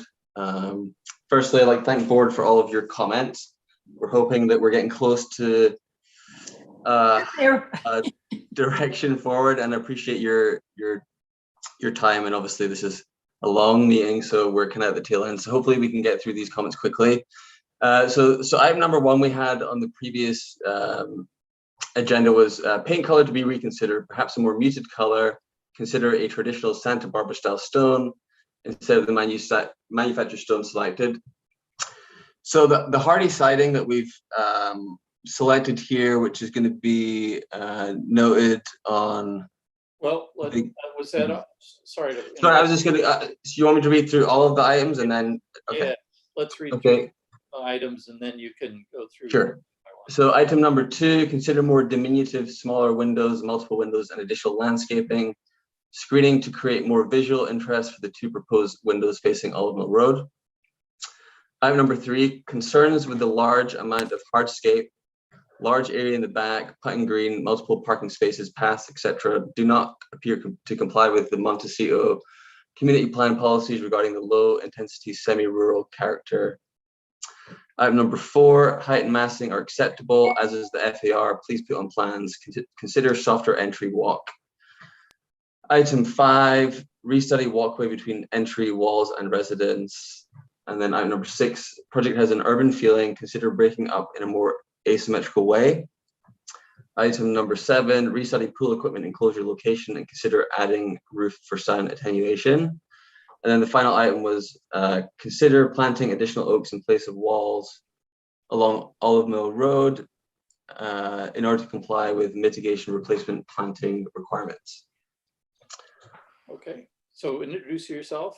So my name is Michael Muchacha, architect and owner of this lot. I guess we're into our 3rd review. Historically, this project was, we kind of purchased the lot with plans that were already a ways down the way with MBAR. I think they had 3 rounds. So we kind of picked up and have been trying to push this thing along as best as we can, making some minor updates as we've kind of gone along and hopefully making this a better project along the way.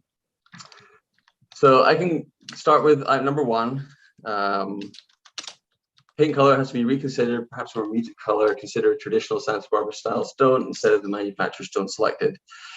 So if you look at the hardy siding on the bottom right cube here, so we've selected a softer color. These colors are directly from Hardy's website. They're a specialty finish within their site. It's actually quite hard to find it. If you go to Hardy trim boards and then select their standard colors, there's another link that you have to click to get to the additional colors. These are factory finished colors, so they would finish it in their factory, ship it to us, and then it'd be installed. But this is the color that we're suggesting for the siding and the board and batten finishes throughout the residence. We've taken note of the stone suggestion and are going to present a Santa Barbara stone, sandstone, and that kind of ties into all the stone elements. We've got the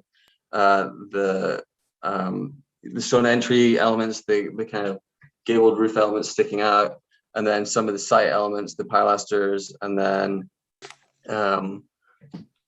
there's also some Santa Barbara sandstone site elements for the paving, and then kind of loose flagstone pavers to kind of break up that the previous comments about gravel that we were addressing. So then item number 2, the front windows facing Olive Mill, because our lot had to raise up in height, we're now kind of sitting prior to the street. So the windows on this east elevation were large. We wanted to have nice natural light in the bedroom. One's an office. So we've reduced these windows by around 42%. So they were previously 12 by 7 wide. We've reduced it to 7 by 7 with a stone lintel above and below, and with the sandstone surrounding. We actually moved the wall sconces that were on either side of that front entry and pushed them back into the entry doors. Previously, they were sitting front and on those kind of wall elements. So those are now covered underneath that entrance porch. So I think the big comments from last time around were more focused on landscape. So unfortunately, Christian Hedberg from Christian Burra couldn't make it. I believe that he had spoken with Sam about the landscaping. I'm going to run through the comments and just kind of check off the things that we had addressed. So one thing I wanted to make aware, if you go back to the MBAR presentation document, there's a site plan. Yeah, that one there. There's a site plan here that if you look at slide number 7.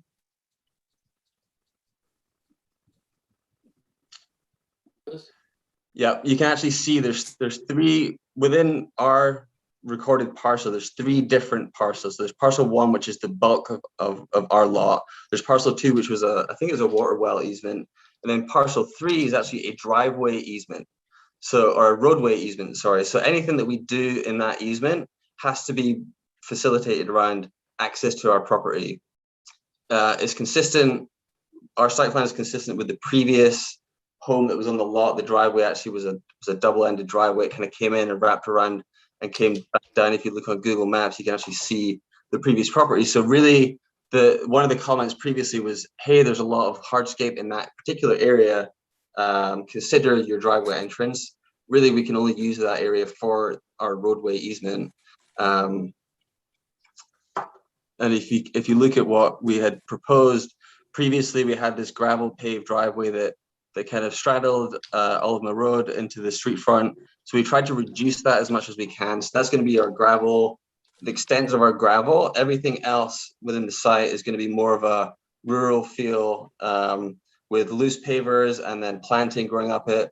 The driveway that we have would have a planting strip down the middle and a cobblestone tire strips. So again, we're trying to reduce that overall feeling of a hard urban landscape. You can see this in this kind of front render. So try and reduce that overall feeling and make it feel more lived in and rural and at one with kind of the nature and the new plant we're doing. So then item number, what we also took a look at was removing the planting green. So that was, an item that wasn't essential. We'd rather have a nice planting palette to look at from the windows. Those windows are additionally, if you look at this front view, are totally screened off. Really, I think the job that I didn't do a very good job of last time was showing the planting. It was really architecture heavy, and you saw those windows. The reality is that those windows are going to be really heavily screened off with trees. We want to be able to look out the windows and enjoy the landscaping out there, but not have it so visible from the street. The fire pit area in the rear of if you go to this plan, we actually reduced that fire pit area by around 32%. So we've tried to take that comment around too much hardscape area, reduce it down a little bit further. And then what do we have here? We added the 3 coast oak trees in the front. I think, Claire, that was one of your comments from last time around. I think it's really helped to make it feel more integral to the Montecito vernacular of embracing these oak trees and really making it feel part of that community. And then just in general, we've kind of replaced the planting with, and I can't speak specifically to the planting type, so I do a terrible job. Unfortunately, Christian couldn't be here. I'm going to have to rely on your ability to deduce from these Latin names, but really making a more Oakland feeling planting palette. The wall at the front is a stucco wall, but if you can look at the rendering again, we're trying to really screen that off as much as possible. We want to match the same color tones as our neighbor down the way, but really screen it off, and that planting is really going to grow up and kind of cover it with vines at the driveway entrance and other kind of low-level planting in front. And then those 2 oak trees, it's really hard to find amazing coast oak 3D models, but this is kind of the best that we could do at that point. So to summarize our overall landscape area, we've got 60% as existing and improved landscape area, so pervious. We have 20% of hardscape, and then the building footprint is an additional 20%. That was one of the questions from last time around, what those percentages were. The item number 4, height and massing are acceptable as the FAR. Please, on plans, consider softer entry walk. So one of the things that I'd gone back to our planner and queried with her is that the way that the previous architect had calculated the FAR was based around just parcel 1. I think the essence of that, the FAR is the entire lot that we're dealing with. So if you look at the slide that shows the overall, the blue, slide number 7.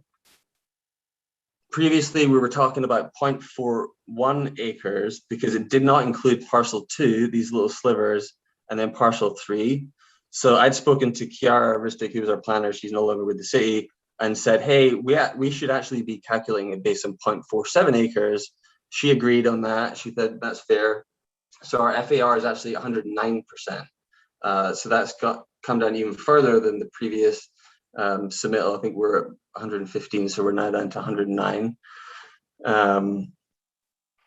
And then item number 5, resetting the walkway between entry walls and residence. So the walkways in general, if you go to our landscape plan, again, we're trying to take note of the rural character and create more of a loose planting area with these flagstone pavers, these sandstone flagstone pavers that really take out all that gravel. And we're really limiting our kind of gravel area just to the turnaround for our garage entrance. All the other pathways that you can see, you have this kind of loose flagstone paver where the vegetable garden is, and then from the front we have that kind of cobblestone, the direct street access to Olive Mill, which we still like. I think we still like that kind of main pedestrian entrance to the front of the house, but then all the other pathway areas are more loose and just the flagstone pavers. So item number 6, the project has an urban feeling. Consider breaking up in a more asymmetrical way. So I think that I probably addressed most of those comments just about the landscape updates, with the kind of reduction of the perceived hardscape, more integral with our planting and our tree strategy, and just the general context of the neighborhood. I think that front rendering hopefully does a good job of seeing how, after these trees have kind of grown a little bit, we get that more secluded nature. This is obviously a very prominent lot and visible from the street, so hopefully we can utilize our planting and those oak trees to really screen things off, and you just get a peekaboo of the kind of front entrance element. Restudy pool equipment enclosure location and consider adding roof for sign attenuation. So if you go, it's probably the roof plan on the architectural drawings. Yeah, slide number 9. So we actually added a roof to that structure, just I think it's a 2 and 12. The roof would match the standing seam metal roof that we have on the residence, and then you can kind of see a peekaboo of it on the rendering of the rear. If you go to the MR presentation, yeah, there you go. On this side, you can kind of see it sticking out. So it would be a stucco wall finish with the metal roof and then exposed rafters underneath. Really simple kind of shed roof structure. Just trying to address those sound attenuation concerns that the board was having previously. And then item number 8, consider planting additional oaks in place of walls along Old Mill Road. So that was addressed. We've added 3 additional oak trees in the front. So I believe there's 3 more coast live oaks. So there's a 3-to-1 mitigation strategy here in place. And that is the end of those notes. I don't have any further comments. Again, I really appreciate the board's comments. I think I feel that we're in a really good place. I think that the design has been propelled forward by your comments, and hopefully we can get to the next stage here with any additional comments you guys have. Michael, we'll go to questions of the board members. Sam Maphis, do you have any questions? I do not. I think they answered the questions that I had, so I'm fine. Okay, very good. John, questions? I have a question of either Sam, Claire, or Kimberly. They are showing 2 trees between right there, yeah, on the outside of their wall before the edge of paving on Olive Mill. Is that legal? Well, I can answer that. I think county roads would say that a tree can be no closer than 7 feet from the edge of roadway. So those trees look to be in that vicinity, but that would be a double check that county roads would allow them 7 feet back of their edge of pavement. So that's is that to the edge of the trunk or to the limbs, or what is that to? No, that's the edge of that's the trunk, John, and then everything else has to be low in there right away, lower. So they'll check that, but the trunk can be 7 feet, from 7 feet behind. It can't be any closer than 7. To what? To the edge of the roadway. Edge of paving? Edge of pavement, yeah, edge of pavement. Very good, thank you. That's all I've got. Thank you, Mr. Chairman. All right. Don Sharp, did you have any questions? No, I don't. Thank you. Okay, Claire, questions? Yeah, going back to these 3 oaks, we just love these 3 oaks, don't we? I can't, because of the size of things, what size are you proposing there? That is an excellent question. I mean, it's probably in your plan, it's probably up here in the written material, except that 24-inch box. It's a 24-inch box, I believe. Okay, perfect. That's fine. That's fine. That's good. Okay, good. That's the only thing I had. Okay, all right, thanks, Claire. Tip, did you have any questions? No, I do not. Thank you. No, okay. And I didn't have any questions either. Well, I do have a question. So just to clarify, the pool equipment is this little element over here? Correct. And is this like a little open-ended storage, or is the pool equipment? That plan, I think, is a little outdated. That we've actually, yeah, I think Christian was using an old background, but effectively that was a storage area for just like pool ties, but it's actually gone away. So that the edge of that wall, so the footprint, yeah, you can see it there. It's just like a little. If you go to our site plans, maybe if you go to. Yeah, his plan's a little bit outdated. It was like maybe a day later than when we made those updates. Yeah, there you go. So you see, it's actually just like that's been reduced down. So that area is just open. Okay. So the footprint effectively reduced down just to cover the pool equipment. Smaller now. Okay. Mm-hmm. And this is a paver or a scored concrete? It's going to be a paver, so it'll be a sandstone paver. I think it's there's an image in the material board that has a good representation of what we're talking about. Like that. It would be there should be another one. Yeah, exactly, just like that. Yep. Like a limestone almost. Well, this is what Christian's describing as a sweetwater flagstone. I believe it's a sandstone type finish. So all of the kind of stone elements are really playing off that sandstone finish. So we've just had different cuts for the house, for the cobblestone, and then for the pool paving. Same color, just different cuts. Yeah. The Cherokee Creek is Sweetwater, so it's a brown sandstone color. It just has different variations of brown. Got it. Okay. All right. Thank you. That was all I had. Okay, let's go to public comment. Is there anyone in the audience that'd like to speak to this item 9137 Olive Mill Road? I didn't see any letters. Sharon, did we have? No, thanks, Bill. Nobody. Okay. All right. Let's close public comment and go on to comments of the board. Tip, what are your thoughts on this project here?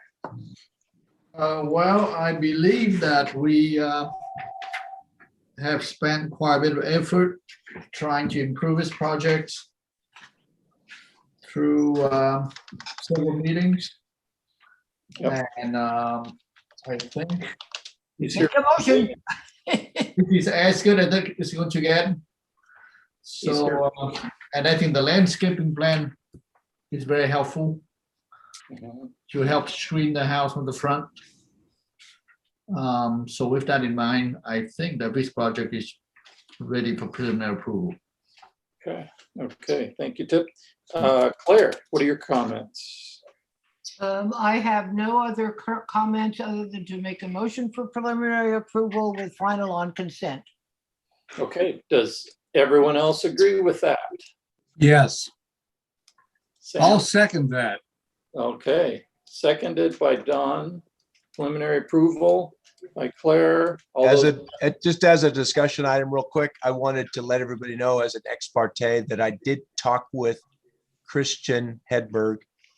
He asked me, because he said he couldn't be at this meeting, if I could take a look at this. And so I held him accountable for the correct amount of oak trees. I talked to him about the trees in the front, the hardscape reduction, better tree placement. So we did have a discussion, and it aligns with everything we've reviewed. And I agree with the motion and the second that this is in a good spot. All right. And under one last comment, Michael, you might want to go out to the El Dorado Stone website. They have a thing called Overwash, and you get different looks on the Santa Barbara sandstone depending on how much overwash you put on there. It is, of course, your choice, but if you're not familiar with that, you may want to avail yourself of that opportunity. It is zero extra cost. Great. Okay, so. Yeah, I appreciate that. Thanks, John.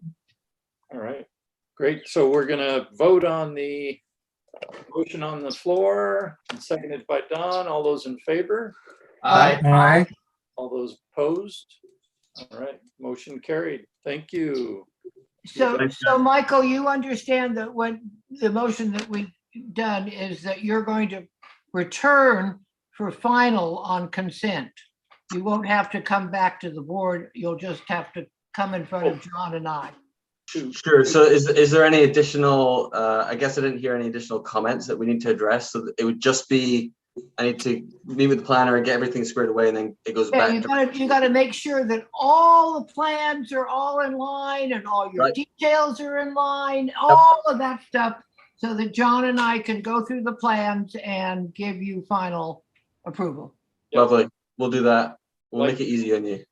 Light fixtures, night sky compliant. You got your colors, label them on your elevations. Make sure you got details for all the windows, doors, roof, eave and rake, site walls, entry gates, all those details you'll need to have ready. Don't be shy of detailing. Hey, it's my job. I love it. It's a labor of love, as we say. John loves details. Devil is in the detail. So does Bill. I do. Excellent. I love detailing. Yeah. Yeah, good job. All right. Yeah. Way to go. Thanks, everyone. Have a good weekend. On to the last item, 10, 615 Hot Springs Road. This one's here for what? No. It looks, I think I think it's final. It's just not in bold. Final. And this one we do have minutes for. Yes, you do. We will read those. Okay, raising height of accessory structure unacceptable. Landscape has improved, provide on-site landscape screening at south and west property lines. Restudy exterior light fixtures and number of path lights proposed. Should be integral to style, feel of property. Consider fewer and not as contemporary light fixtures to fit architectural style. Need to provide irrigation wheel calcs. Remove footpath at street. Depict existing landscape screening on northern property line on plans. Okay, whoever is here, please introduce yourself. And hi everyone, nice to see you all. Dara Barker, and I have with me Diana Kelly and Chantel, our landscape designer, who will be speaking shortly. Just wanted to orient you on the project again, as I know you've had many before you. This is on the west side of Hot Springs between East Valley and East Mountain. And on the first go around, we had pretty good support. This is a Spanish style home that part of the home was renovated, and there's a batten board, somewhat dilapidated part of the home, as you can see in the, I don't know if you can see me. No, we can see you and we can see what's in front of us on the plan. I appreciate that. You can see the batten board to the north of it's really actually the north of the pool on this picture. And we were trying to integrate it by enclosing the hardscape, the already existing hardscape, the breezeway, so that children can be part of the main house and not outside, and should make the style more cohesive. As you can see, the more modern or semi-modern version of the house, the Spanish style, doesn't quite go with the existing accessory structure guest wing part of the home. At the second meeting, we had a little bit of a landscape download glitch, and it was requested that I come back with additional landscaping and to build a path, which at the third meeting we did. We created a nice new plan with the footpath in front of the wall as requested, but I did point out to the board that I think that might have been an error, which it was, because you're really trying to build a footpath on the right side, on the east side. So the board asked me to come back for this meeting with to remove the footpath. At the last hearing, I just want to get ahead of this because I wasn't able to reply. One of the neighbors who has a two-story home that kind of wraps around had some comments, and I want to address them because I wasn't able to speak after. Two don't really pertain to this project at all, but I will address them, and one certainly does. He wanted some kind of curb on the south side, and as you can see, this project doesn't exist. I had met with him. I said I'd be happy to build something. He was concerned that his dogs might get on to the property. I'm not sure that's what I can really do about that. It hasn't happened, but I let him know he's welcome to build a gate or whatever, a fence if he wanted, and that I would certainly build a curb if I'd be neighborly.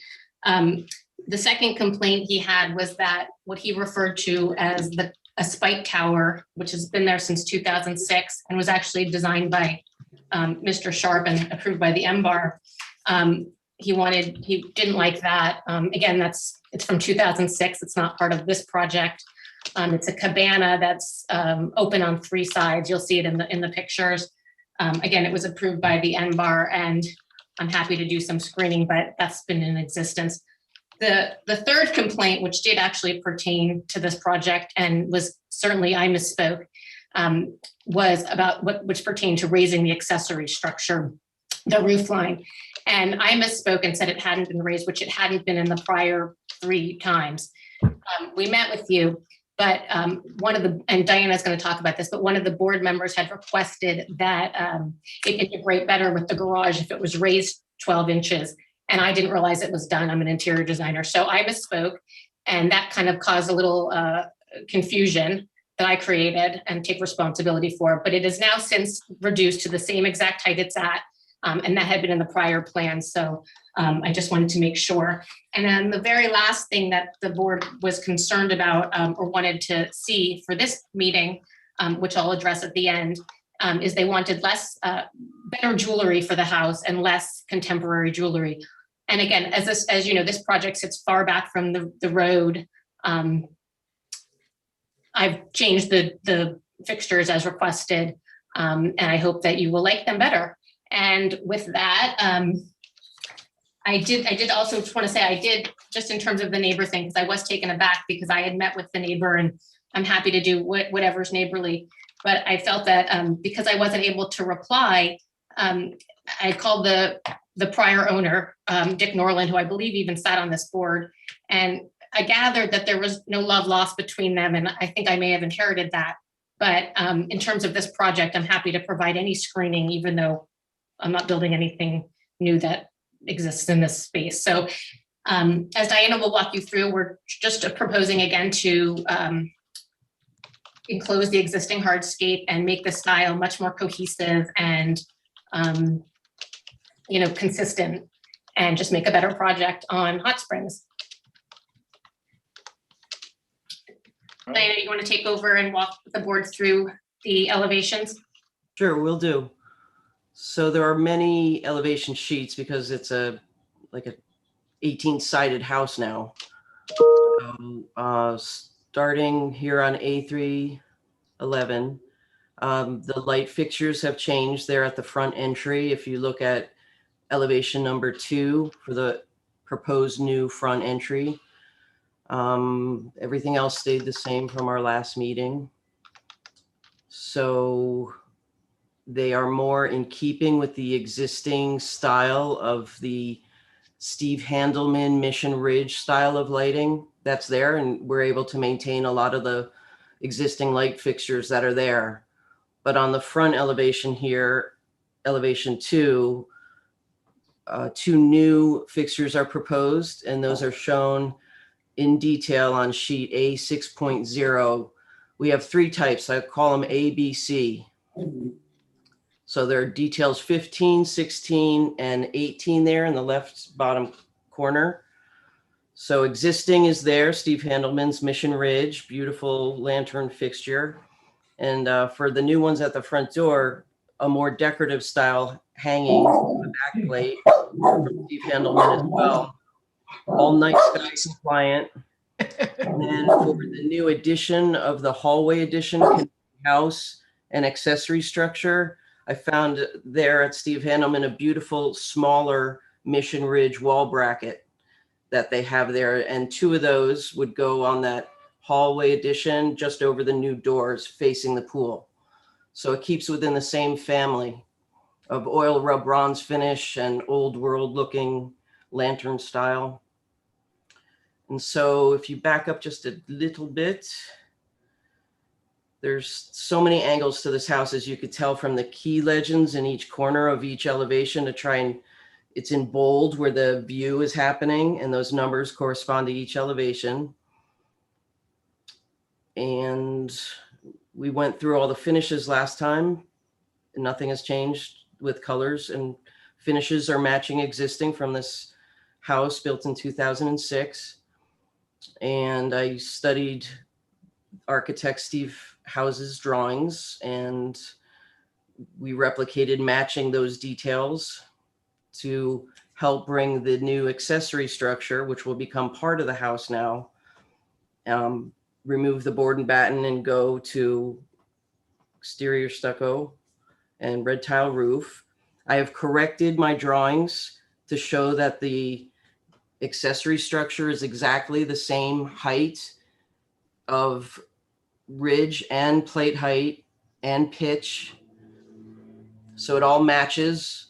And I should have spoken up about that before in the last meeting, and I did. So here we have corrected it now on the elevations on sheets A314 and A315. And it is documented there. It is the height is of ridge is 12'10".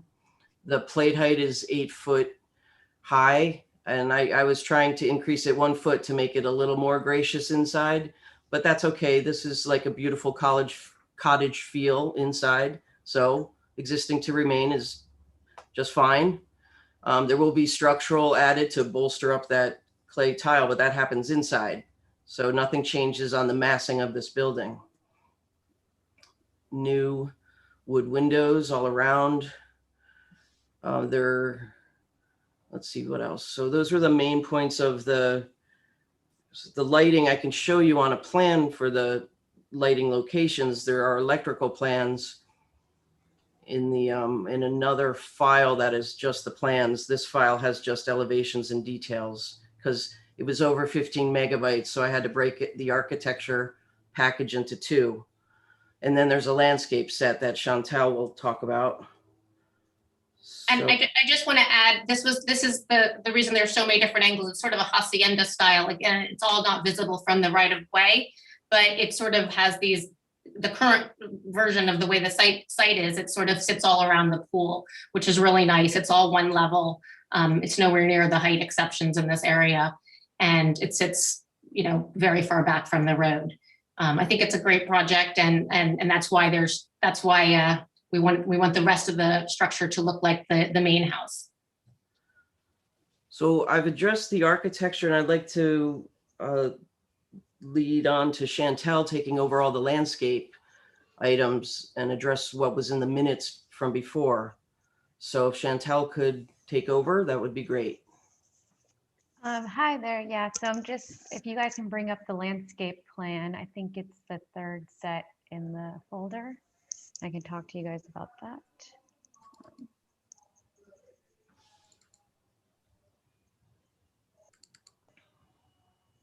Okay.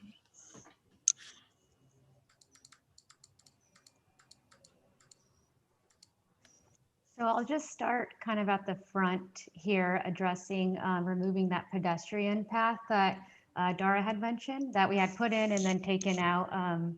And so the planting that's going to be in front, it's the same plant palette that I had mentioned before. There's some existing large agave americanas that we're going to reuse. The pups that are there that are still healthy, we're going to use those. We have some grasses, low water, like Muhlenbergia grasses. We have lavenders and a ceanothus ground cover. And that's going to be surrounded by gravel mulch. So it's just kind of a nice, clean Mediterranean feel for the front of the right of way. And there are two existing, or actually there's 3 existing oaks that are already there that we are leaving. And then we had added in 2 additional olive trees in the front. Because last time you had asked to kind of study bringing in more trees in the right of way. So we have added those in. Okay, and then kind of addressing your questions about the screening at the south and west property lines. So the south there, that's the neighbor that had asked for additional screening. So I went out there and studied it. It looks, if you can kind of zoom in on the top left-hand corner of the plan, there's some imagery of what is existing already. So it's heavily screened already with his hedging in a wall, and there's not quite enough room to fit another hedge within there, you know, with accessibility and also fire. So we are just proposing a creeping fig vine on the back of the cabana, which was, I think he said that the back of that is visible to his property. So we're just going to green up basically that backside right there. And yeah, and so that addresses that area. The rest of the property, I guess on the north side along here, there is an existing stucco wall. I think there's an image in there, and the neighbor has a pretty tall hedge already. So that's being all screened already. So and we're kind of leaving everything that's existing there, the planting that's there already. So we don't want to touch that area. So yeah, you can kind of see that already. So that area is being screened. And then on the south side of the property, there is a chain link fence, and there's already an existing hedge that is planted all along that fence line down at the south end. So pretty much everything is being screened on this property. And then another question you had asked about was studying the path lighting. So if we can go to my lighting plan. So this is the new fixture that we're choosing. It's more in line with the Mediterranean kind of Santa Barbara feel to connect with the architecture. And I have studied and reduced the amount of path lighting I do have around the driveway. They're about 4 LED each, and they're about 30 feet apart. So it's more of just kind of illuminating the space and wayfinding for people that are driving through. So that was that. And then I think the third comment you had was the irrigation and WELO calcs. If you go up to, I think it's sheet L2.0, yes. So this is the WELO right here. And that's all existing irrigation. We're just pretty much tying in what is existing, which is all drip irrigation. Since a lot of the existing areas are staying, we're just kind of planting around the new driveway area and the new accessory structure. It's not new. We're just kind of tying in with the existing landscape that is already there. So, and this kind of shows all the hydro zones with the WELO calculations that you've asked for. And I just want to add also that Dick told me, the prior owner, that this MBAR did the planting. I think a particular member did it, and it's beautiful, and we're keeping it all as it is, and just adding, just integrating some additional planting in front of that, as Chantel said.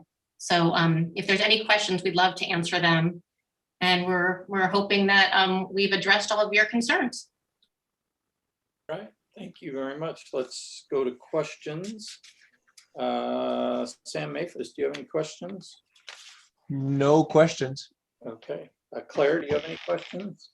Yes, I'd like to go back to, let's see, where's that site? Not this one. There was one, not that one. Maybe it was lower down. It was one that, here. There is this blue line. Is that the chain link fence? Oh, the blue line. Oh, that's the property line. So what is planted along that property line? I'm which Right here. side of the property? Oh, along there, there's like existing hedging there. That's already on that side along that chain link fence. So it's Well, very, yeah. do you have a picture of it? Do you have anything that can show us that existing? I don't have a picture of it on my plan. That, Go to the that, aerial. Okay, well, I mean, the aerial. yeah, On that, my- I was just gonna ask that the chain link fence runs along, the neighbor had created a long driveway that runs to get to the property behind, and he put up that chain link fence. I'm guessing I'm many. not concerned about that. I want to know what the planting is along that area. Okay. Yeah, I mean, you don't have any planting on your plan. Normally, we would ask for a landscape plan that it shows the existing planting and then you add to it. Okay, stop wiggling. It's making me sick. Okay, so you have a hedge along there, but you don't know what kind of hedge that is. I do not off the top of my head. Okay, that's fine. That's fine. Okay, that was my question. Okay. My drawing sheet has photos that have aerials that are cleaner than this. It's the second page in the first plan file. And I show hedges on my plan there, on site plan. So okay. There's, it's better, it's static, you can zoom in. I don't see any others, but I also took a photo down on the bottom corner of the existing chain Oh, link. here, yeah, yeah. So it's Okay, you're that's just not doing what, any yeah, work that's what there. I'm trying to find out is like, you know, I see the property line, but I don't see any planting there. Now you showed me a picture of the And planting. this is probably from 2004 when you were the landscape architect. It's probably grown from that. Most of it is gorgeous and untouched. So we're not even touching your work. Actually, It's beautiful. I didn't bring up any of that until. But we all know it and we're Until, keeping it and we actually didn't focus on it. 'cause I worked for Dick Nordland when he trying was- to budget our work and focus. So it's not, I mean, it shows as a hedge on my drawing. It's pretty dense. It's pretty dense and beautifully screened at this point. It's quite mature. That's not the issue. You're here for final. I want to know exactly what I'm approving, and it's not to do with what you've done or not done. It's just, for me, I want to look at drawings that have the accurate information. So, okay, that's fine. I think there's no questions, right? Mr. Chairman, I have an engagement here I have to leave for, so. John, what are your questions if you The have? question I have is, on the west side of the property, you showed new planting along that smaller building, but you did not show it along the larger accessory building. Were you going to plant that? Was there a reason you did not want to plant that? That's my question. This side of this building, John? Yeah, that Yes. building right there. Yeah, was there a reason not to do that? Yeah, we wanted to leave it for accessibility reasons, and it's pretty tight. I think there's really only about 5 feet in there. So yeah, it's not a lot of planting space, and it's very shaded in that area. Okay, as well. so is your property below the neighbor to the west, even with the property to the west, or above the property to the west at that location? Below, I would think. I don't know, Chantel, below, I would think. Maybe even about below. Well, very good. Thank you, Mr. Chairman. That's all I have. I was just curious what image this represented. Is this it behind that building? Or is Yes. that- Yes. Yes, the one that your pointer is at is right behind the cabana.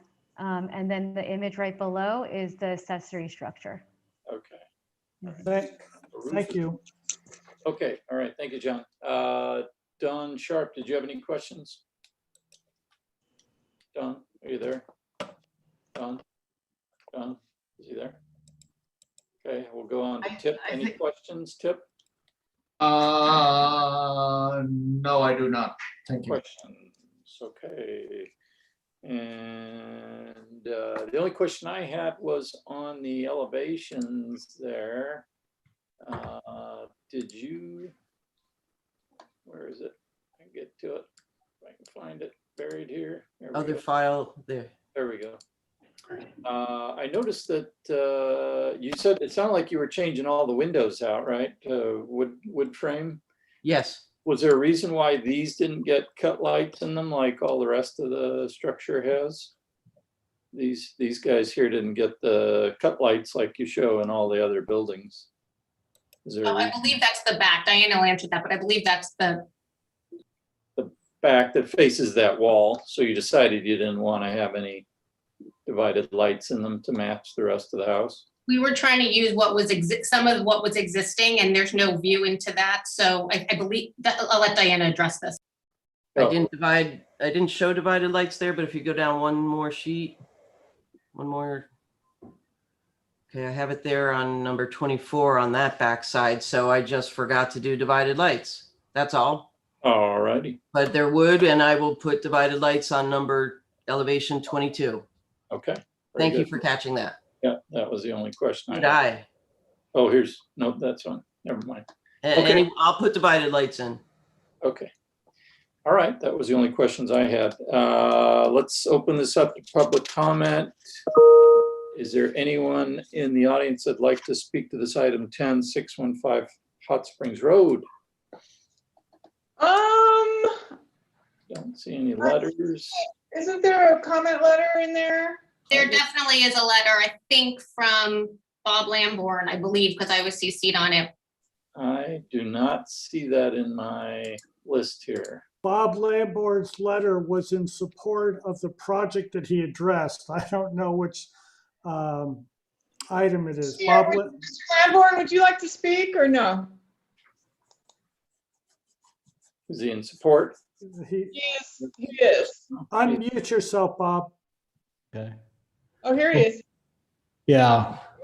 Anyway, I don't want to sound like I'm, well, being too complimentary, but I think what my experience is, and I've been watching you guys this afternoon, is you really do add value to these projects.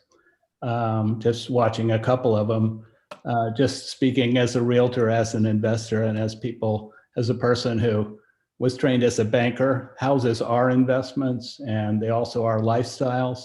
And so, and in my letter, I said I actually sold this to Dara and her family. And it was me that proposed that we make this into one contiguous dwelling, because the main house is only 2 bedrooms. But now that I see what your objections were and how little objections that you have, I can see that it looks like you're about to do final approval.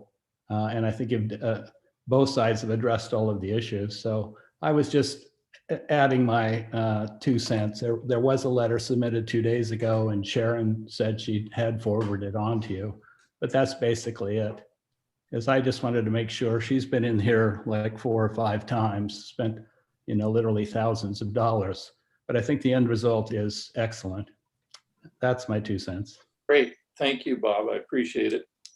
All right, we'll close public comment and go to board members' comments. John Watson, what do you think? I am ready for a motion. How about everybody else? I am too. Yes. Everybody good? Everybody good? Let's roll. I will move for final approval with the applicant to revise elevation number 22 to be consistent with, is it 24? Elevation 24? Yes. To include divided lights, period. Right. I'll second. Seconded by Claire. All those in favor? Aye. Motion carries. You got final approval. Thank you Mr. very Chairman, much. I appreciate that. Thank you.